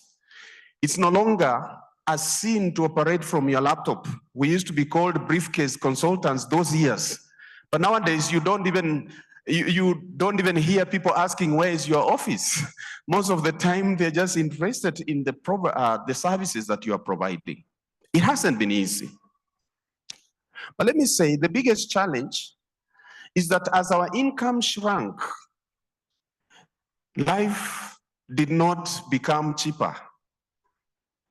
We are still expected to pay our bills and to meet other financial obligations. So the challenge we are faced in is therefore, how can we increase our income flows? This strategic plan aims to be that beacon of hope and support during these uncertain times. It's going to offer a comprehensive framework for achieving financial independence. This strategic plan is saying that we want you to have enough revenue streams so that you don't have to work, so that you don't have to rely only on your employment income, so that if you are a small businessman or businesswoman, you can not only depend on that source as your income. It's built on the core values of customer focused, agility, synergy, and happiness, and is designed to cater to the diverse needs of the Sacco members. It envisions that Kimisitu is not just a Sacco that is a financial institution, but that it is a partner that is going to work with you in your journey towards prosperity. Its focus will therefore be on expanding the products and services offerings to open up more income streams for you, the member. So we are specifically talking about how can you have more income streams? And that's the main thing of this strategic plan. Financial independence is the word. You cannot be financially independent if you are relying on one income stream. And I'm very happy that even the organizers of this event today chose that we'll first of all start with financial literacy training. And I'm sure from that training you have realized that there are so many other financial streams that you can actually plug in. And now this partner wants to help you plug in all those streams. At the end of the day, if you have had one or two, begin to plan for 3, for 4, for 5, and probably 10 and up to 20 as God allows, and the Sacco wants to work with you. Achieving this ambitious goal will require specific and significant investment in a number of areas. And one such area is on channels development. And ladies and gentlemen, we are not only talking about digital channels. We could also have the possibility of physical channels. And so this strategy looks at phygital strategy, both physical and digital channels. But it also will require significant investment in partnerships and collaborations. And today there is evidence of how partners are coming along to support you, the members, in the realization of the aspirations of this strategic plan. Seated there, I heard of your questions around how you can plug into the affordable housing and also high-end housing. And I heard the discussions about the partners that are already on board. These are just some of the partners that this strategic plan envisions. As a matter of fact, that the strategic plan envisions partners, multiple partners along each of the products that will be developed, so that you, the member, can then be able to find value in your investment in this Sacco. But channels, partners alone cannot be able to sustain and cause you to realize the aspirations that are in this strategic plan. This will have to be strengthened by another further investment in the internal capabilities of this Sacco. What are we talking about here? We are talking about even your investment in the management team, in the leadership team, in the staff capabilities, in your own technology, in achieving efficiencies, and in making sure that your processes and systems are all strengthened for purposes of ensuring an environment that is not just agile, but that promotes the realization of your goals. You have done well, but there is always room for better. And this strategic plan is now taking you to another level of being able to do business. And so the mantra here is that it's not going to be business as usual, because even your goals themselves are not usual goals. They are quite ambitious goals. So this will be buttressed by a commitment to strengthening operational foundations and leveraging strategic alliances to ensure sustainable growth and success. And looking ahead, the aspiration is to build a robust Sacco with an asset base exceeding 29 billion in the next 5 years. This goal is not merely about numbers. It's about creating tangible opportunities for each member of Kimisitu Sacco to thrive and prosper, and by extension, also ensuring that the other stakeholders are able to smile. And therefore, ladies and gentlemen, dear members of Kimisitu Sacco, current and future, I invite you to be able to support your board, to be able to support the management and the staff as the leaders on this transformative journey.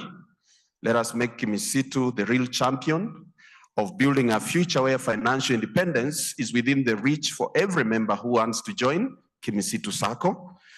And having participated in this Sacco and especially working together with the team in the strategy development, I can confidently say that this Sacco is a great Sacco.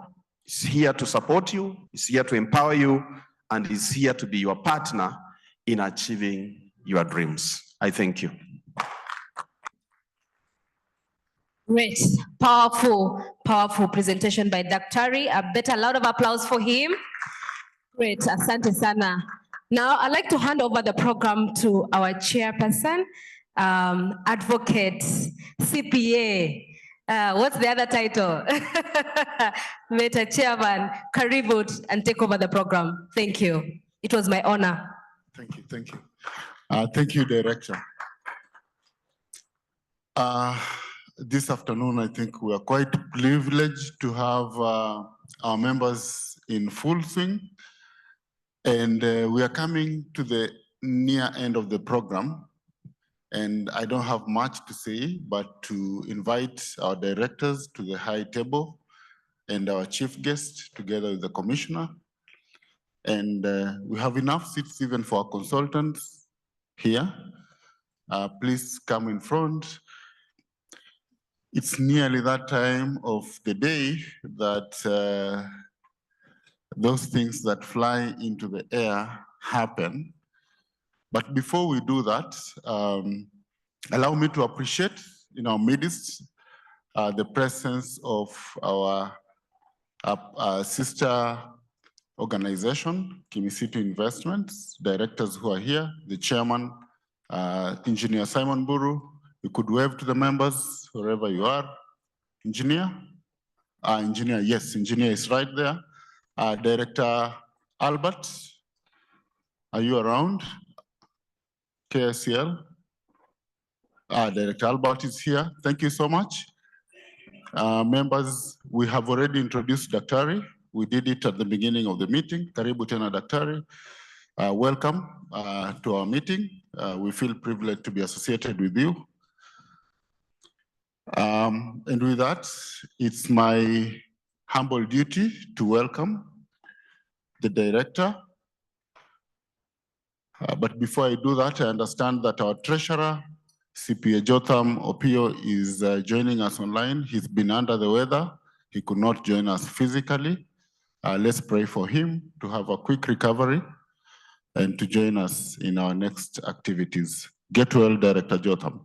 So, Director, Remo, please take over the mic. Thank you. Thank you very much, Chairman and the board. Invited guests, ladies and gentlemen, cooperators, once more, good afternoon. Tusalamiane, I know you are now exhausted. Thank you very much. We are privileged, as I mentioned earlier in the morning, that we'll be having our Commissioner for Cooperatives. Sorry, Chief Officer is the title in the county government. Commissioner is from the national government. So our Commissioner, sir, feel welcome to Nairobi County. Kimisitu Sacco is one of our key cooperatives in the county, a billionaire, a DT cooperative to be specific. And a lot has happened since morning. It is now my honor to welcome you to come and give your address and to give members also the confirmation, which I'd mentioned earlier, that Ushirika Day was not cancelled, it was only postponed.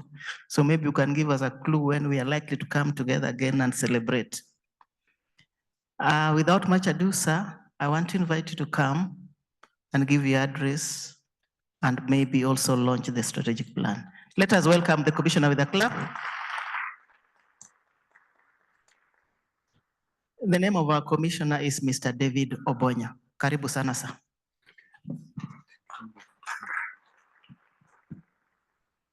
Thank you, Madam Dolphin Aremo, our County Director, Nairobi City County. Our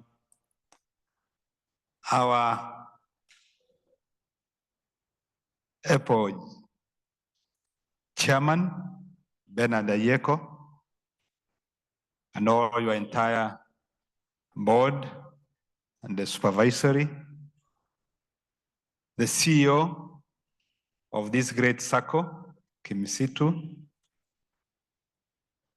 your management staff, the consultant was given us the insight of this strategic plan.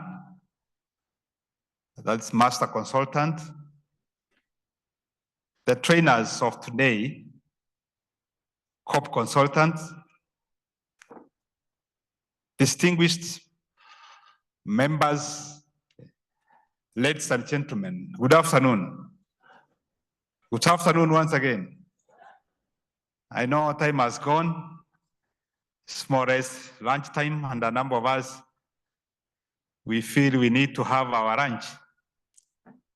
I'm not going to tire you. I will have just a very few remarks, at least to mark this great moment of launching the 2024-2028 strategic plan for Kimisitu.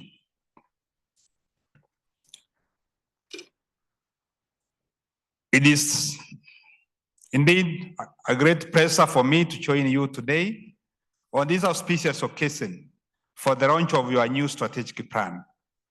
The occasion is very important to support the Sacco and the shareholders in providing the new corporate direction that Kimisitu intends to follow during this strategic period of 2024-2028.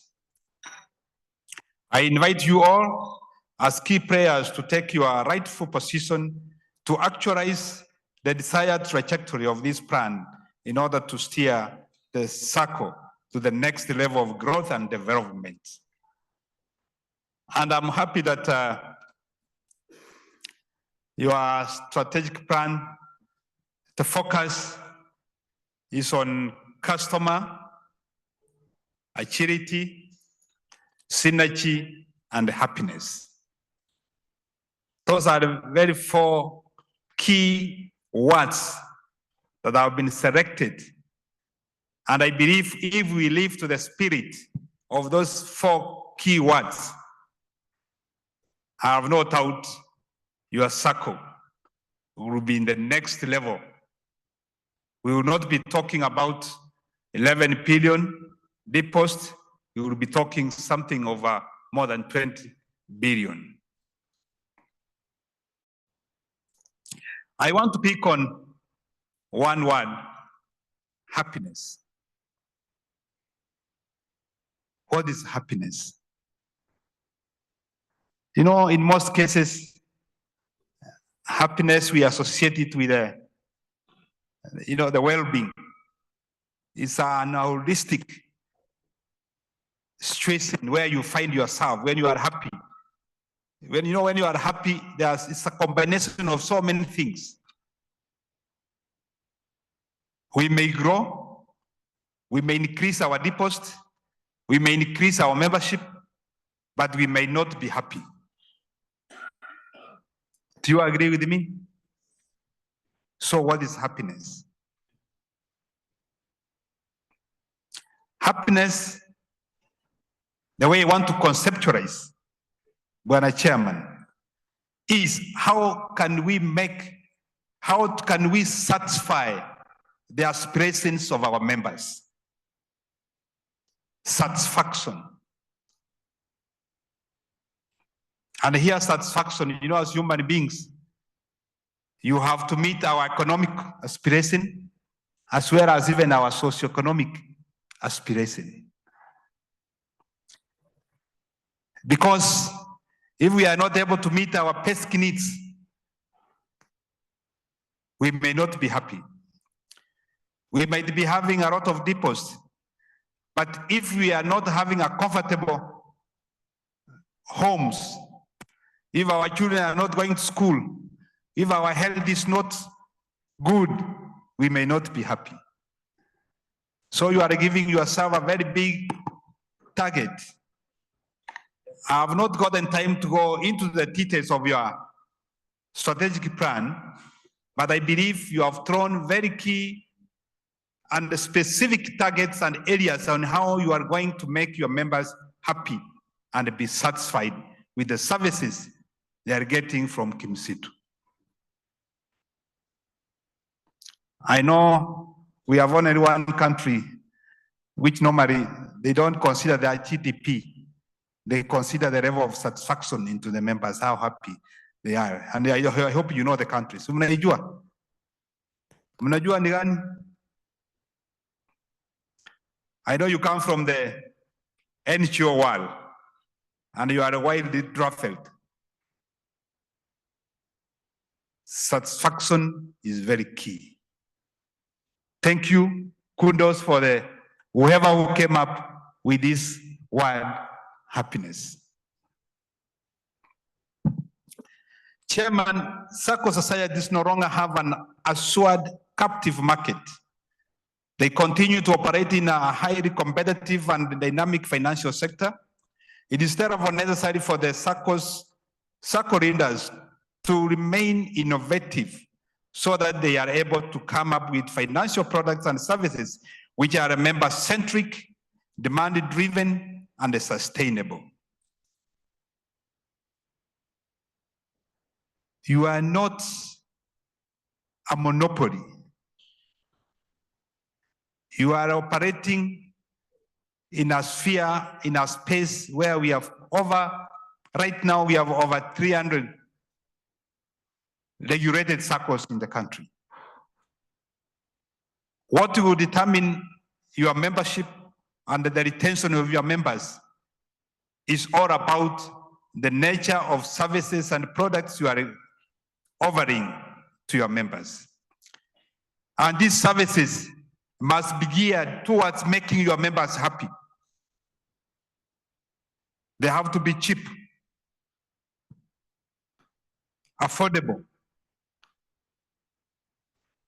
and they have to be member-centric, and they should meet the aspiration of your members.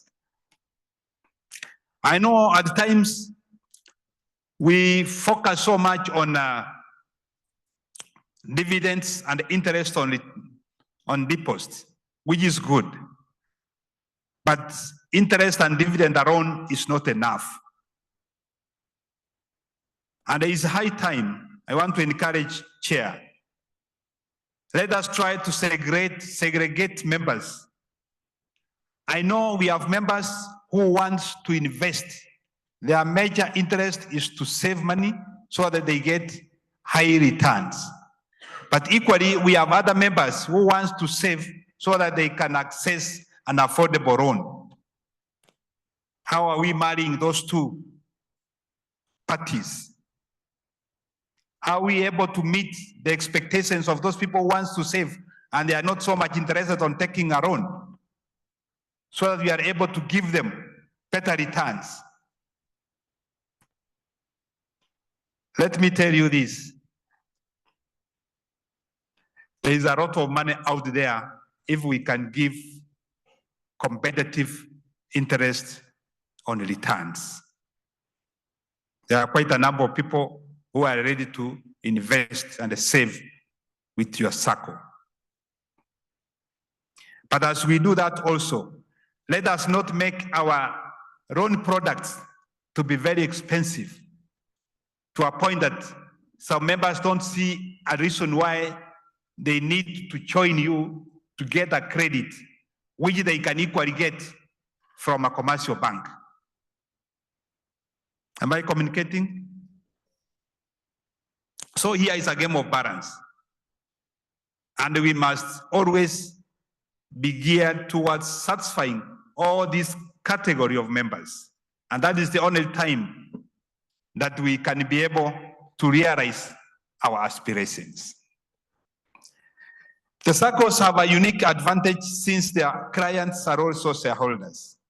And therefore, I encourage members to patronize your SACCO, because within the SACCO, there is the inbuilt benefit that is accrued since you are a co-owner of this entity. When you are patronizing Kimisitu, you are not just a mere customer. When you take a loan, you are not just a mere customer, but you are also a shareholder. And if there is any surplus, it will be shared amongst you in an equitable way. Honorable members, the role of cooperatives in socioeconomic development of our country cannot be overemphasized. SACCOs offer services in all sectors of our economy. And you know, we have now SACCOs in the financial sectors, insurance, transport, even in agriculture and all other sectors. And it is out of this that the government is putting a lot of emphasis to promote and support the cooperative movement in this country. And you know, under the better agenda, cooperative is an enabler in all the 5 pillars of our economic development. So as a government, we are putting a lot of emphasis. We are really trying to create an enabling environment. And we are always trying to ensure that the members' funds in SACCO, they are safe and secure. That is our priority number 1. Out of this, that's why we are trying to come up with an appropriate legal framework and the policies that can sustain the growth that we are trying to realize in this country. I'm happy that you are among the top SACCOs in this country. With a deposit of over 11 billion, it's not a mean achievement. When I look at your own book, of 8.5 billion and deposits of 8.4 billion. It's very encouraging. I want to challenge the board. As you move forward, as you implement this new strategic plan, ensure transparency and accountability is very key in all your operations. How you can attract members into your cooperatives. There are a few issues that you have to embrace. Key among them is the issue of technology. You know, we have learned that you cannot be competitive if you are not in the digital platform. And you must know whom are you targeting. For you to be a going concern, you have to ensure that you have a reasonable number of young, youthful members who have joined your circle, so that you are assured that you will be there even in the next 10, 20 years from now. So the technology is very key, is very important. Let us embrace it so that it reduces our cost of operation. And also to enhance efficiency in service delivery. I know I've heard you want to be felt, you want your presence mashinani. As we champion that, also let us ensure that we are not leaving out technology. Because technology is what is going to make you be efficient, be competitive, be attractive, and ultimately, you realize higher surplus that you can be able to distribute to your members.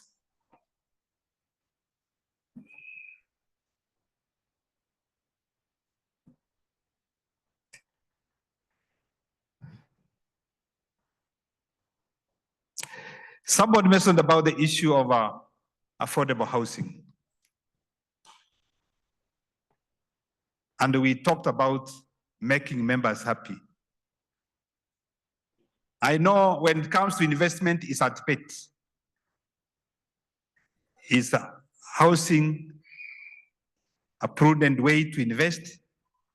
To some may not be the case, but for the others, it might be the case. And let me tell you, comfort starts from your bedroom. If you have nowhere to lay your head, whatever comfort you might be looking after might be a mirage. Shelter is very key. And as a government, you know, the government is running the affordable housing program, which currently, I don't know whether you are a member of KMRC, Kenya Mortgage Refinance Company. You need to join KMRC because you can easily, you know, enable your members to access cheap funds to acquire homes. The interest rate is very affordable, and I believe your members can be able to afford. It's an opportunity you need not to miss. And if there will be 4 or 5 members, even if there are few, please assist them to access that opportunity. It will go a long way to make their life comfortable.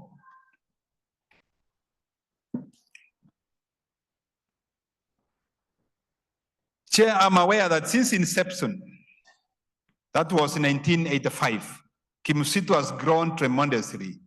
Initially, the Sacco has a common bond drawn exclusively from, during that time it was Your membership was from the NGO community, but right now you have opened your common bond.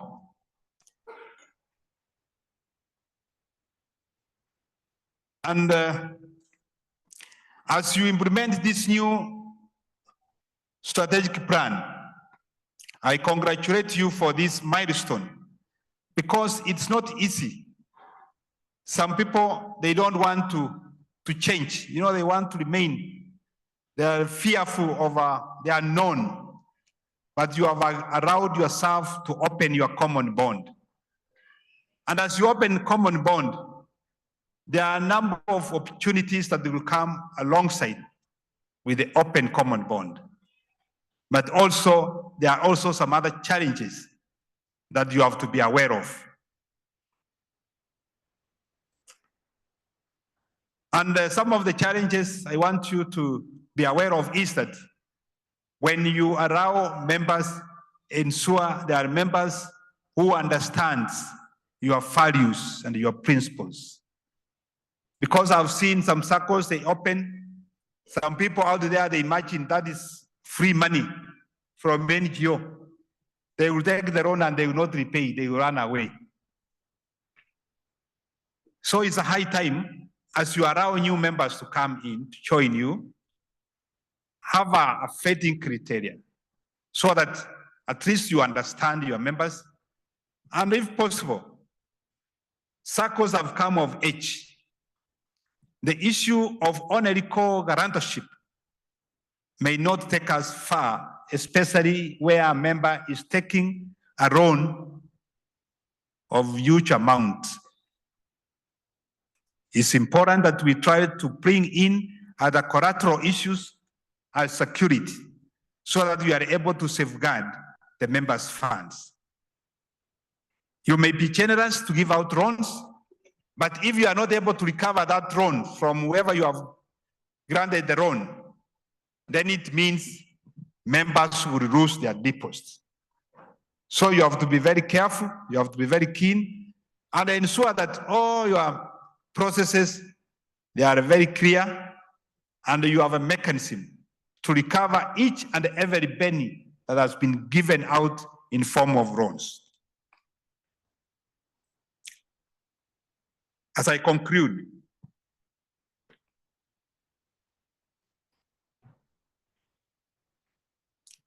I wish to encourage you going forward as you usher in the new plan, ensure that you have a clear implementation matrix with a team that is able to follow up issues of implementation and to see where things are not working so that you are able to engineer your processes so that you don't lose track.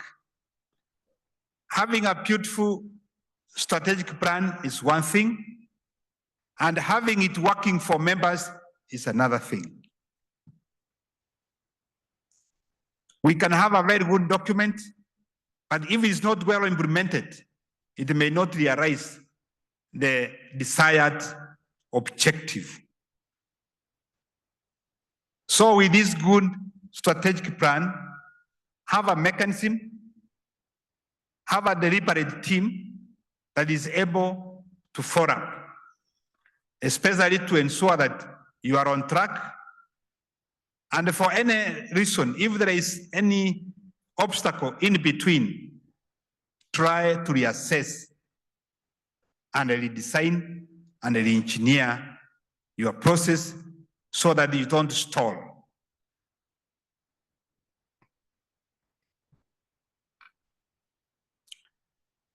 And as you move forward, please keep in mind anything good must be well thought out. Try to conduct some research when you come up with new products, do some surveys, even undertake customer survey to understand the satisfaction of your members with your services, so that you are able to realign yourself. I want to mention two issues. I know Director talked about the Ushirika Day celebration, which is very key. And you know, in cooperative principles, cooperation among cooperatives is very important. This year, we were not able to observe our Ushirika Day celebration on the first Saturday of this month because of reasons all of us are aware. But we already shelved the celebration to another day. We are planning, if all goes well, in the month of October, we shall be having tree planting exercise, and we may observe the celebration in the month of October. And I think we will give a higher communication to the director so that every SACCO and the cooperatives, they are made aware in good time. But we are proposing around October, but the clear program will come out soon. So whoever who has done his contribution towards the Ushirika Council, that money is safe, we will use it. And for the others who are not contributed, we will encourage you to contribute during that time so that we are able to have our Ushirika Day celebration the way we have been doing it previously. And I want, for the sake of members, I know a number of they have been whispering to me, what about our investment in Cusco? I want to mention something.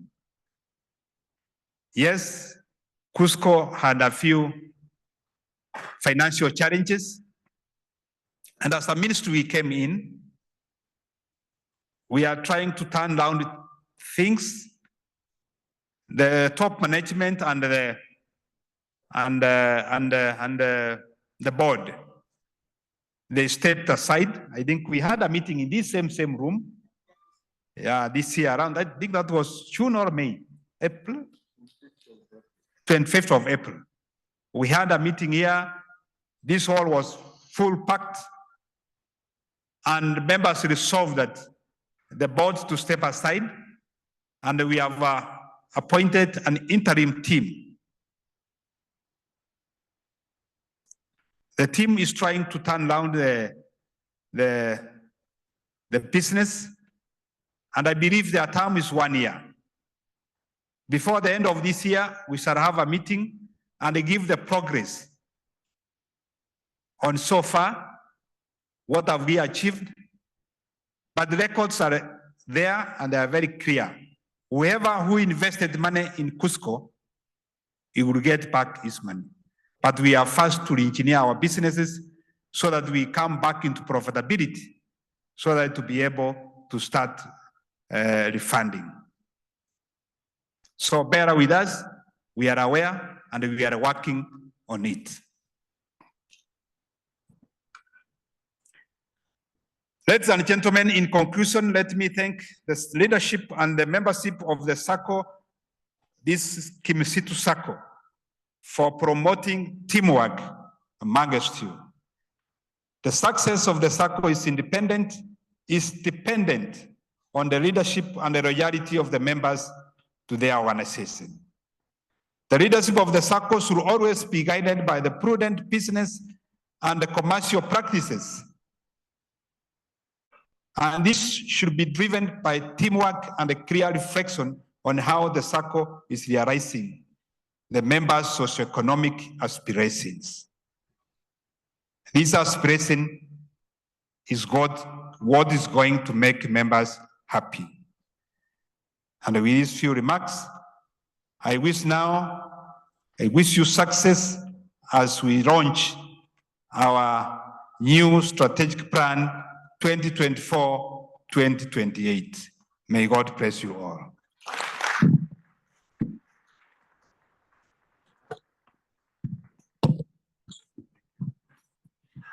Great words of wisdom from our very own commissioner, Mr. David Obonyo, very powerful. You said it's one thing to launch a strategic plan, but it's another thing to implement. And he's really insisted on the team, on the commitment, on re-engineering. And I hope we are all committed to this process as members of staff, as directors as well. So thank you so much, Mr. David Obonyo, for your remarks. At this point, allow me to make a few requests. So one, we would like to request all of us as members to assess how today's member education has been. So please join on Zoom, and there'll be a poll coming up. And then give us your feedback on how this member education has been and what we can improve, what has worked today and what hasn't worked. So please spare a few moments. And I would like to recognize someone amongst us who, apologies, I didn't recognize earlier, Mr. Edward. He's a senior manager at Bank Sacco. Are you in the house, Mr. Edward? Great, thank you so much. Mr. Edward has joined us with the launch of the strategic plan. Karibu sana, and thanks for your support for Kimisitu Sacco. We appreciate and we truly honor you.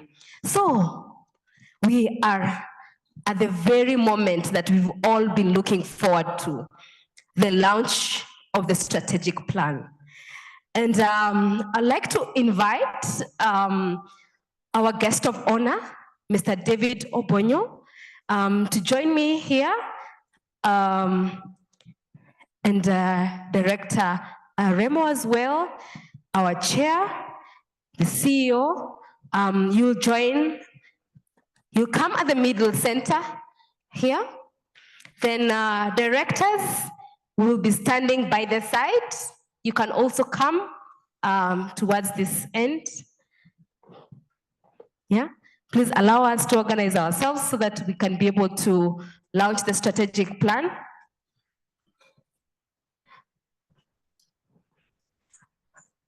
A few members, any volunteers who would like to join at that very end?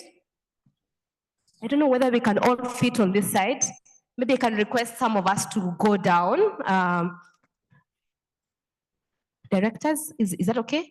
For those who will not be visible, we can go to the other side. And also some members, any volunteers, please join us here for the launch for purposes of photos as well. To kind of come and we were launching the strategic plan as directors only.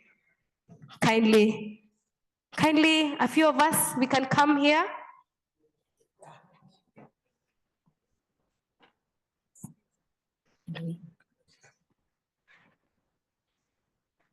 Great, thank you. Thank you for responding to that request. So at this point, I'll hand over this scissor to you, Mr. David, and we'll do a countdown. Are you all excited? You know, we can only do the launch if you're all excited. Can I hear a shout, yay?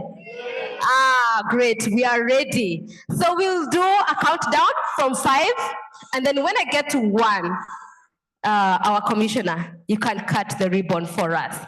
So I'll do a countdown. Oh my God. Okay, let me stand here. So I'll do a countdown.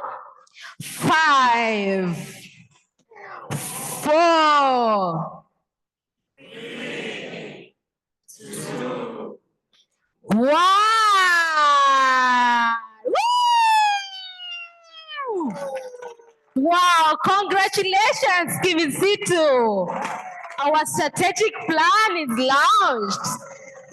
Great, congratulations. That is our strategic plan 2024, 2028. We are excited. Can we all stand and celebrate? Woo! Well done, well done. Thank you so much for that lounge. We are excited. So we have cake to just celebrate this moment. And our very own Director Florence Oile will lead us in the cake cutting.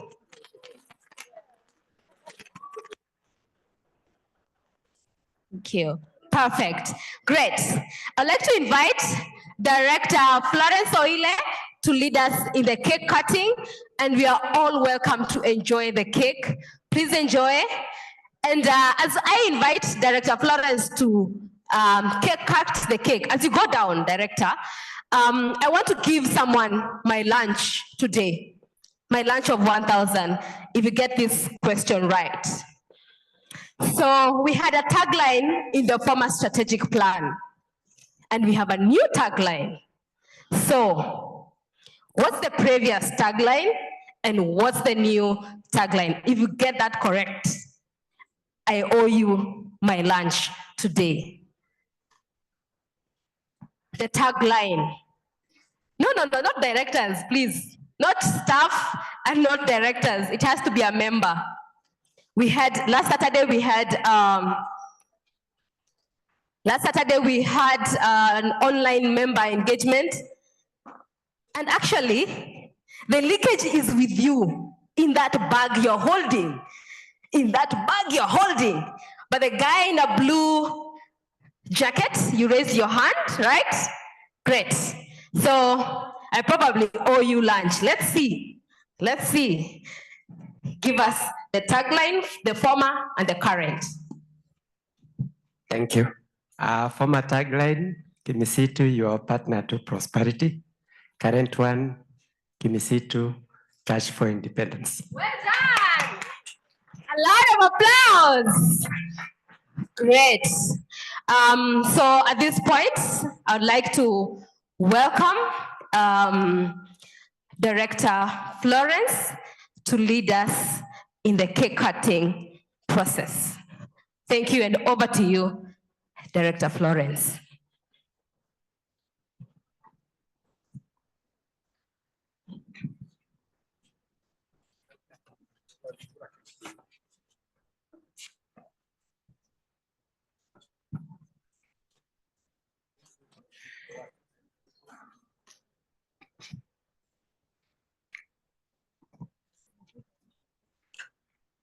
Good afternoon, members. Good afternoon, wana Kimisitu. Thank you so much. I know the difference is so loud, coming from the sharp, she voice of Director Banis to the deep ya Mama Kimisitu. Muko salama lakini. Thank you very much again, Director Banis. That was wonderful.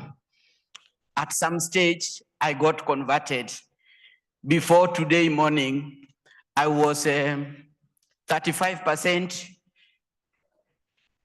Gen Z, and the other side was more. But after you have led the room, I think umeanguka na sisi, ama sivyo? Tumeanguka naye. To our chief guest, Bwana Commissioner, I also do come from the political side, so I could be referring to you as chief often because it works very well. We are very privileged to have you grace this occasion. Kimisitu has indeed come from far. In fact, even in your briefest speech, you have answered something that was also meandering amongst us. A week ago, some of the members were not very sure whether customer happiness is really the big thing.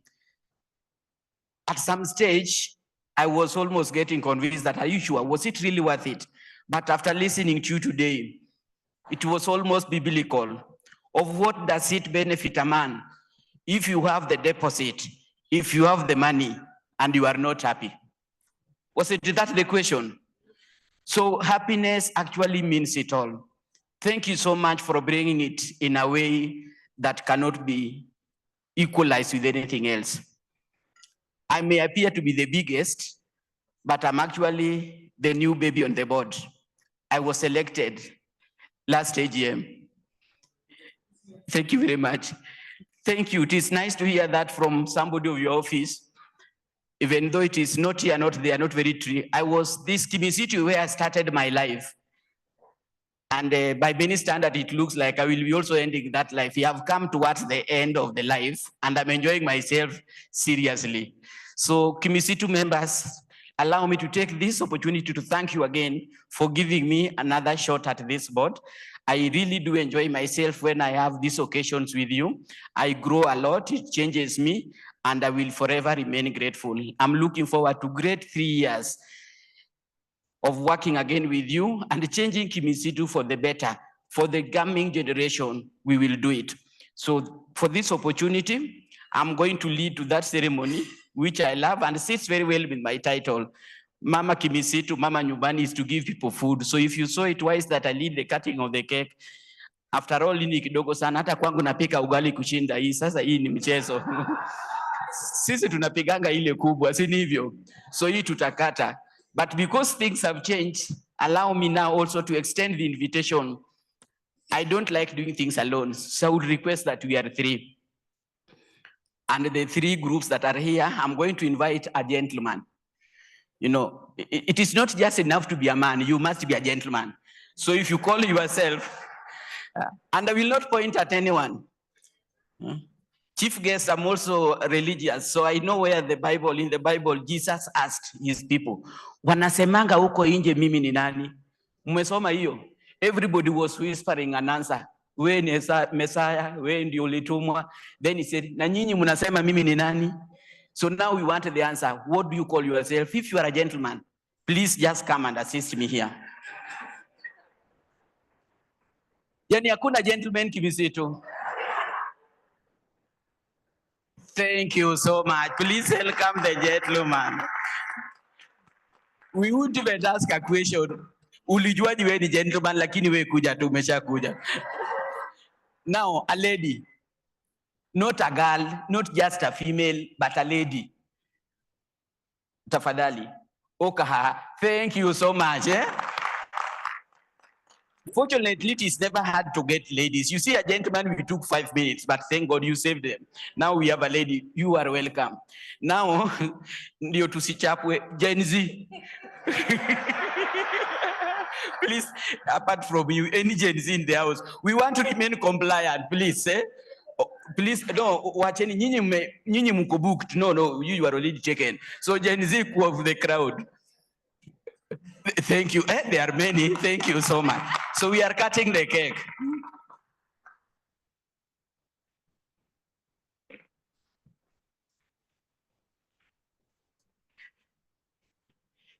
Thank you again.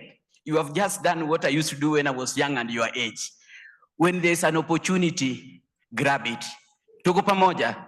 Hakuna cha kubembelezwa kwa hii maisha. The same way hata mimi huko kwa leadership, sasa zingine tunaona ice cream. For the ones who are here, I told you live how we start these things. Kama hujawahi kuwa kiongozi somewhere, hata ukisikia kwa village, and they say touch wood. Hata kama kuna tu uongozi ya kuwa chairman of funeral committee, just take it. Utajifunza kitu and they will come in future. So now that you are called and you have come, you are the leader, we are going to cut the cake. And the symbol here, tumetoka nyuma na turudi huko tena. Tumevuka daraja. We are going ahead. All those objectives and dreams that we have put in our document today of the strategic plan, we have to achieve them. And how do I achieve them? When we work together, each party does their bit. We are going to be shareholders of Kimisitu and not only customers. Hallelujah. So keti tunakata. What else do we say? Here pia tunasema kata. Kata ni keki. Hii ni keki sio ugali. Kata tena. Alafu walishe. Na wenye wanalishwa ni wale na nyinyi. Tunafanya yes, no, yes, no, yes, yes, no. Tunawapatia. So shika kitu. Kuja director. Kuja hii picha pia itushike na wewe. Come. When you start a project, you finish it. So let me hold it for you. Then I do what? You are so clever, Jen. See here? So we come. You are the most branded. So we are going to cut Shika na Mimi because it is a team. So that this one symbolizes the beginning of the new journey, that we will eat it today, and then we remain committed to the purpose of this journey in our strategic plan. 1, 2, 3.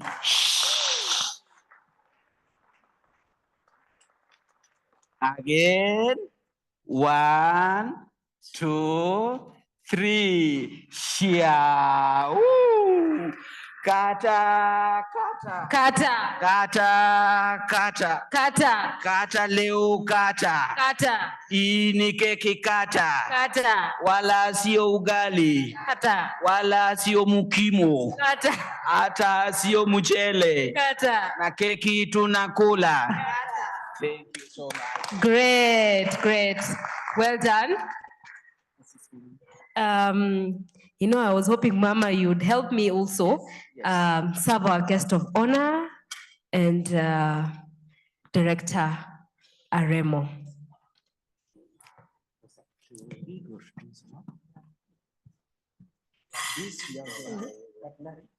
Sorry, it's okay. Give it to Director.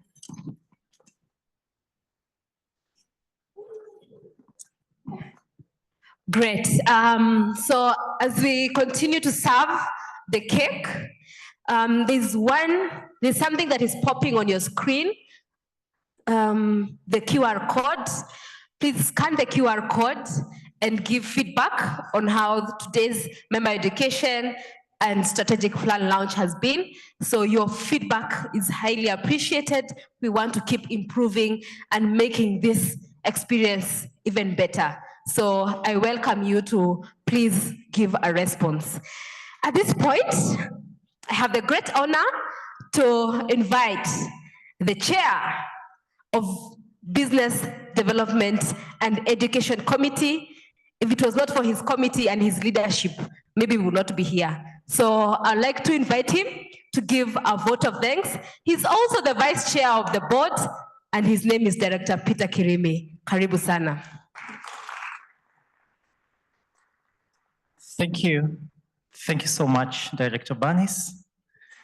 I'd probably start by appreciating Director Banis. Director Banis landed at midnight yesterday from UK, and actually she was getting in touch with me, you know, at midnight on the facilitation of this meeting today. Let us start by appreciating her. She has done so well. She has done so well. And Kimisitu future is secure with such a talent. So my assignment here is quite simple, quite small, just to do the appreciation. So I want us to do it differently. Najua keki jafika kwako, so najua inakuja tu pole pole. Kwa hivyo, I want you to do your hands like this. You do your hands like this. I wish that we follow. Najua kuna watu wanaangalia keki. You do your hands like this. Your hands like this, gentlemen over here. Your hands like this. When I say because of that, you just clap once, right? Because of that? Nice. Because of that? So, because of Director Banis supporting us as the MC, we appreciate you so much. Because of that, perfect. That was an example. So, my assignment is so simple. So, if I say because of that, you ought to clap once, right? Thank you. So, I would like to take this opportunity to express my sincere gratitude for everyone's invaluable presence at this Kimisitu member education and strategic plan launch. Because of that, perfect. You know, you took your time to be here. You could have actually participated in other activities. You know, it's a chilly morning as well. You could have chosen to follow these in your blankets. Some of you chose to come here and we have a lot of ourselves online. So we say thank you to everyone who took time to participate in this event today. Because of that, perfect. And I hope even the online team is following. So firstly, a special thank you goes out to all Kimisitu Sacco members for your active participation during strategic plan validation. I know we sent surveys to you and all that. Are you able to get back to us so that we can be able to have a roadmap 2024 to 2028? So we say thank you because of that. And actually, thank you for being good students. Thank you for being good students. And actually, because of that, we want to appreciate you again for finding time to be here for the Member Education Nairobi chapter. Because of that, secondly, I want to relay my sincere appreciation to our consultants before I get to our guest of honor. You know, they started us in a very nice way. Korean Peninsula. And then they took us down. They landed us until they took us to the village in Moranga. That was awesome. That was awesome. And actually from this, I have a product that I'm going to come up with. Ukiona shuka ya Masai, side moja ni Masai, side nyingine ni Kenya, alafu imeandikwa Gen Z, na iko na kajamaa Kenya kameandikwa anguka nayo. That will be my product because of this meeting. Because of that, so thanks so much our consultants for taking us through that platform. You have really challenged us that we need actually to take ourselves actually to the next level. We are supposed to be manufacturers, and actually the Kenyan government is looking at a space where we can be able to do all that through local manufacturing, and it's promoting that through the procurement lists that we are supposed to procure a certain percentage locally, so we can take that advantage and think outside the box. Thanks so much, our consultants. Secondly, I extend my deepest appreciation to our esteemed guests. We have the Commissioner of Cooperatives, Nairobi County, the Commissioner of Cooperatives, Mr. David Obonyo, our Director of Cooperatives, Director Dolphin Aremo, and we had Mr. Joroge with us, our sub-county COP officer, you know, who has always been here to support us. So your presence here today truly honors this event, and we're incredibly grateful for your commitment and willingness to answer wherever we call. Thanks so much. We appreciate. We have had consultants who have been supporting us. Dr. Wanyama, who is also a bishop, right? Director Wanyama, you have taken us through a journey of preparing this strategic plan. You have challenged us, you know, in so many different ways. You have, you know, caused us to think outside the box. We thank you because of that. Because of that, yes, thanks so much, Dr. Wanyama and your team, the Masters Consultants. Thirdly, there is a team that keeps the wheels rolling. This is the Secretariat and the Board of Kimisitu. I know the directors have sacrificed and paid meetings to make this happen. You know, hiyo ni kusikiza ground. I'm not saying it because of that, so don't clap. And the Secretariat that has sacrificed their time as well to make this happen. You know, this year has been different, and we thank you because of that. Finally, I would like to thank the service providers that have actually served us. We have those guys who have provided the venue for us. We have service providers who have done the cake for us. You know, saa zingine unaweza itisha keki, useme unataka ka green, Kimisitu green. Najua tuko na Safaricom green, and we have Kimisitu green. Unaitisha Kimisitu green, unaletewa Safaricom green. So they got it right.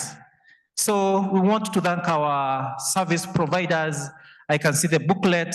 It's a good reflection of what we wanted, and actually so many other areas. I can see the flowers that are here, you know, they are live ones, right? And even the decor, you know, and all that. Actually, it's well done. Even the strategic launch arena, it's well done. It hasn't failed at all that. So we take this opportunity to acknowledge all our service providers and say thank you for the work that they've done for us. The audiovisual team, we can't forget you. How was it today? How was the transition? Right?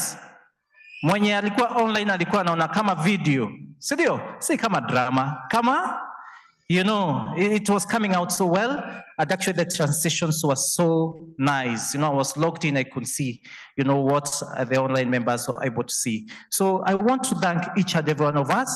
Even as we log off this event, I want to appreciate each and every one of you.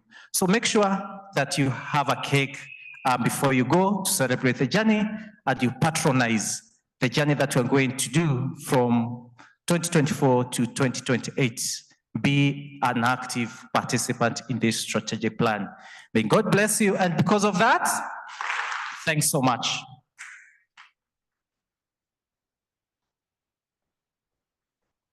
And because of that, great. Our VC is always very good in vote of thanks, and you did such a good job, and we appreciate you. And because of that, great. So I know if I don't make this announcement, maybe some of us will be, we are not so sure. So our office, the secretariat team is working on your lunch, and you'll be able to receive 1,000 by Monday. So by Monday, by end of day, if you don't receive, you can always reach out to the office. And I know I owe you lunch, please. I'll give you my lunch as well. So at this point, I'd like to invite Director Joel Masago. He's a member of the supervisory committee who will lead us in a closing prayer. And even as he does that, after that, we'll have a photo session. So we'll have, in case you want any photos with the strategic plan and the team and the directors, please come forward and have the photo with the directors and also the commissioner. Thank you so much, and karibu sana, Director. If we could be upstanding, I'll appreciate. So let me read a benediction and then I pray. Ephesians 3:20-21. Now to him who is able to do far more abundantly than all we ask or think, according to the power at work within us. To him be the glory forever and ever.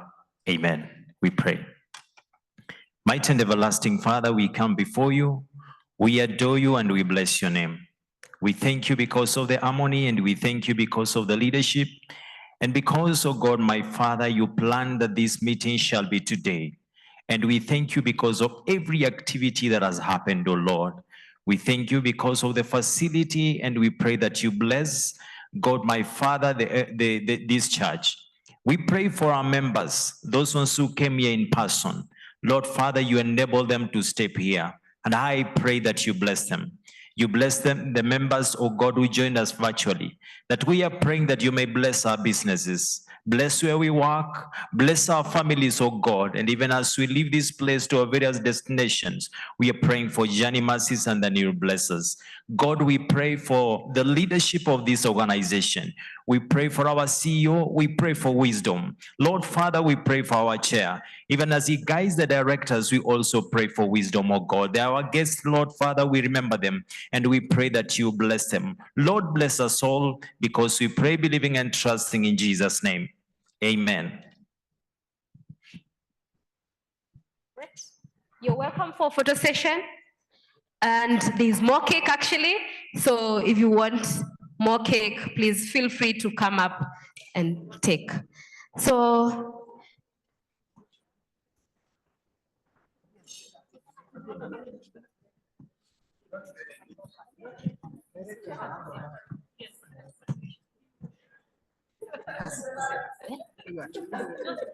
Niko salama nashukuru. Oh, I am here.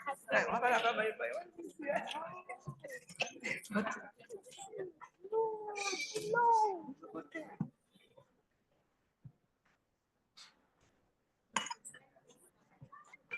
Thank you very much. Thank you. Walipata. Thank you very much. Very good. Very good MC.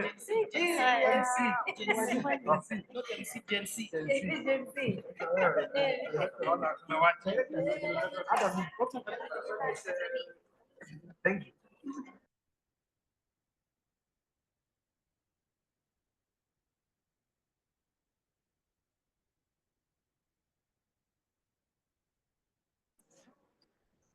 Let me come. Yes, how are you?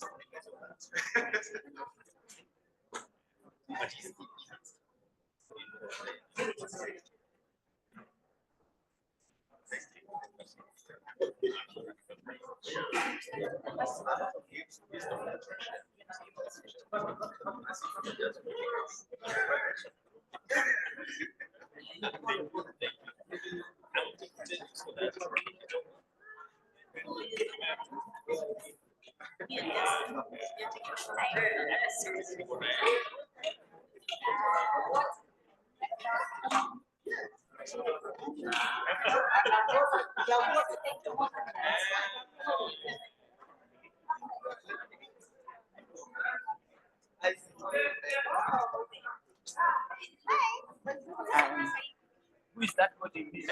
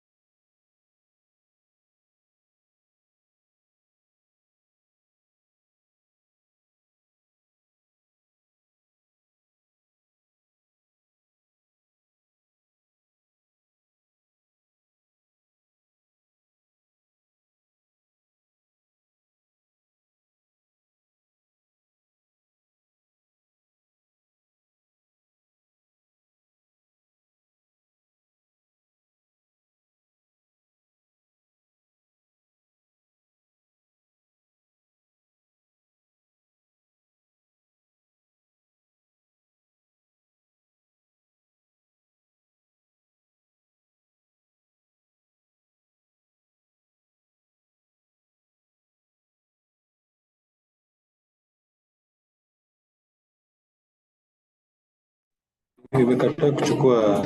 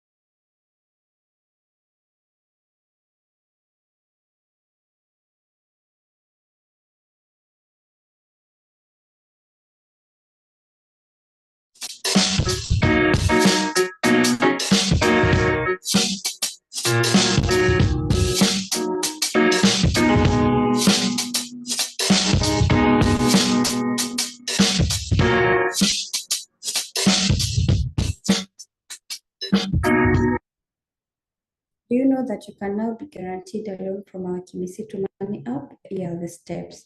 Log into the mobile app, select Bossa Loans menu, select loan type, select sectors, enter loan amount, select boosting or top up if the loan can be able to boost or top up another loan, then enter the boosting or top up amount.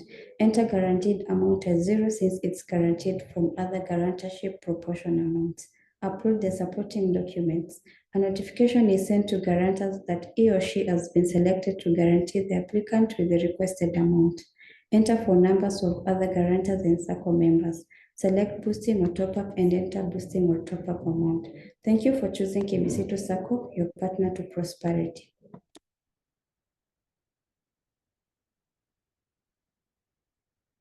Do you know as a guarantor, you can now approve a loan guarantee request from our Kimisitu Money app? Here are the steps.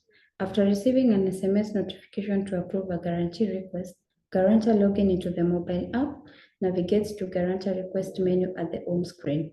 Guarantor eligibility will be fetched and displayed. A list of guarantor requests to approve or decline will be displayed. Click Approve or Decline. An SMS notification will be sent to loan applicant on the action check. Loan application is automatically submitted to the Sacco for processing. Thank you for choosing Kimisitu Sacco, your partner to prosperity.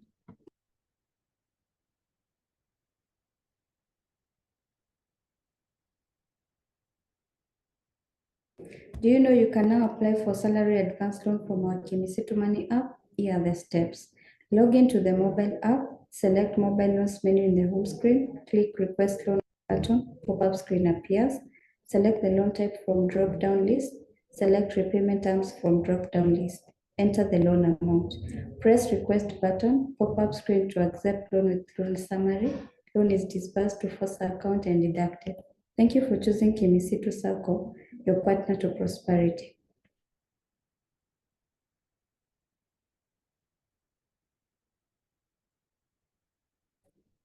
Do you know that you can now apply for a loan and self-guarantee yourself from your Kimisitu Money app? Here are the steps.